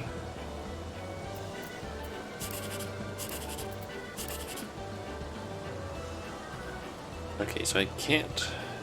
It's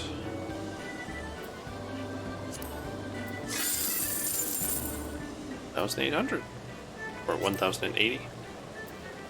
I think that's probably the highest one I could have gone. Okay. So Nanamo is up there in the Manderville Lounge.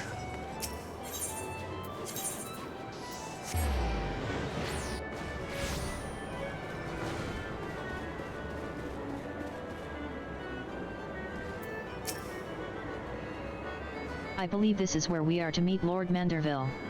Shall we sit while we await his coming? I think this is also the first time we actually meet Godbird during the actual MSQ. I don't think we meet him anytime else. My apologies, Your Grace, I have kept you waiting. No apologies are necessary, Godbert. My request was sudden, and you were kind to make yourself available at such short notice. When my son's good friend and the Sultana herself come calling, there is no more important engagement. Even acknowledges that we're actually good friends with the Hildebrand. Nice. I love it when they As actually to the purpose of my visit, I would have your thoughts on how the Crown might best aid the refugees residing in Nan Allen.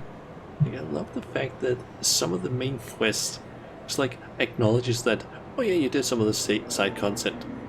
We're gonna acknowledge that, like, that's fucking cool. Of course, they can't like reference it if it's something that happens like in the future, but still.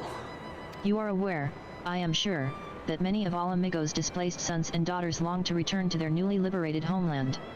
And you are also aware of how they will suffer without shelter and work to sustain them. I would use our nation's wealth to spare them that suffering. What advice have you for me on the matter of how it might best be distributed? The unusual circumstances of our meeting, and your Grace's choice of companion, would suggest to me a desire for an honest and unvarnished opinion. I shall give you one. My advice to you is, stop.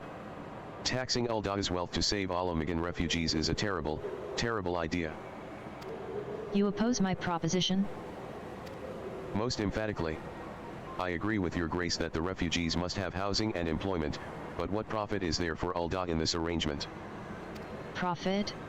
After all you have done for Gyrabanya's displaced, I thought you the very last person to seek to benefit from their misfortune. Forgive me, your Grace, but you appear to be laboring under a misapprehension. It is a fine endeavor to support one's fellow man. I fear, however, that your stance is one born of pity. Your intent is to save the refugees, is it not?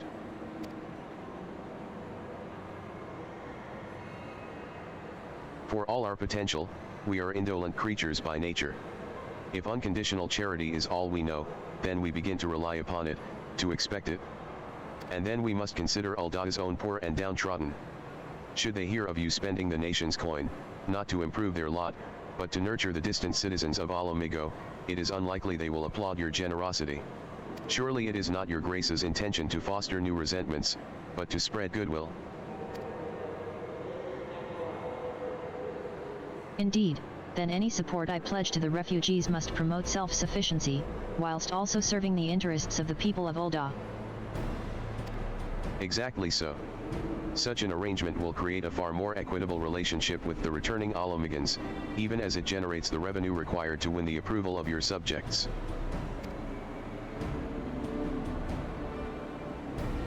You have given me much to ponder, Lord Manderville. I thank you for your candor.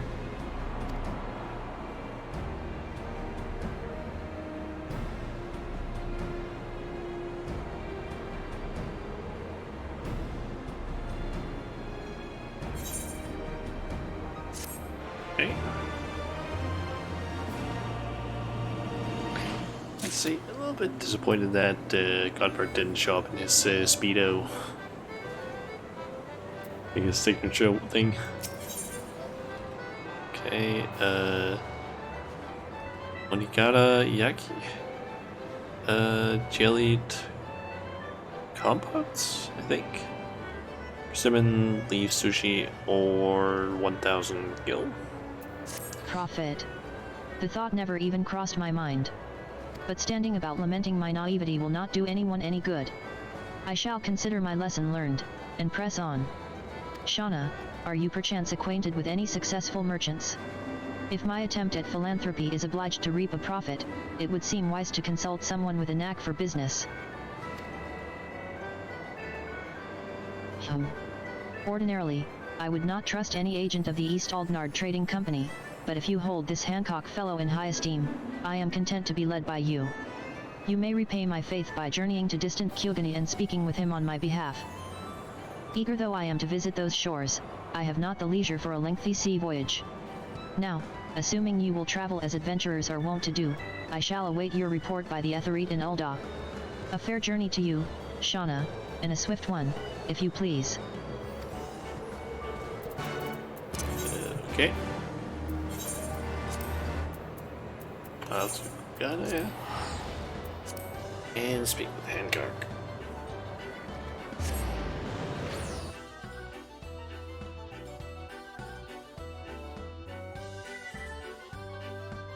How many quests off from the...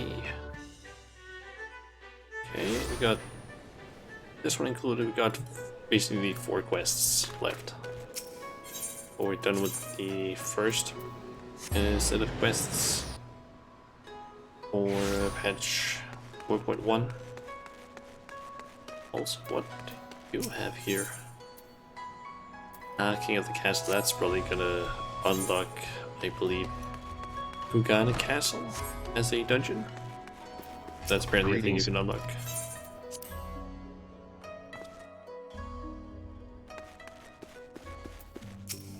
Shauna, to what do I owe the pleasure? Or are you here on business? I beg your pardon? Her Grace the Sultana would have my opinion on how best to invest the wealth of Ul'dah. My dear Shauna, I have you to thank for this recognition, I am sure. And I am flattered that you came to me. Truly flattered. But why settle for a lowly apprentice, when you could have the master?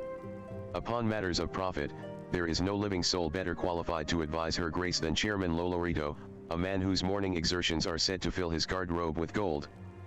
I should be happy to arrange a meeting for you, say, at the Scion's former headquarters in Then Allen.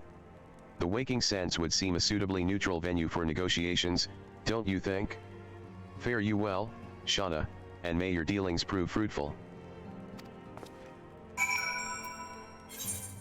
Okay. Knights of Ul'dah.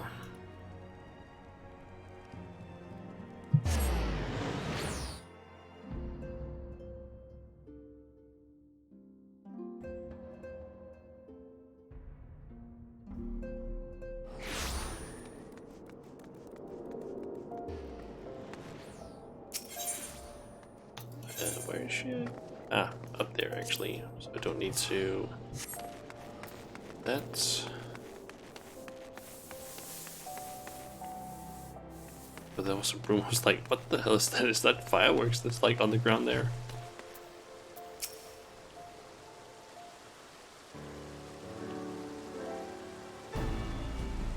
Welcome back, Shauna. Did your merchant friend have any useful advice to share? With Lolorito? And you agreed to this? I am well aware of his standing in the field of business. But I had hoped to keep the monetarists at arm's length, and him in particular. Nay. I cannot live in fear of the man. I must learn how to treat with him if I am to rule Ul'dah effectively. Very well. I will meet with Lolorito. Let us go on ahead to the Waking Sands, and prepare for his coming.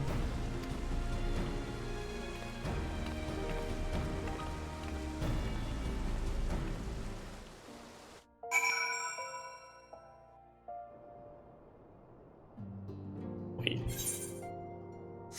They moved me here immediately, thank God. Thank you. Thank you, Square Enix, for doing that. Oh. Oh, that's such a nice thing for them to do instead of being like, oh yeah, head to Horizon and then fly all the way over here just to enter here. Like, thank you. So this is where the Scions first congregated. I have heard many tales, but never had occasion to visit.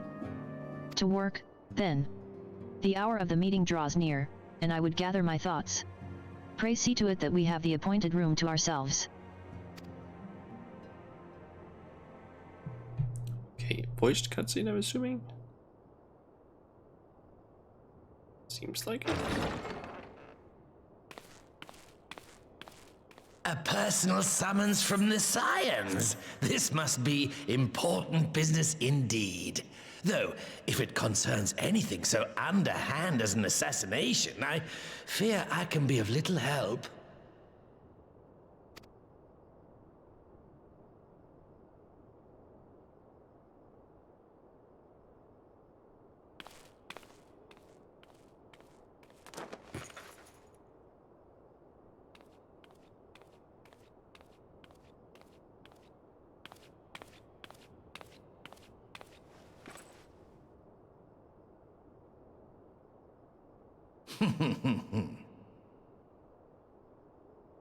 You have made your point. 'Tis indeed unsettling to find oneself seated across from an impassive mask.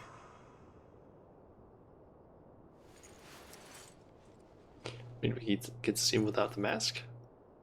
There, would this better please your grace? Or should I address you as Lady Lilira? Hmm?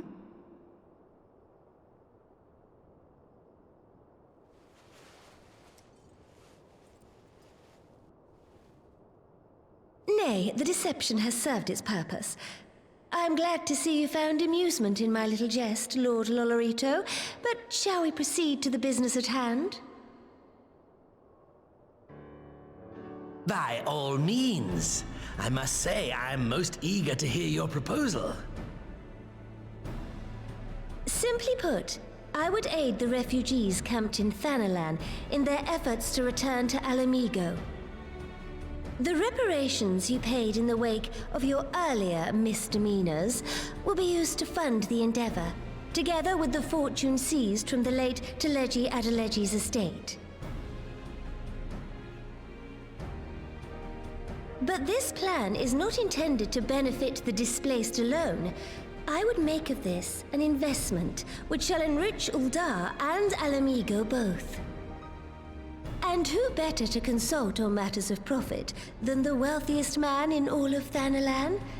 I beseech you then, Lord Lolorito, share with us your mercantile wisdom. Ah, 'twould seem your grace has matured beyond acts of earnest yet misplaced charity. Pray tell me more.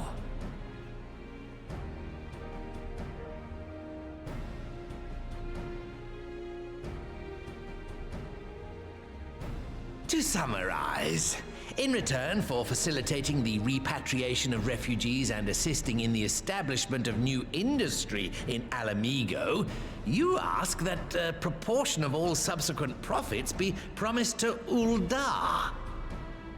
Ha! I am impressed, Your Grace. 'Tis an elegant solution, albeit one lacking certain crucial details, specifically which industry and where.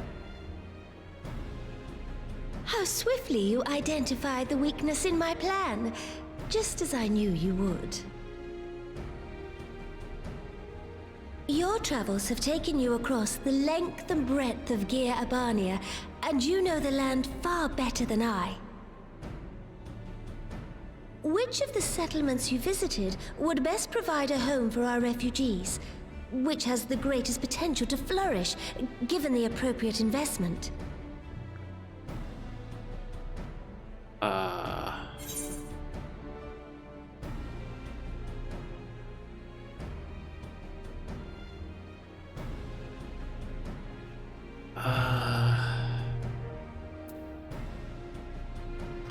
Don't know which one of these it is. Like one of these Alagana and Alagiri. One of them is like I think both of them are in the peaks. I just don't remember if it's the north. Which one is the northern, or which one is the southern one?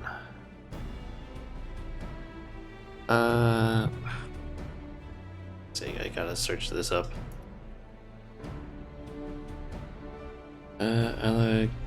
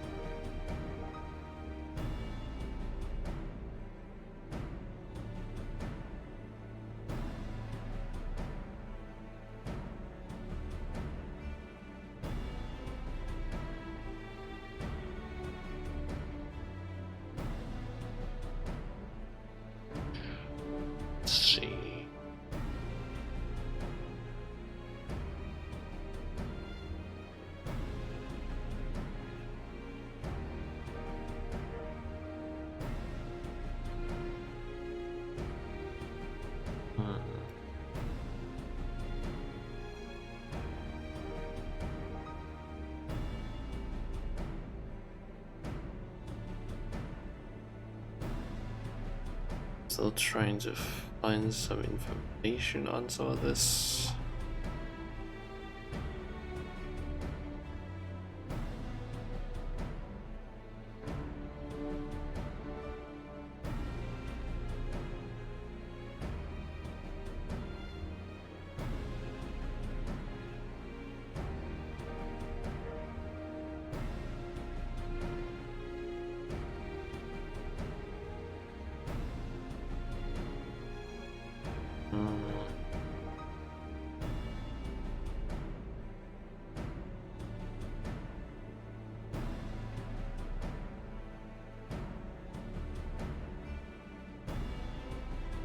Let's just try this one first.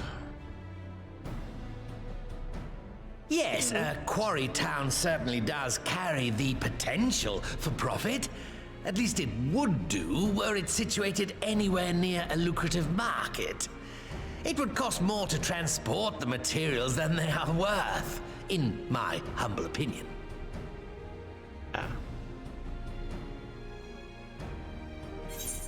Then the Alagiri. Like, I believe the Salter is like an abandoned town.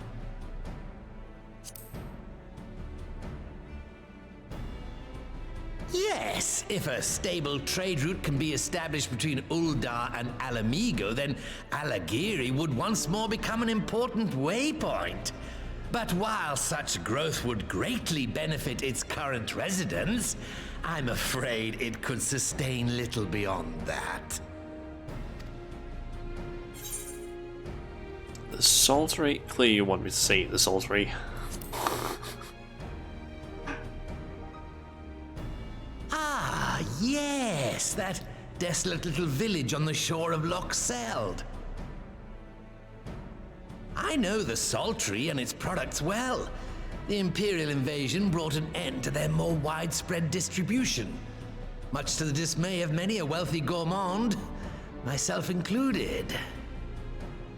Salt has ever been a transformative ingredient, and in this instance, I dare say, it could transform a modicum of effort into a mountain of gil.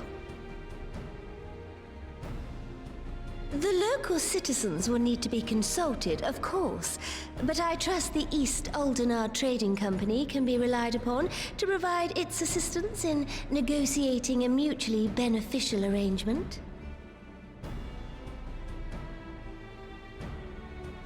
Naturally, Your Grace.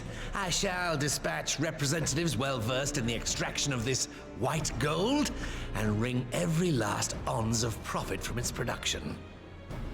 The Loch's bounty will contribute to Alamigo's enrichment, whilst easing the burden on the bull's aching shoulders, just as Your Grace desired.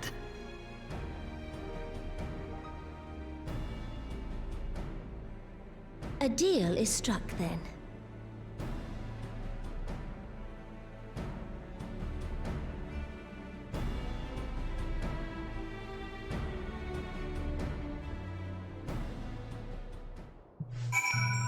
Okay. What's happening in the chat now?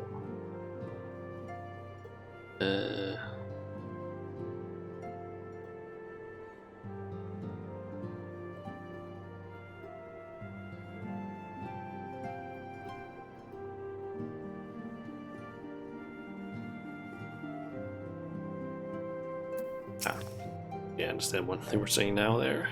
I fear it will be many years before I feel comfortable taking part in such negotiations. But I shall not complain.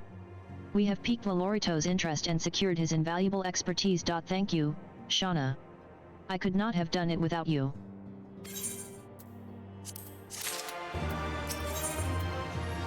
Okay, securing the soldiery. Our course is decided. I shall return to the palace and have my ministers begin work on implementing the particulars of the plan. If I could prevail upon you one more time, Shauna, I would ask that you convey the details of our negotiations to Commander Hext on your return to Alamigo. My thanks again. Elise. Together, we have laid the groundwork for an endeavor which promises to benefit the peoples of Alamigo and Ul'dah both.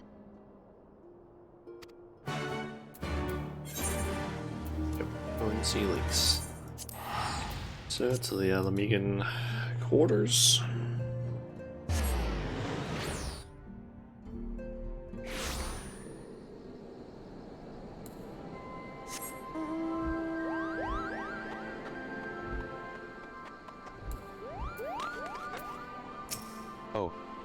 Greetings, Shauna. I'm actually in the middle of reporting to the commander here, so... In your absence, I have kept myself busy cataloging the riches of the Mad King's trove and calculating its worth in gil. I have some way to go, but the figure is already quite staggering. Welcome back, Shauna. How was your audience with the Sultana?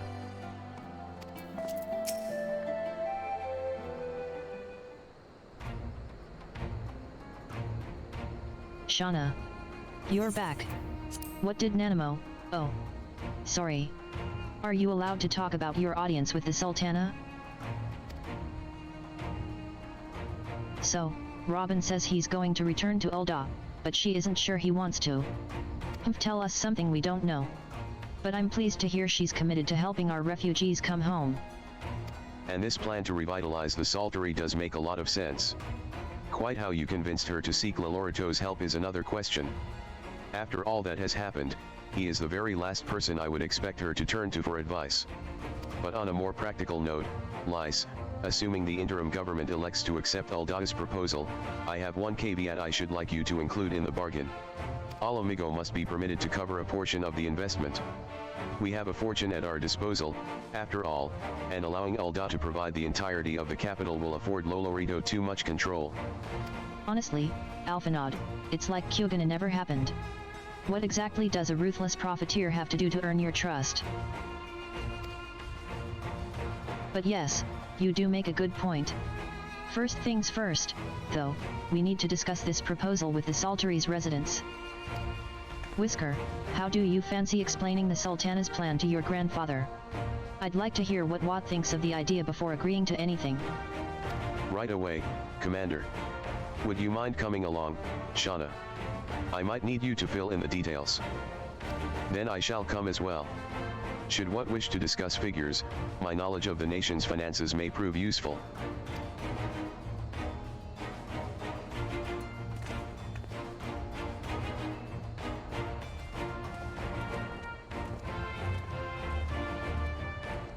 Okay. Speak with what? Who is over there?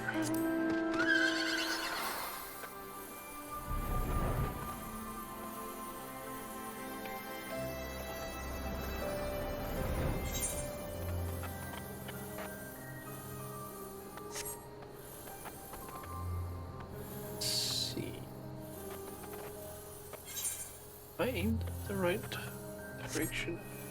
Maybe just in a bit. I think that's probably good. I think it's maybe just right down there.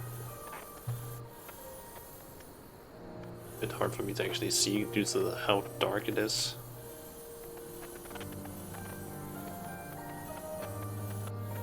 Can't really see the details of like the town. Or I guess ruins, as it pretty much is. Let's go and see Granddad. He's going to want to hear this. Ideally, one would want Alamigo's stake to match Ulda's gil for gil. In combination with the cast iron contract, that should serve to prevent Lolorito from making off with all of the profits. What manner of mischief brings you young UNS to old what this time, eh? They want to rebuild the saltery, Granddad. Shauna, tell him about the deal. Well, bugger me. We've never had the coin or the hands to put the place back to how it was, but it sounds like that's about to change. There's just one small wrinkle in your plan. It doesn't account for all the nasties queuing up to eat anyone who goes near the shore. The king used to send soldiers to cull the buggers, but the Imperials weren't about to help the likes of us. Don't worry, Granddad, we'll take care of all that. Commander Hext has been talking about starting up regular patrols, and I'm sure she'd assign me to the lock if I asked. I'd appreciate that, Whisker, my lad, truly I would. So, does this mean you've gotten better with that blade of yours? I've been training, but mostly to kill Imperials. You've some experience hunting monsters, don't you, Shauna? Think you could cast an eye over a few of the local beasties and teach me how to deal with them? Let's not waste any time, then. I'll see you by the lock. Whilst you are busy attending to the local fauna, I shall have Master What explain to me exactly what is required to restore the saltery to its former glory. Hunting. They skipped that part, but yeah.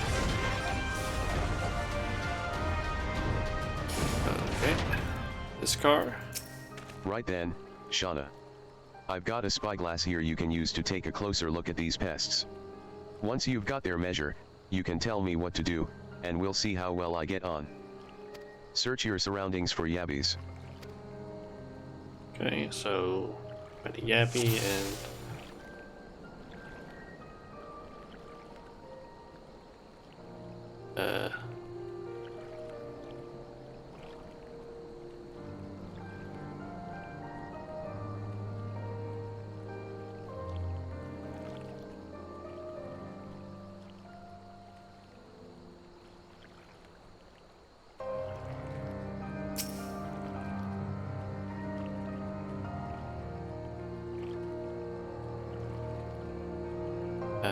where actually is the weakness supposed to be at?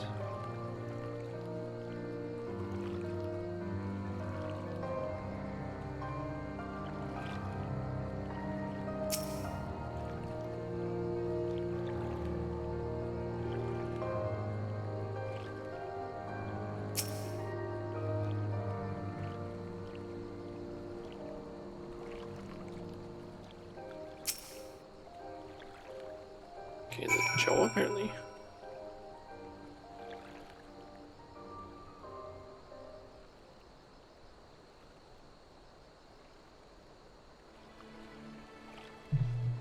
The yabby's entire body is protected by a hard carapace, but the underside of the head looks soft and vulnerable.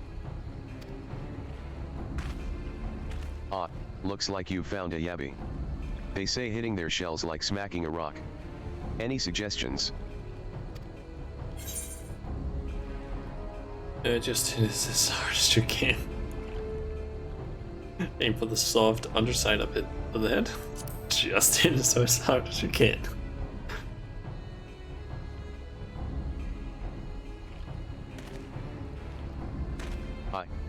Alright, then. I was hoping there'd be more of a trick to it, but brute force it is.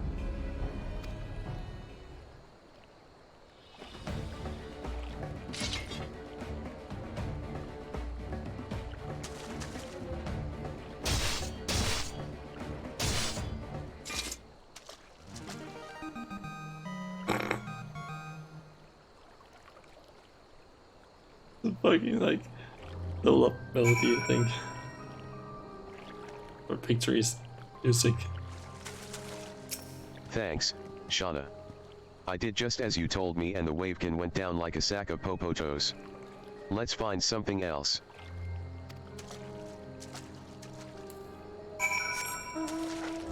Okay.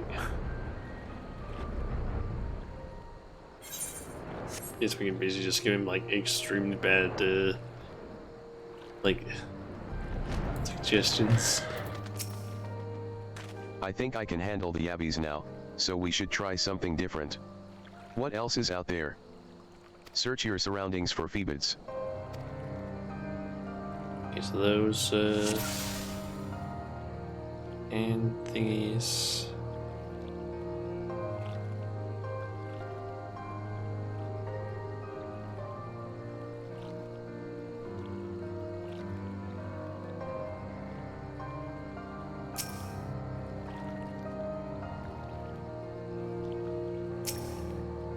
Okay, the eyes apparently.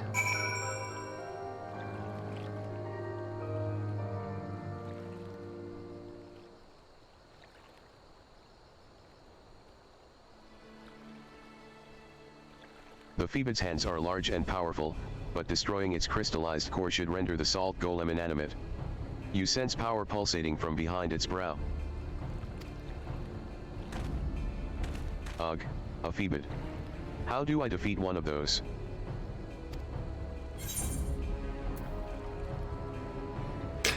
Destroy the core within its brow. Just hit it really, really hard. As hard as you can.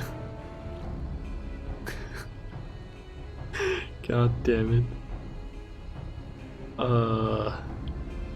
Okay, let's actually give him like some proper advice this time.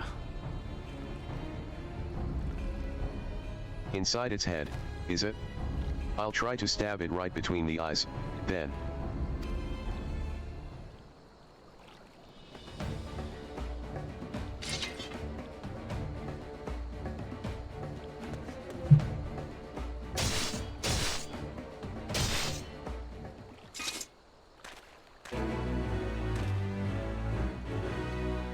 Okay, it actually has a proper victory melody there. The like chiptune version. It's not easy, fighting with the Liberator of Alamigo watching your every move. But I got the job done. Thanks for the advice, Shauna. I feel a lot better prepared for my patrols now. Enerode, we should head back to the saltery before Grandad starts to worry I've been snipped into pieces and fed to a Yabby's hatchlings. I mean, he could have ended up have that happen to him considering my advice.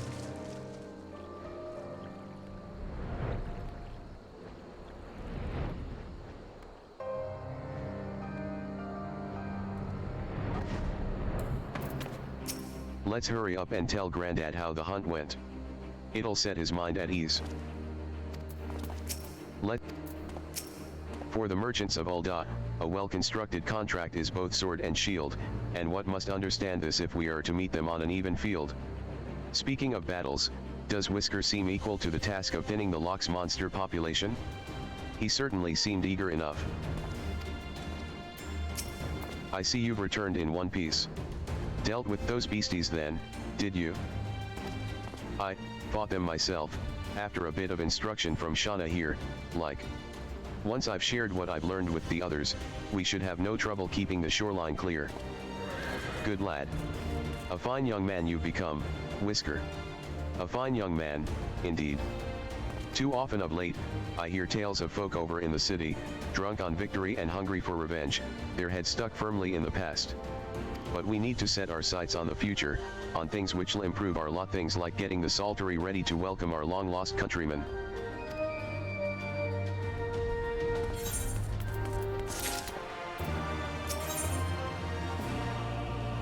Okay, blissful arrival. Get weapon coffer and the measure of his reach.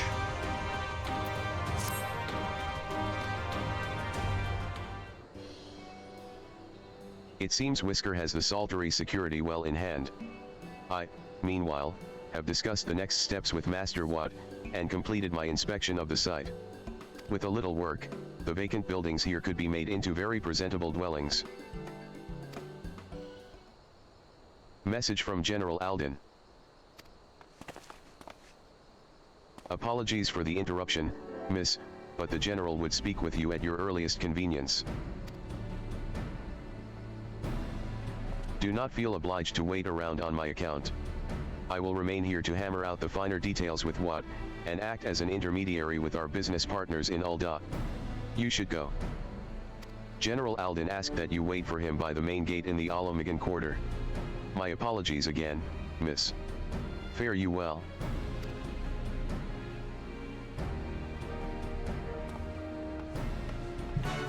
Okay. What does Saraban want to talk about, I wonder?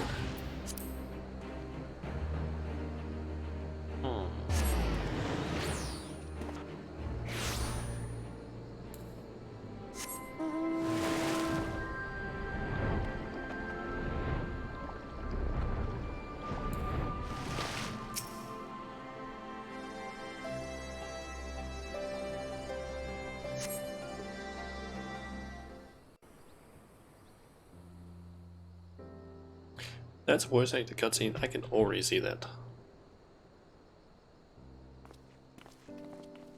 I'm pretty sure it is. Apologies for the wait.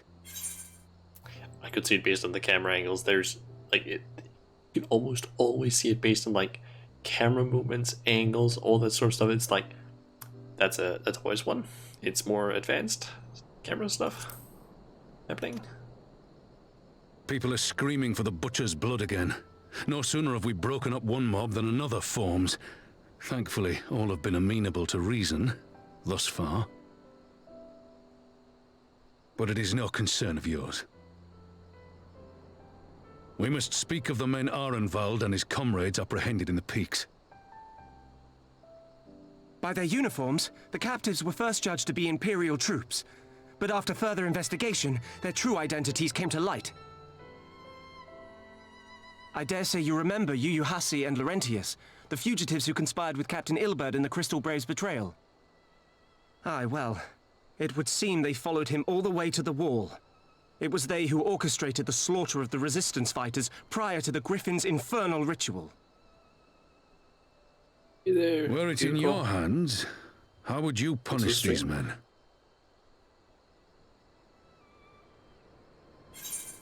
Doing some of the Stormblood patch MSQ. Their lives would be forfeit. Execution is not the answer. Execution is not the answer. Let's go with that. You would spare these animals? Yours is a more merciful brand of justice than mine. In any event, I thank you for your honesty. When the time comes for the Alliance to pass judgment, I'll see that your opinion is heard. So how are you doing today? Well, that concludes our business here. But there is more I would say. Walk with me.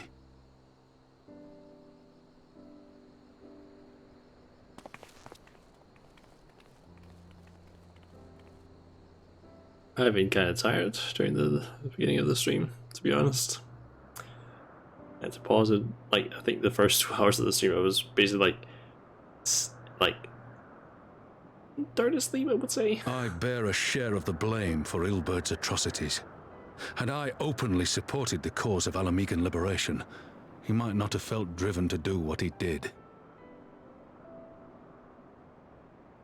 Things could have been different, and I'm sorry they aren't.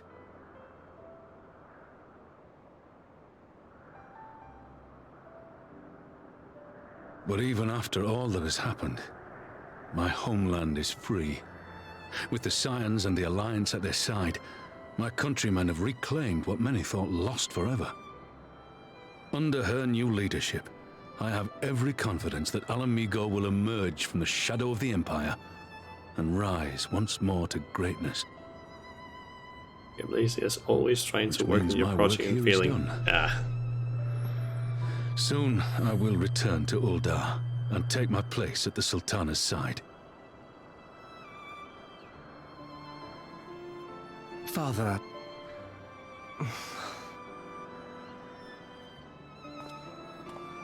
I'll not deny there's a part of me that wants to stay. The same part that contemplated renouncing my rank and joining you as a wandering sellsword.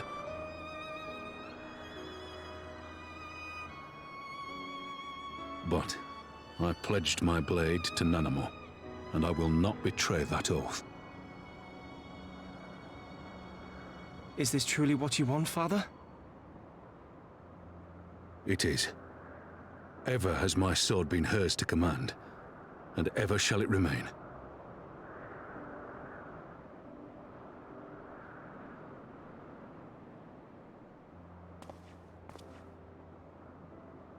Thank you for lending an ear. When all the rest are clamoring for me to stay, I trust you'll send me on my way.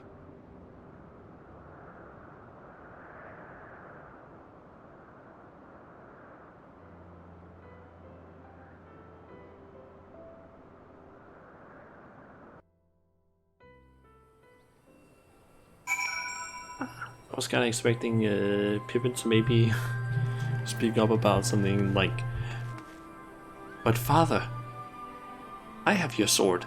I can go back and be the Sultana's blade. Still keep your oath, because it's still technically your old sword." Like, something like that I was thinking, but I guess that's not happening after all. I was just on my way to the saltery. It's lucky I saw you. Arenvald seems flustered. Something is amiss.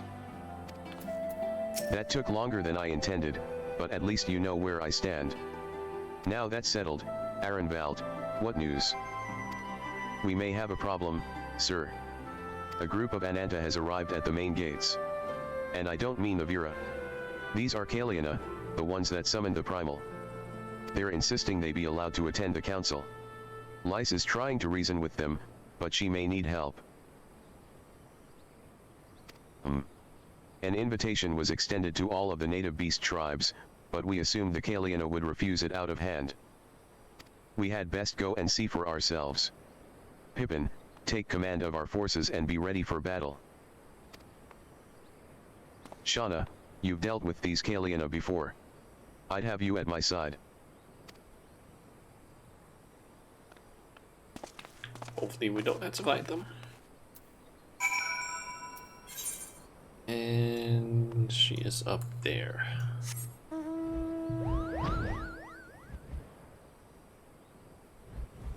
It's probably just gonna be faster to just fly there, with thinking.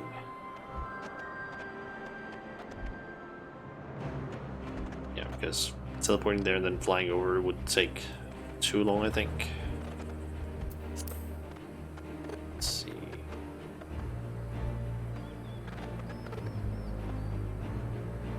Assuming they're probably... There they are.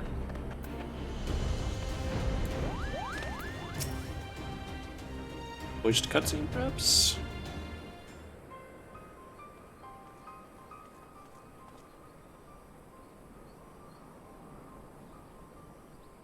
Oh. Shauna. Robin. Gods, it's good to see you. The Slayer has come. We have not forgotten how you sinned against the Lady of Bliss, but we did not come here to shed blood. You claim to seek harmony with all who call Gyra Banya home. If this is truly your wish, you will welcome us as envoys of the Ananta. It is our wish, and you are welcome. But we cannot condone the summoning of primals. If you want to enter the palace, I must ask that you first surrender any crystal jewelry.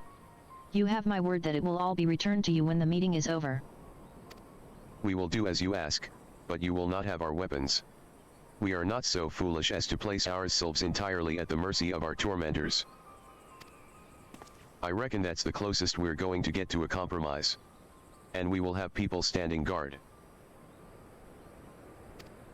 Let them keep their swords.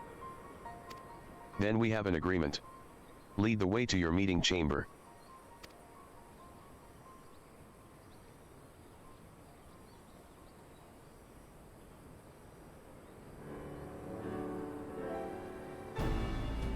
Why do I have the feeling we've welcomed a viper into our midst?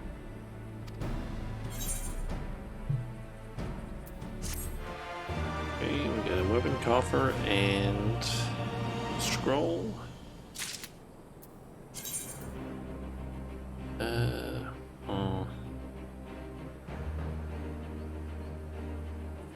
don't really need this, to be honest.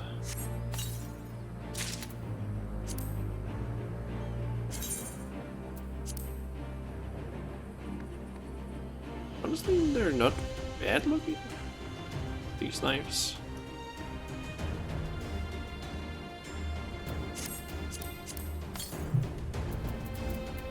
But they're probably just gonna get turned into company seals, I'm guessing. Turning the Kaliana away now would have made a mockery of Lys's promise to give everyone a say. She couldn't not let them in. And dress up Raban, Return of the Bull. This Kaliana elder's intentions seem at odds with all we know of her tribe. What think you, Shauna? Enthralled cannot be trusted. Mayhap even the enthralled can learn to compromise. You believe an understanding can be reached? 'Tis not entirely unheard of, I suppose. Those who followed Saint Shiva eventually sought reconciliation with Ishgard. Whatever the truth, I would take no chances. The guard must be strengthened, ideally with people who know a thing or two about primals. Can we rely on the science? I'll round up our comrades, and send them to the Alamigan quarter. You can go on ahead if you like, Shauna. Gotta love TTS making mistakes. Yep. My thanks. I will see you in the palace. I think it's mostly just with names and a few words here and there, but for the most part it seems to be somewhat competent with the saying things. There are of course like a few times where it's just like completely messes up words.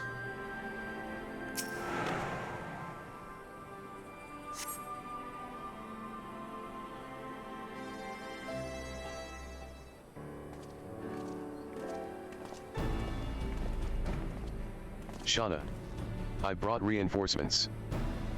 Stola, Alvino, and Thancred. Arenval told me of the arrival of our unexpected guests, and I agreed that it would be prudent to call upon Wishtala and then Cred as well. One can never be too careful when dealing with the enthralled. I am not familiar with the Kaliana tribe myself, but Elisai's report suggested that they shunned contact with other races. Despised it, in fact. Even compared to other Ananta. Indeed. This apparent reversal in attitude is most curious.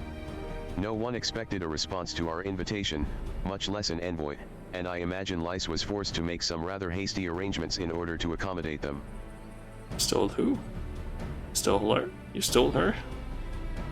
Speaking of which, how should we deploy ourselves? If the meeting is to be held in the throne room, 'twould seem wise to have eyes both inside and outside the palace. Wishtala and I can stand guard without. That leaves the three of you to keep watch over proceedings in the throne room itself. Understood. We should join General Alden inside, then. Shauna, do you know of the rear entrance to the palace? It's on the eastern edge of the city, at the top of the stairs. The guard there should have been instructed to let us pass.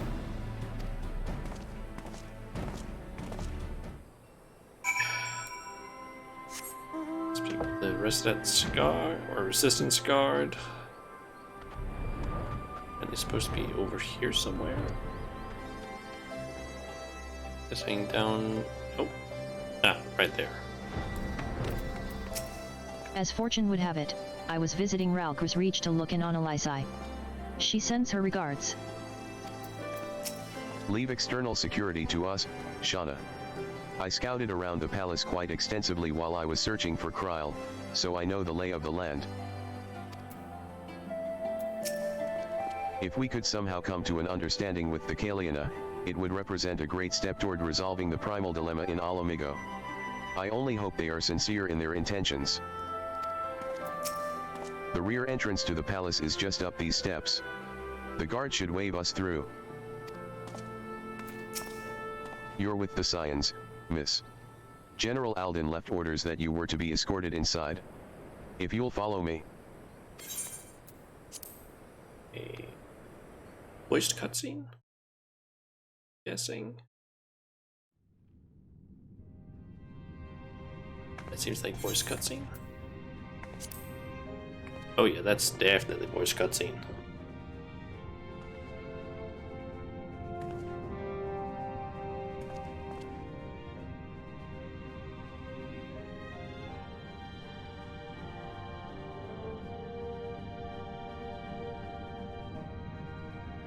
Thank you all for coming. I am Lise Hext, and I speak for the Resistance. Among you are village elders, refugee leaders, envoys from the Ananta and the Kikern. You've come from every corner of Girabania to help decide the future of Alamigo. But before that, I want to ask you a question. What was the first thing you noticed when you came in?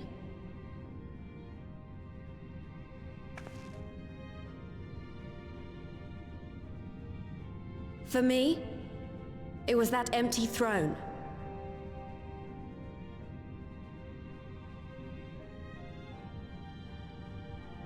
It has no one to sit on it now. No viceroy, no king. Would any of you like to take their place? Or should someone else sit there?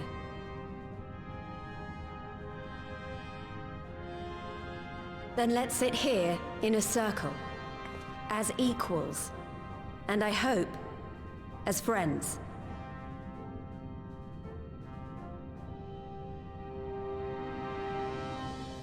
A council instead of a king. I guess, sort of.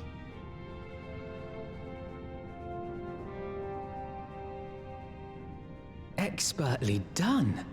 Lise has removed monarchy as a choice early in the game, and positioned them to consider a joint government.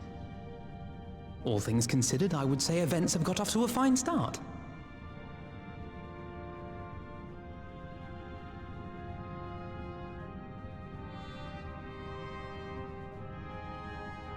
And that is Alagana's stance on the matter.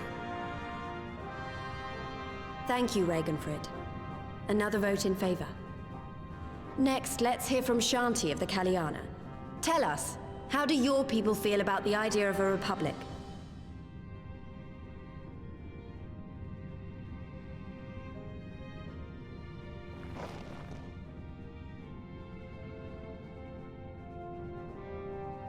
The Ananta wish only that those who dwell within Gir Abania devote themselves to our faith.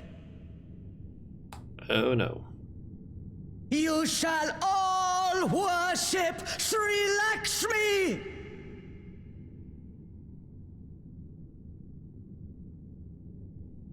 Lady of bliss, grace us once more with your beauteous visage!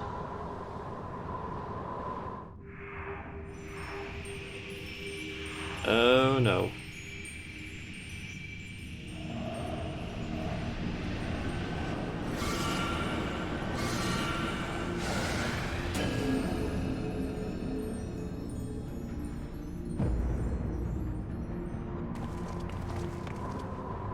can't be happening. No crystals were allowed through the door. We can worry about the how of it later. We need to evacuate these people right now, or the Primal will make thralls of them all. It's up to us.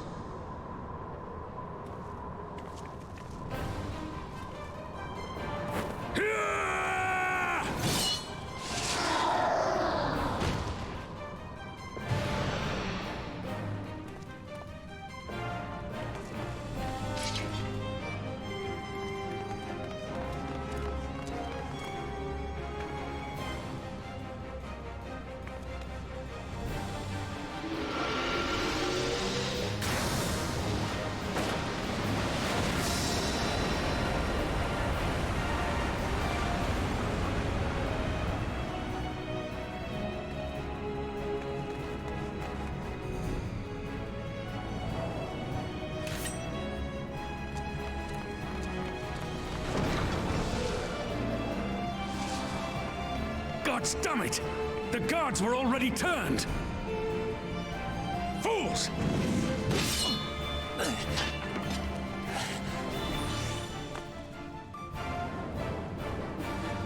Okay. No, you don't! The Kaliana would see us all enthralled. Then they're going to be sorely disappointed. We have the Warrior of Light and Arenvold to shield us. Aye, but they can't well defend your guests and attack the Primal, can they? We're stuck on the back foot.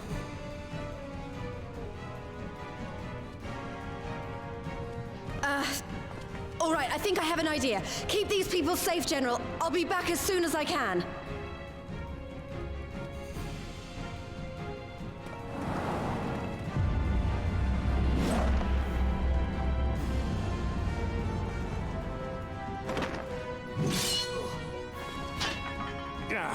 Whatever she's about, she'd best make it quick.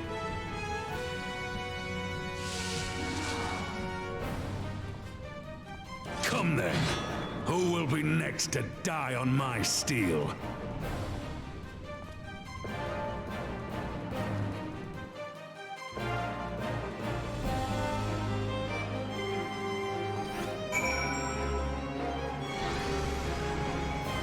Okay, we're fighting Sri Lakshmi again, I guess.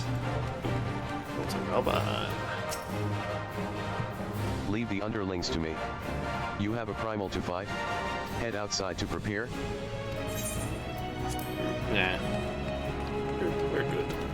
How do we fight her without leaving our allies wide open? We can't stay on the back foot forever. No, damn it, if I think like that we've already lost. I have the Warrior of Light at my side. We can do this. Isn't that right, Shauna? Use the duty action deflect to dissipate the ether spheres Lakshmi releases during the battle. Be warned that allowing an ally to be enthralled by an ether sphere will result in failure. Okay.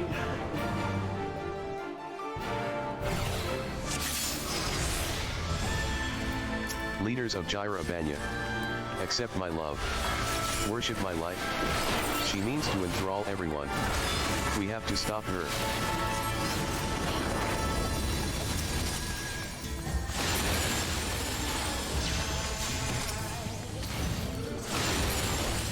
They've done a fine job of blocking our retreat.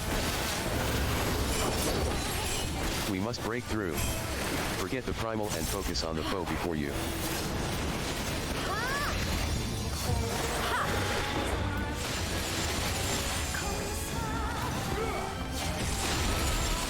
What? I offer you peace and serenity. Let's actually put out that.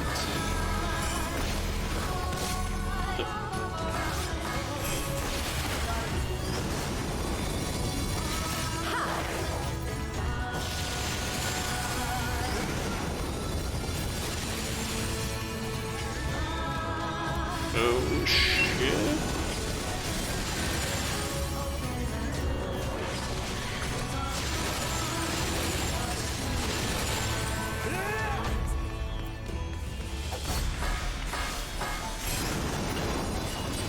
Oh. Fucking hell.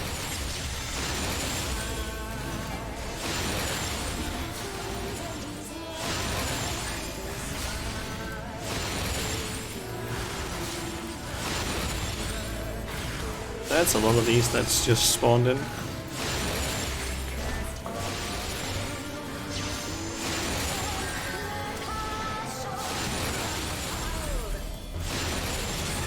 I shall free you from your hate. Jesus. Just relax me, please. Please stop. Jesus Christ, there's so much of it. Did I win? Or what?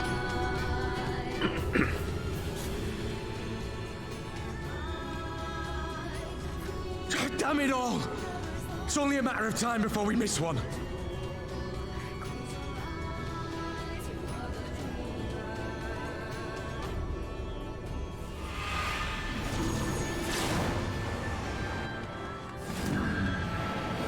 Oh! Ordola! Yes! What of it? Do you want to kill this thing or not? Hell yeah. Let's fucking go.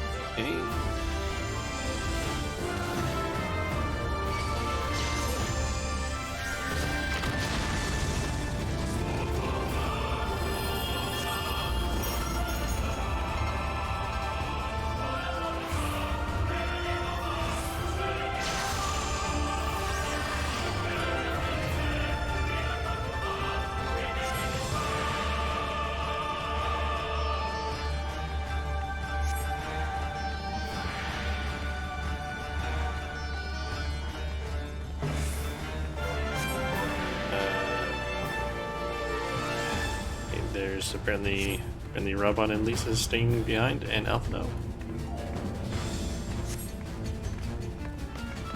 And they basically just lock, or Alphino is actually leaving. Yeah, they lock down the tree next to me.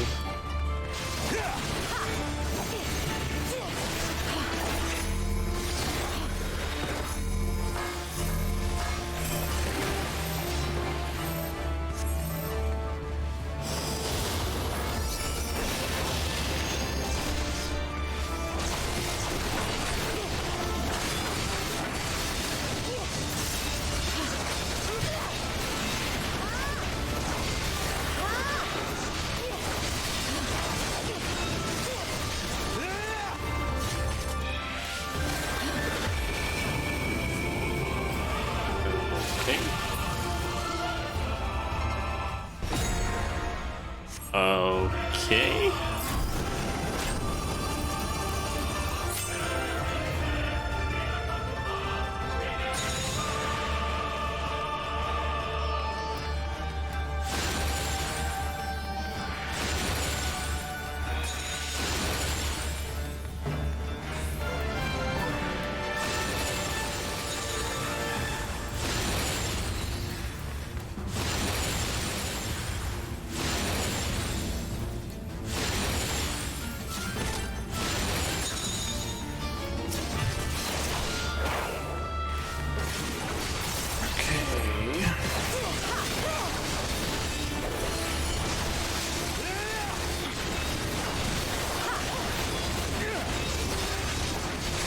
Do not your souls weigh heavy?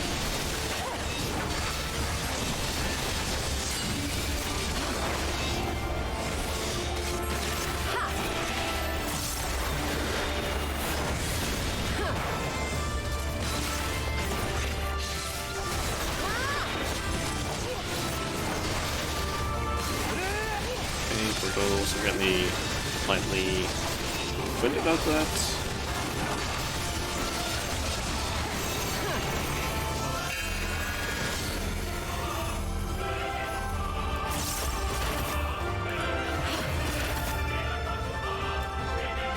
Could stand in there and just attack her.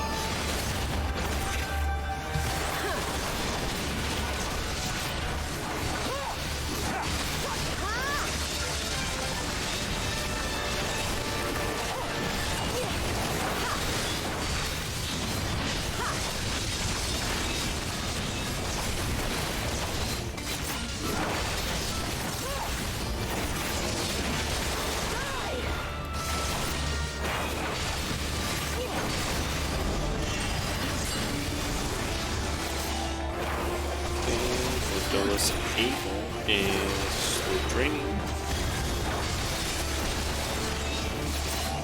I'm assuming that just means she needs to be bursted down as fast as possible, because Fordola is just slowly losing ether.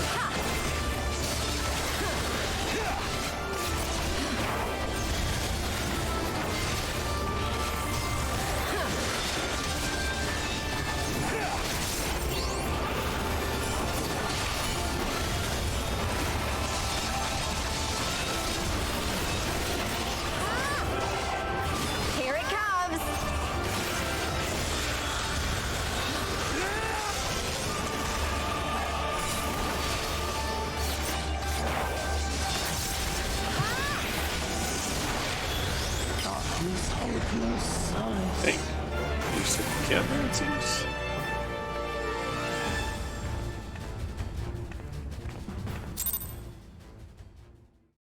Nice.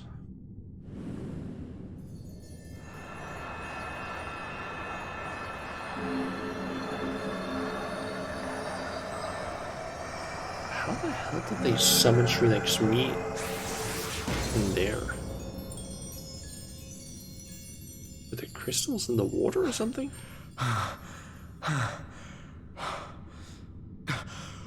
We did it! We beat her!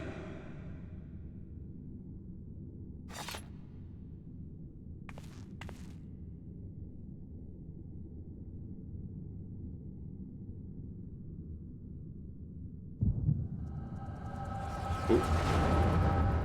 Echo.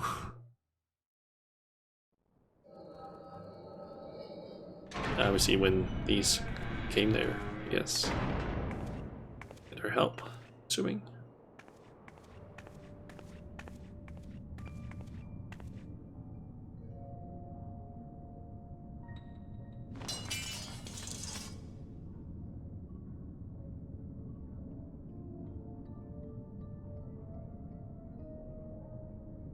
What is this? I'm only going to say this once.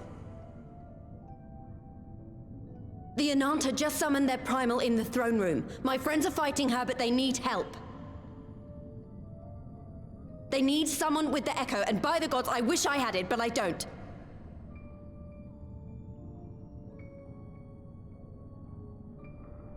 I told you before that you still had time, but things have changed. I need your answer now. You can end it like Xenos, or you can fight for Alamigo. Your choice.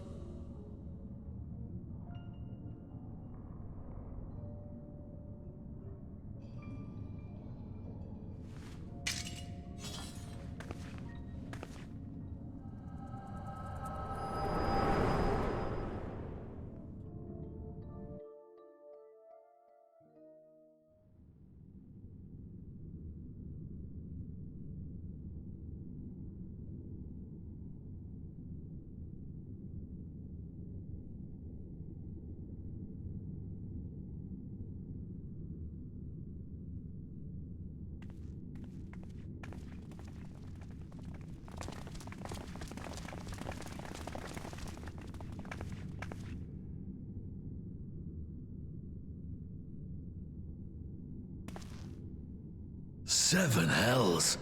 It's her, the Butcher.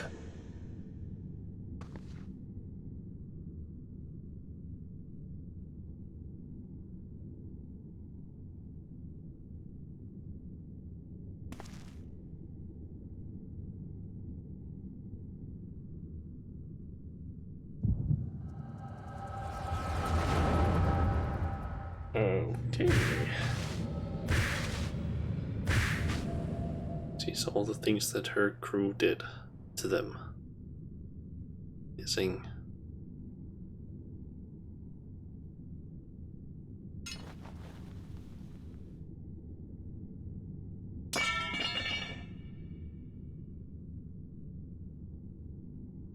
It's done. Take me back to my cell.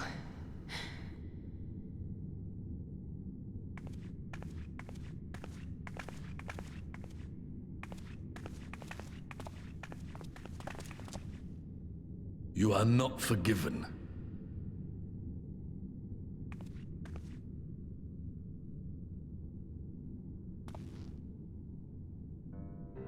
Not you. You I will never forgive.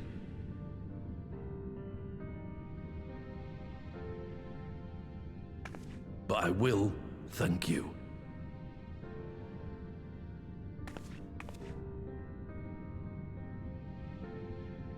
For standing against a primal and saving us from servitude.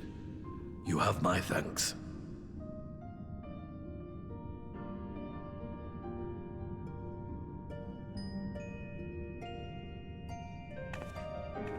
Aww. A tear.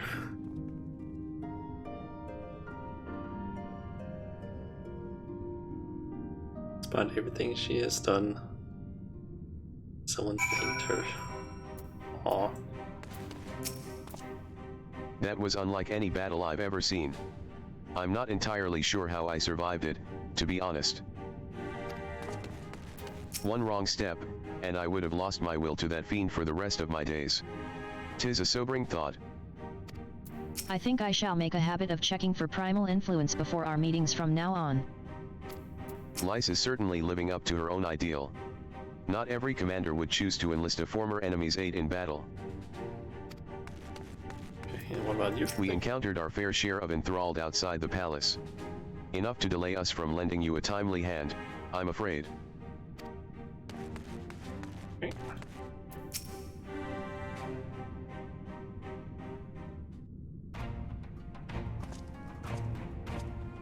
Well fought, Shauna. Aaron Valt. That was a near thing. Our stand against the Kaliana would have been brief indeed had you not volunteered for guard duty. We'd be enthralled as surely as our sentries were. They must have planned this far in advance. Security was my responsibility, and I know how dangerous primals can be. I should have, It's my fault. My stupid mistake. Nay, lass, we were all caught unawares. We will take this as a lesson, and watch our own more carefully in future.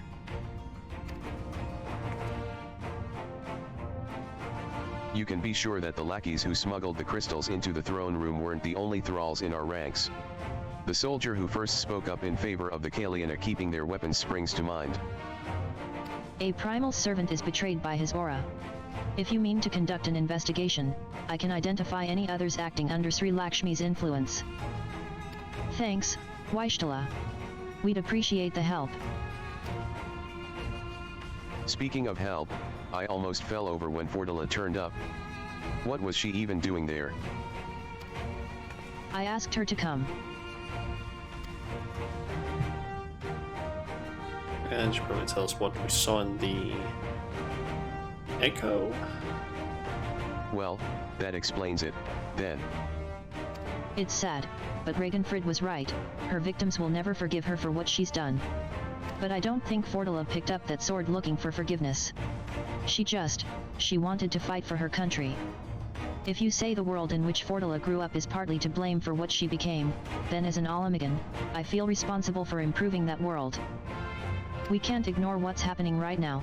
We have to show people a better way than vengeance, or we risk giving birth to a new generation of skulls. I know it's idealistic, but I want to help people to let go of their old grievances and make peace with each other. And I'll hold 1,000 meetings and talk till I'm blue in the face if that's what it takes. 'Tis a long and arduous path you have chosen, but one well worth walking. Rest assured that I will do what I can to help you reach your destination. Thank you, Alphanod. The first step will be to get our representatives back in the throne room. They're a little shaken, but not one of them seemed ready to run. We're all determined to finish what we started. I will see that you're not interrupted. Shauna, you and the Scions are to stand down. Get some rest. You've earned it.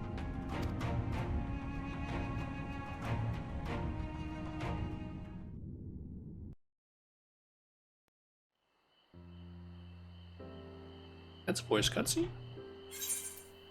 I can tell it by the camera. And also the animation is there. A fine spot to contemplate the heavens.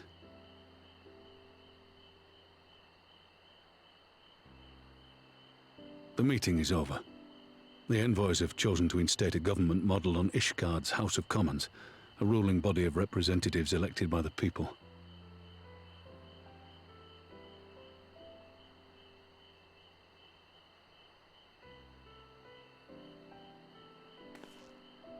It is a fair decision, and one which signals the end of my part in all this. But I would gaze upon Girabania's stars one last time before I leave.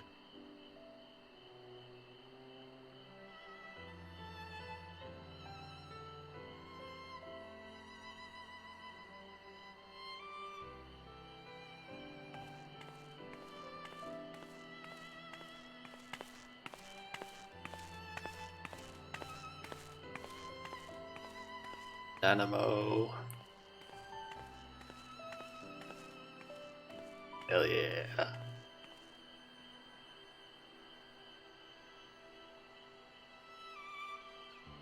Robin probably doesn't know that she's there, assuming.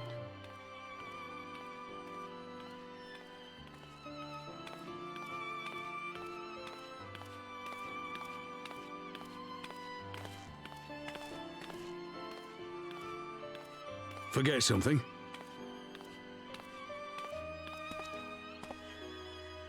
Your Grace, there was no word.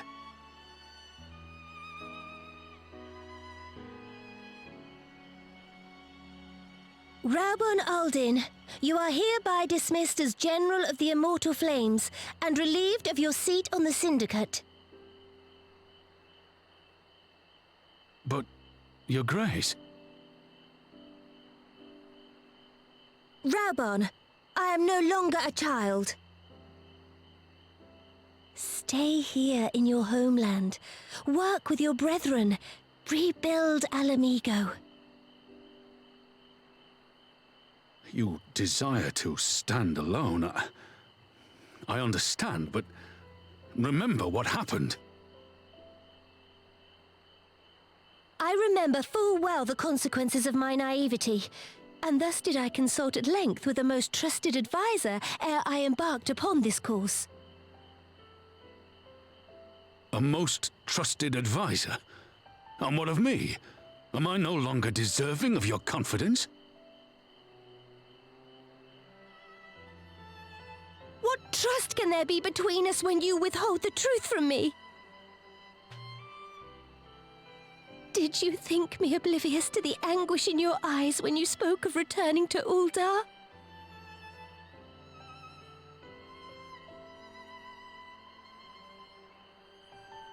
For years and years, we have trusted one another, yet now you refuse to confess your heart's desire? Old crying potato. I swore an oath to you that day on the sands. I pledged my sword.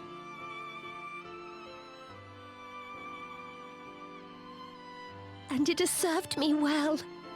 But in Pippin you have forged a new sword, as sharp and deadly as the blade you bequeathed him.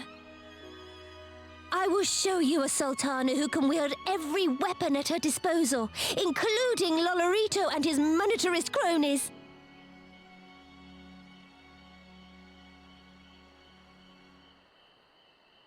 So follow your heart, please. You are home. You are free.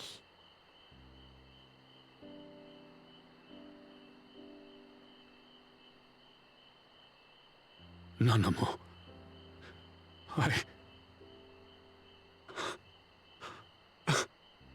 Aww.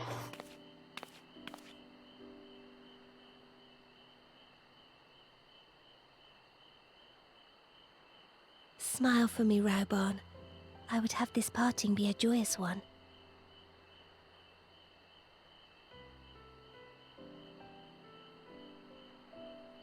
Thank you, Your Grace. It has been an honor to serve you and Uldar. Tomorrow you will serve Alamigo and fight for the good of all Eorzea. Am I understood? Yes, Your Grace.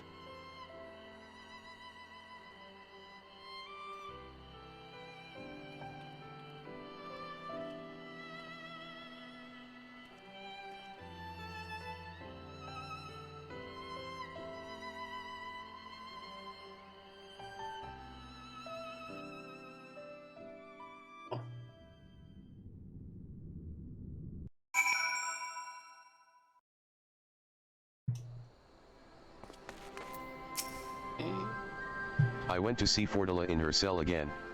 She did turn the tide of the battle after all, and I thought it only right to thank her. But she wouldn't listen, said she neither wanted nor needed my gratitude, and that I should go away. I don't know if I'll ever understand her.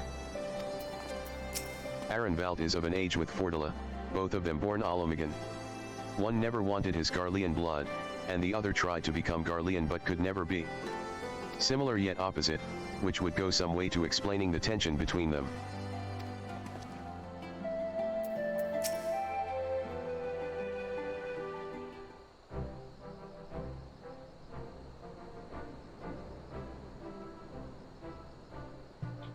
Thanks for shielding us from Lakshmi, you two. If you hadn't been there, the rest of us would be worshipping her by now. You're kind to include me, Lise, but we both know who did most of the work. I could scarce keep track of the battle, let alone land a telling blow.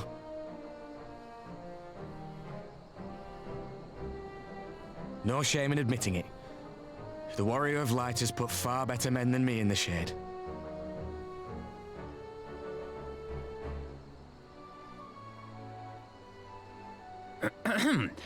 Did I mention that I encountered the Sultana in the palace? It would seem Her Grace has come to Girabania to oversee the final stages of her relocation project. She was in search of General Oldin, and I directed her to the rooftop garden. I do hope he was still there. Are you in the habit of gossiping about the affairs of royalty, Master Leveilleur? Certainly not, Your Grace. I was merely informing my companions. Be at ease, Alphino. 'Twas only a jest. I love when he just gets flustered like that.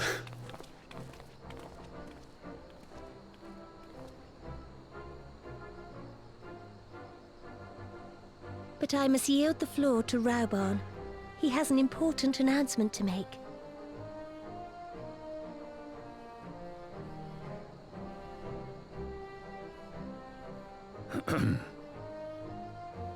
As of yesternight, I have been relieved of my post in the Immortal Flames and the Syndicate both.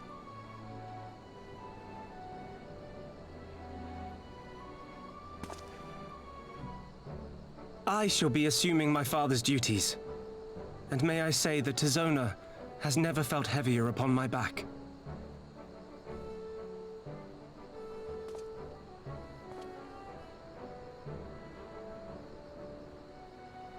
Twould seem I am in need of employment. Mayhap one of my old acquaintances can introduce me to a mercenary company or some such.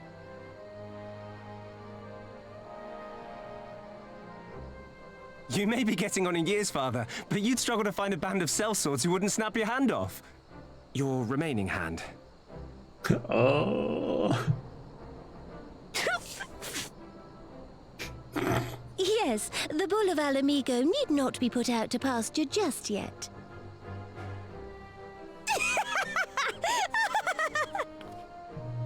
Your Grace has developed a wicked edge to her humor, and you, Pippin, would do well not to laugh when the future may hold the same for you.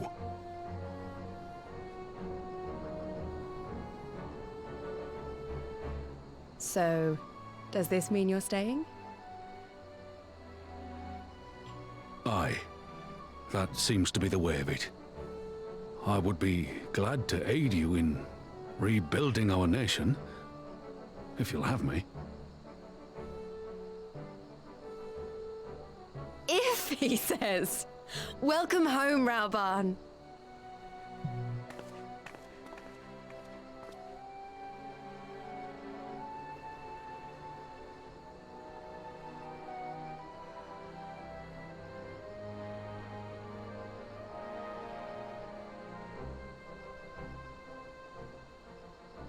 Well, that was unexpected, though you seem distinctly unsurprised.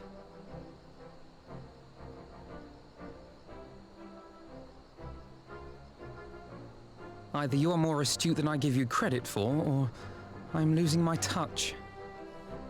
In any event, one thing is certain. Alamigo will rejoice at the homecoming of her dearest son.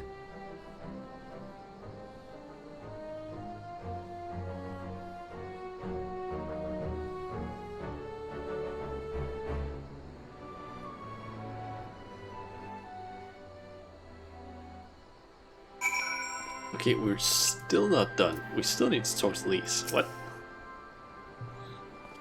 Robin is the veteran of 100 battlefields. Lise couldn't ask for a more reliable ally to have at her side. Lise must be overjoyed to know that General Alden is staying, though I suppose I shouldn't call him General anymore. It seems my road has come full circle. I appreciate the support you showed for my earlier decision, overruled though it was. I have asked enough of you, Shauna. My only words for you now are those of gratitude.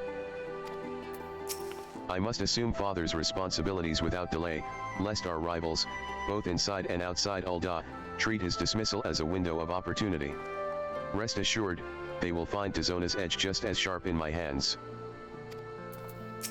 I think it's about time I headed back to Ralgris Reach. What's next for all of you? Elise, I will be eager to hear of recent events, so I shall join you, if you've no objections. I'd welcome the company. Shauna, why don't you come along to the Reach as well once you've said your farewells to Nanamo and the others? Upon completion of this quest, you will be able to access the palace's rooftop gardens by speaking to the royal menagerie attendant. Hey! So I guess I can use that to basically get up there for, I don't know, screenshots if I want to. It seems my road has come. And they just say the same things. I'll just reach.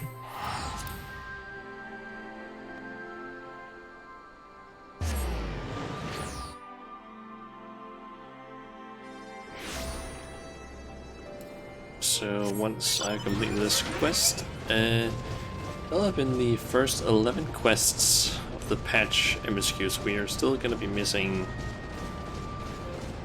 29 quests, along with 3 dungeons, or 2 dungeons I believe, and 1 trial.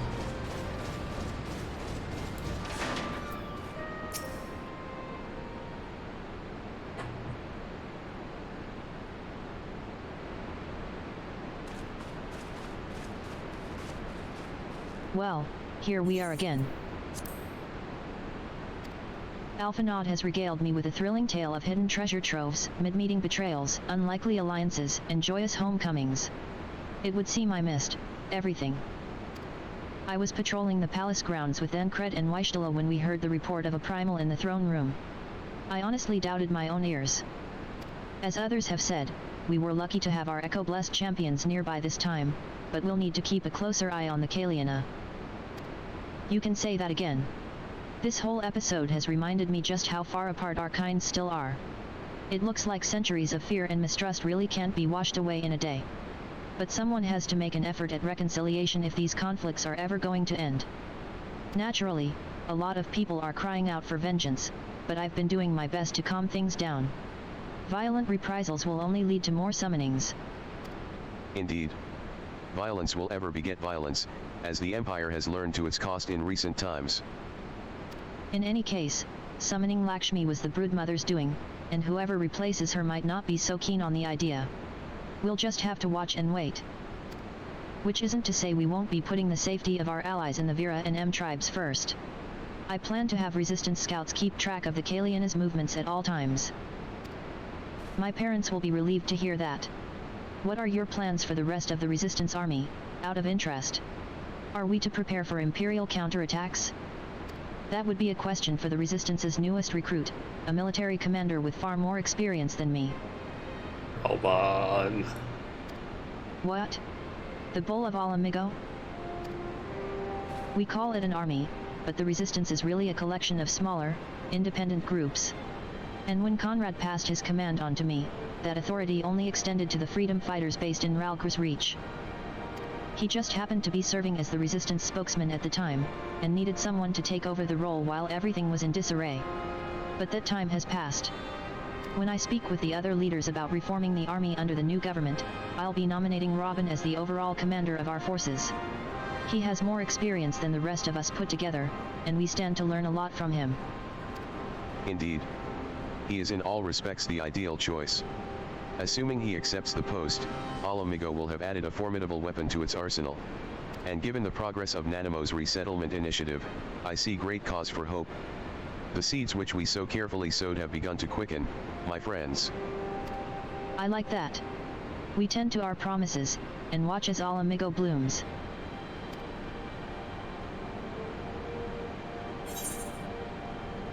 Okay, get a dress up Robin. Detachable arm optional.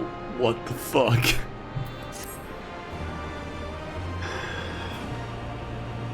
Jesus Christ.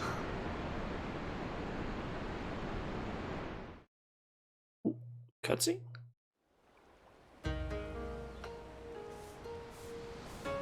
That probably leads into the next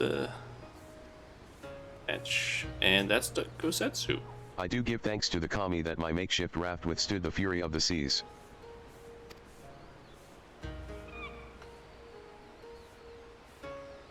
But there their generosity ended. Without coins in our pockets for new attire, we are doomed to look like so much jetsam.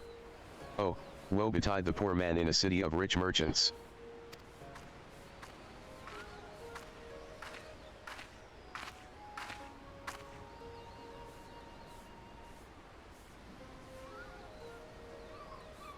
These dango are delicious. Will you have one? Let's see. Why do you seem so friendly? More sweetbreads. I surrendered my blade to secure what few coins we have.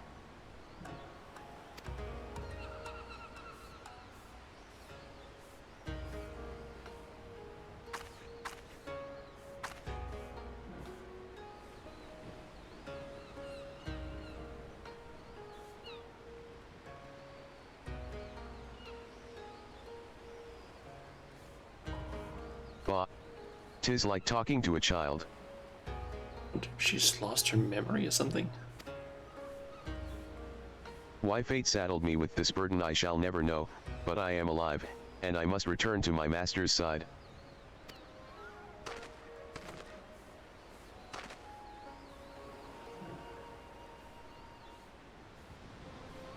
Come, Tsuyu. We shall find a ship to carry us across the Ruby Sea.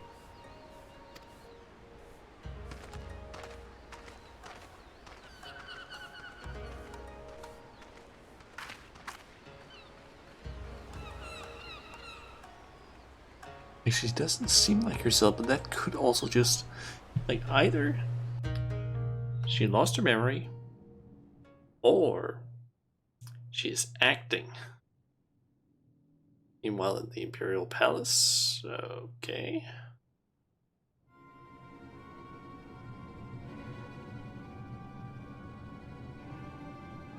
Have you read the reports? First Doma, then Alamigo, and Lord Zenos put to the sword. Do not believe everything you read. I hear the Viceroy was merely wounded, and that he has already returned to the capital. Naturally, the savages beat their chests, and boast loudly of taking his head, regardless. Nay. Lord Zenos' lives? Deplorable. That our own officers should be fooled by Eorzean misinformation. Small wonder the provinces have begun rising up in rebellion. We must prepare an official, and above all accurate announcement to quell these pernicious rumors. They would wage war with empty words, let them produce the Viceroy's remains, then we shall soon put the light to their claims.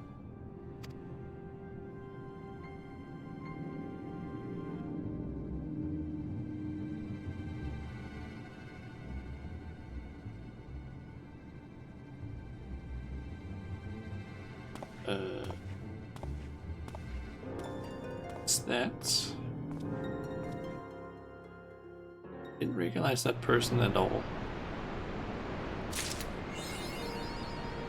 More heroes. Okay. What does that give? Raban's. Oh my god. Raban's left arm.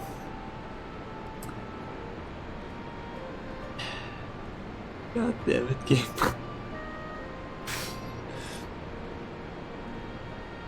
They just decided that this was the quest where it was just gonna be like, yeah, let's just make fun of the fact that Raban is missing an arm.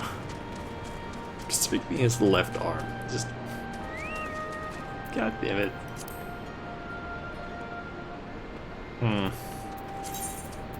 Well.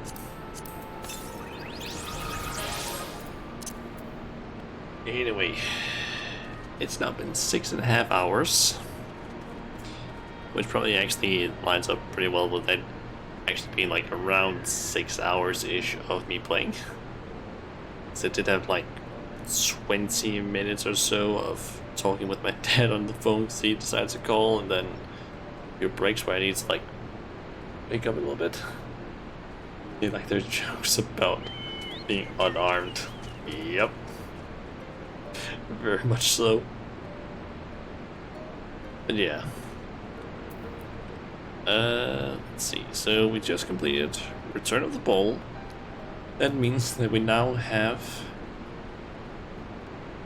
arrived, or at least tomorrow, we're gonna continue with the patch 4.2 quests, aka Rise of a New Sun, what that part is called, which contains 8 quests. And it's apparently gonna unlock some side content, I think. I don't really know what it is, like how it works, but I believe there is something, and we can maybe also complete patch 4.3, which is called Under the Moonlight, which contains 7 quests and a trial. But yeah, this is gonna basically just be the end of the stream for today because it's been 6.5 hours, so yeah, I'm getting a little bit tired, basically. Let's see here. Who could I potentially raid? Let's see. Who should I pick from the list? Thanks for the stream. You're welcome. Thanks for dropping by. Let's see. About you. How long have you been streaming? 21 minutes. That works. Okay. I'm gonna go ahead and basically rate Peachadora. She is playing Phasmophobia right now. I think it's with 3 of her friends. I think, I'm not entirely sure though. But yeah, that's basically gonna be who I rate. So as for the next stream, that's gonna be tomorrow. Supposedly at around 12 PM, I think it is. I still can't quite figure out how the whole AM PM is just the middle of the day. And if you were to use not AM, PM, and just, I guess, military time, just 12 o'clock. Might delay it a little bit, I don't know yet, depends on when I wake up and, like, breakfast and whatnot.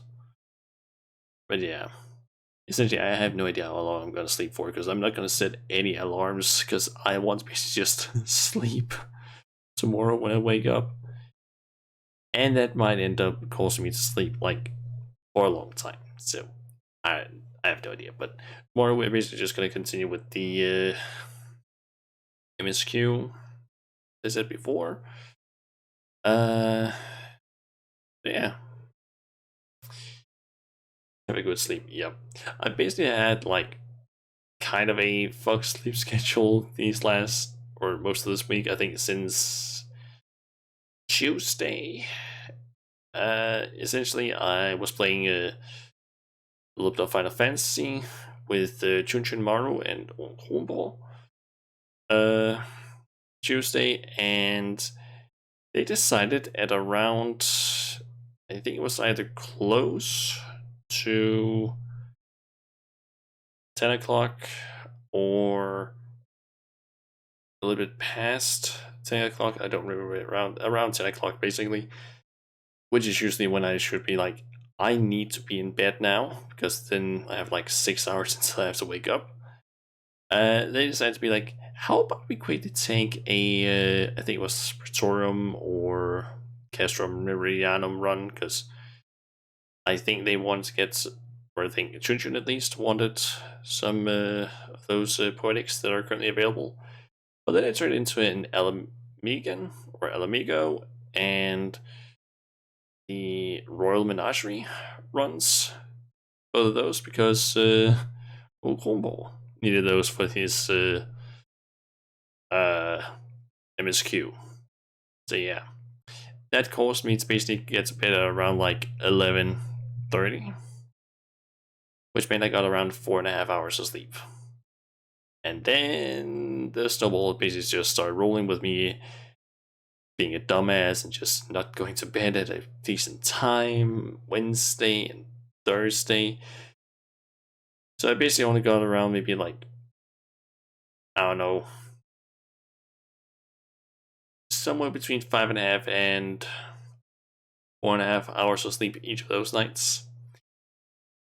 So yeah, and then waking up at like 6 or 4 in the morning, and then going to work at like 6, and then working for 8 hours. Where it's like mostly physical work. Most of it wasn't that, like, I don't know,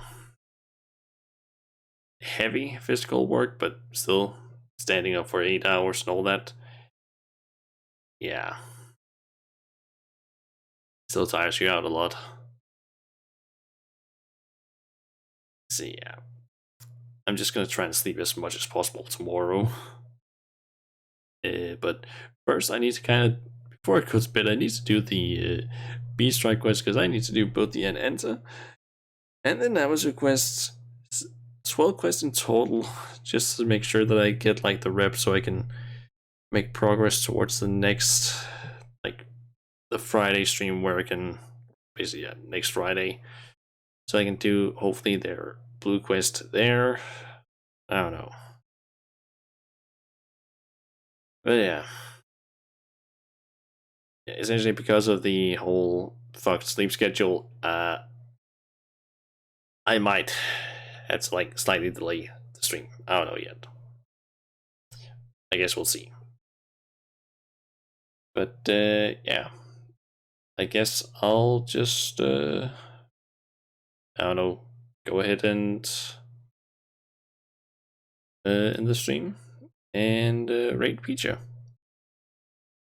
Because yeah, as well, no worries. Yeah. I guess I'll just see you guys tomorrow, hopefully. And if not, then possibly Monday, some Yakuza. So yeah. I guess until next time, guys, I'll see ya.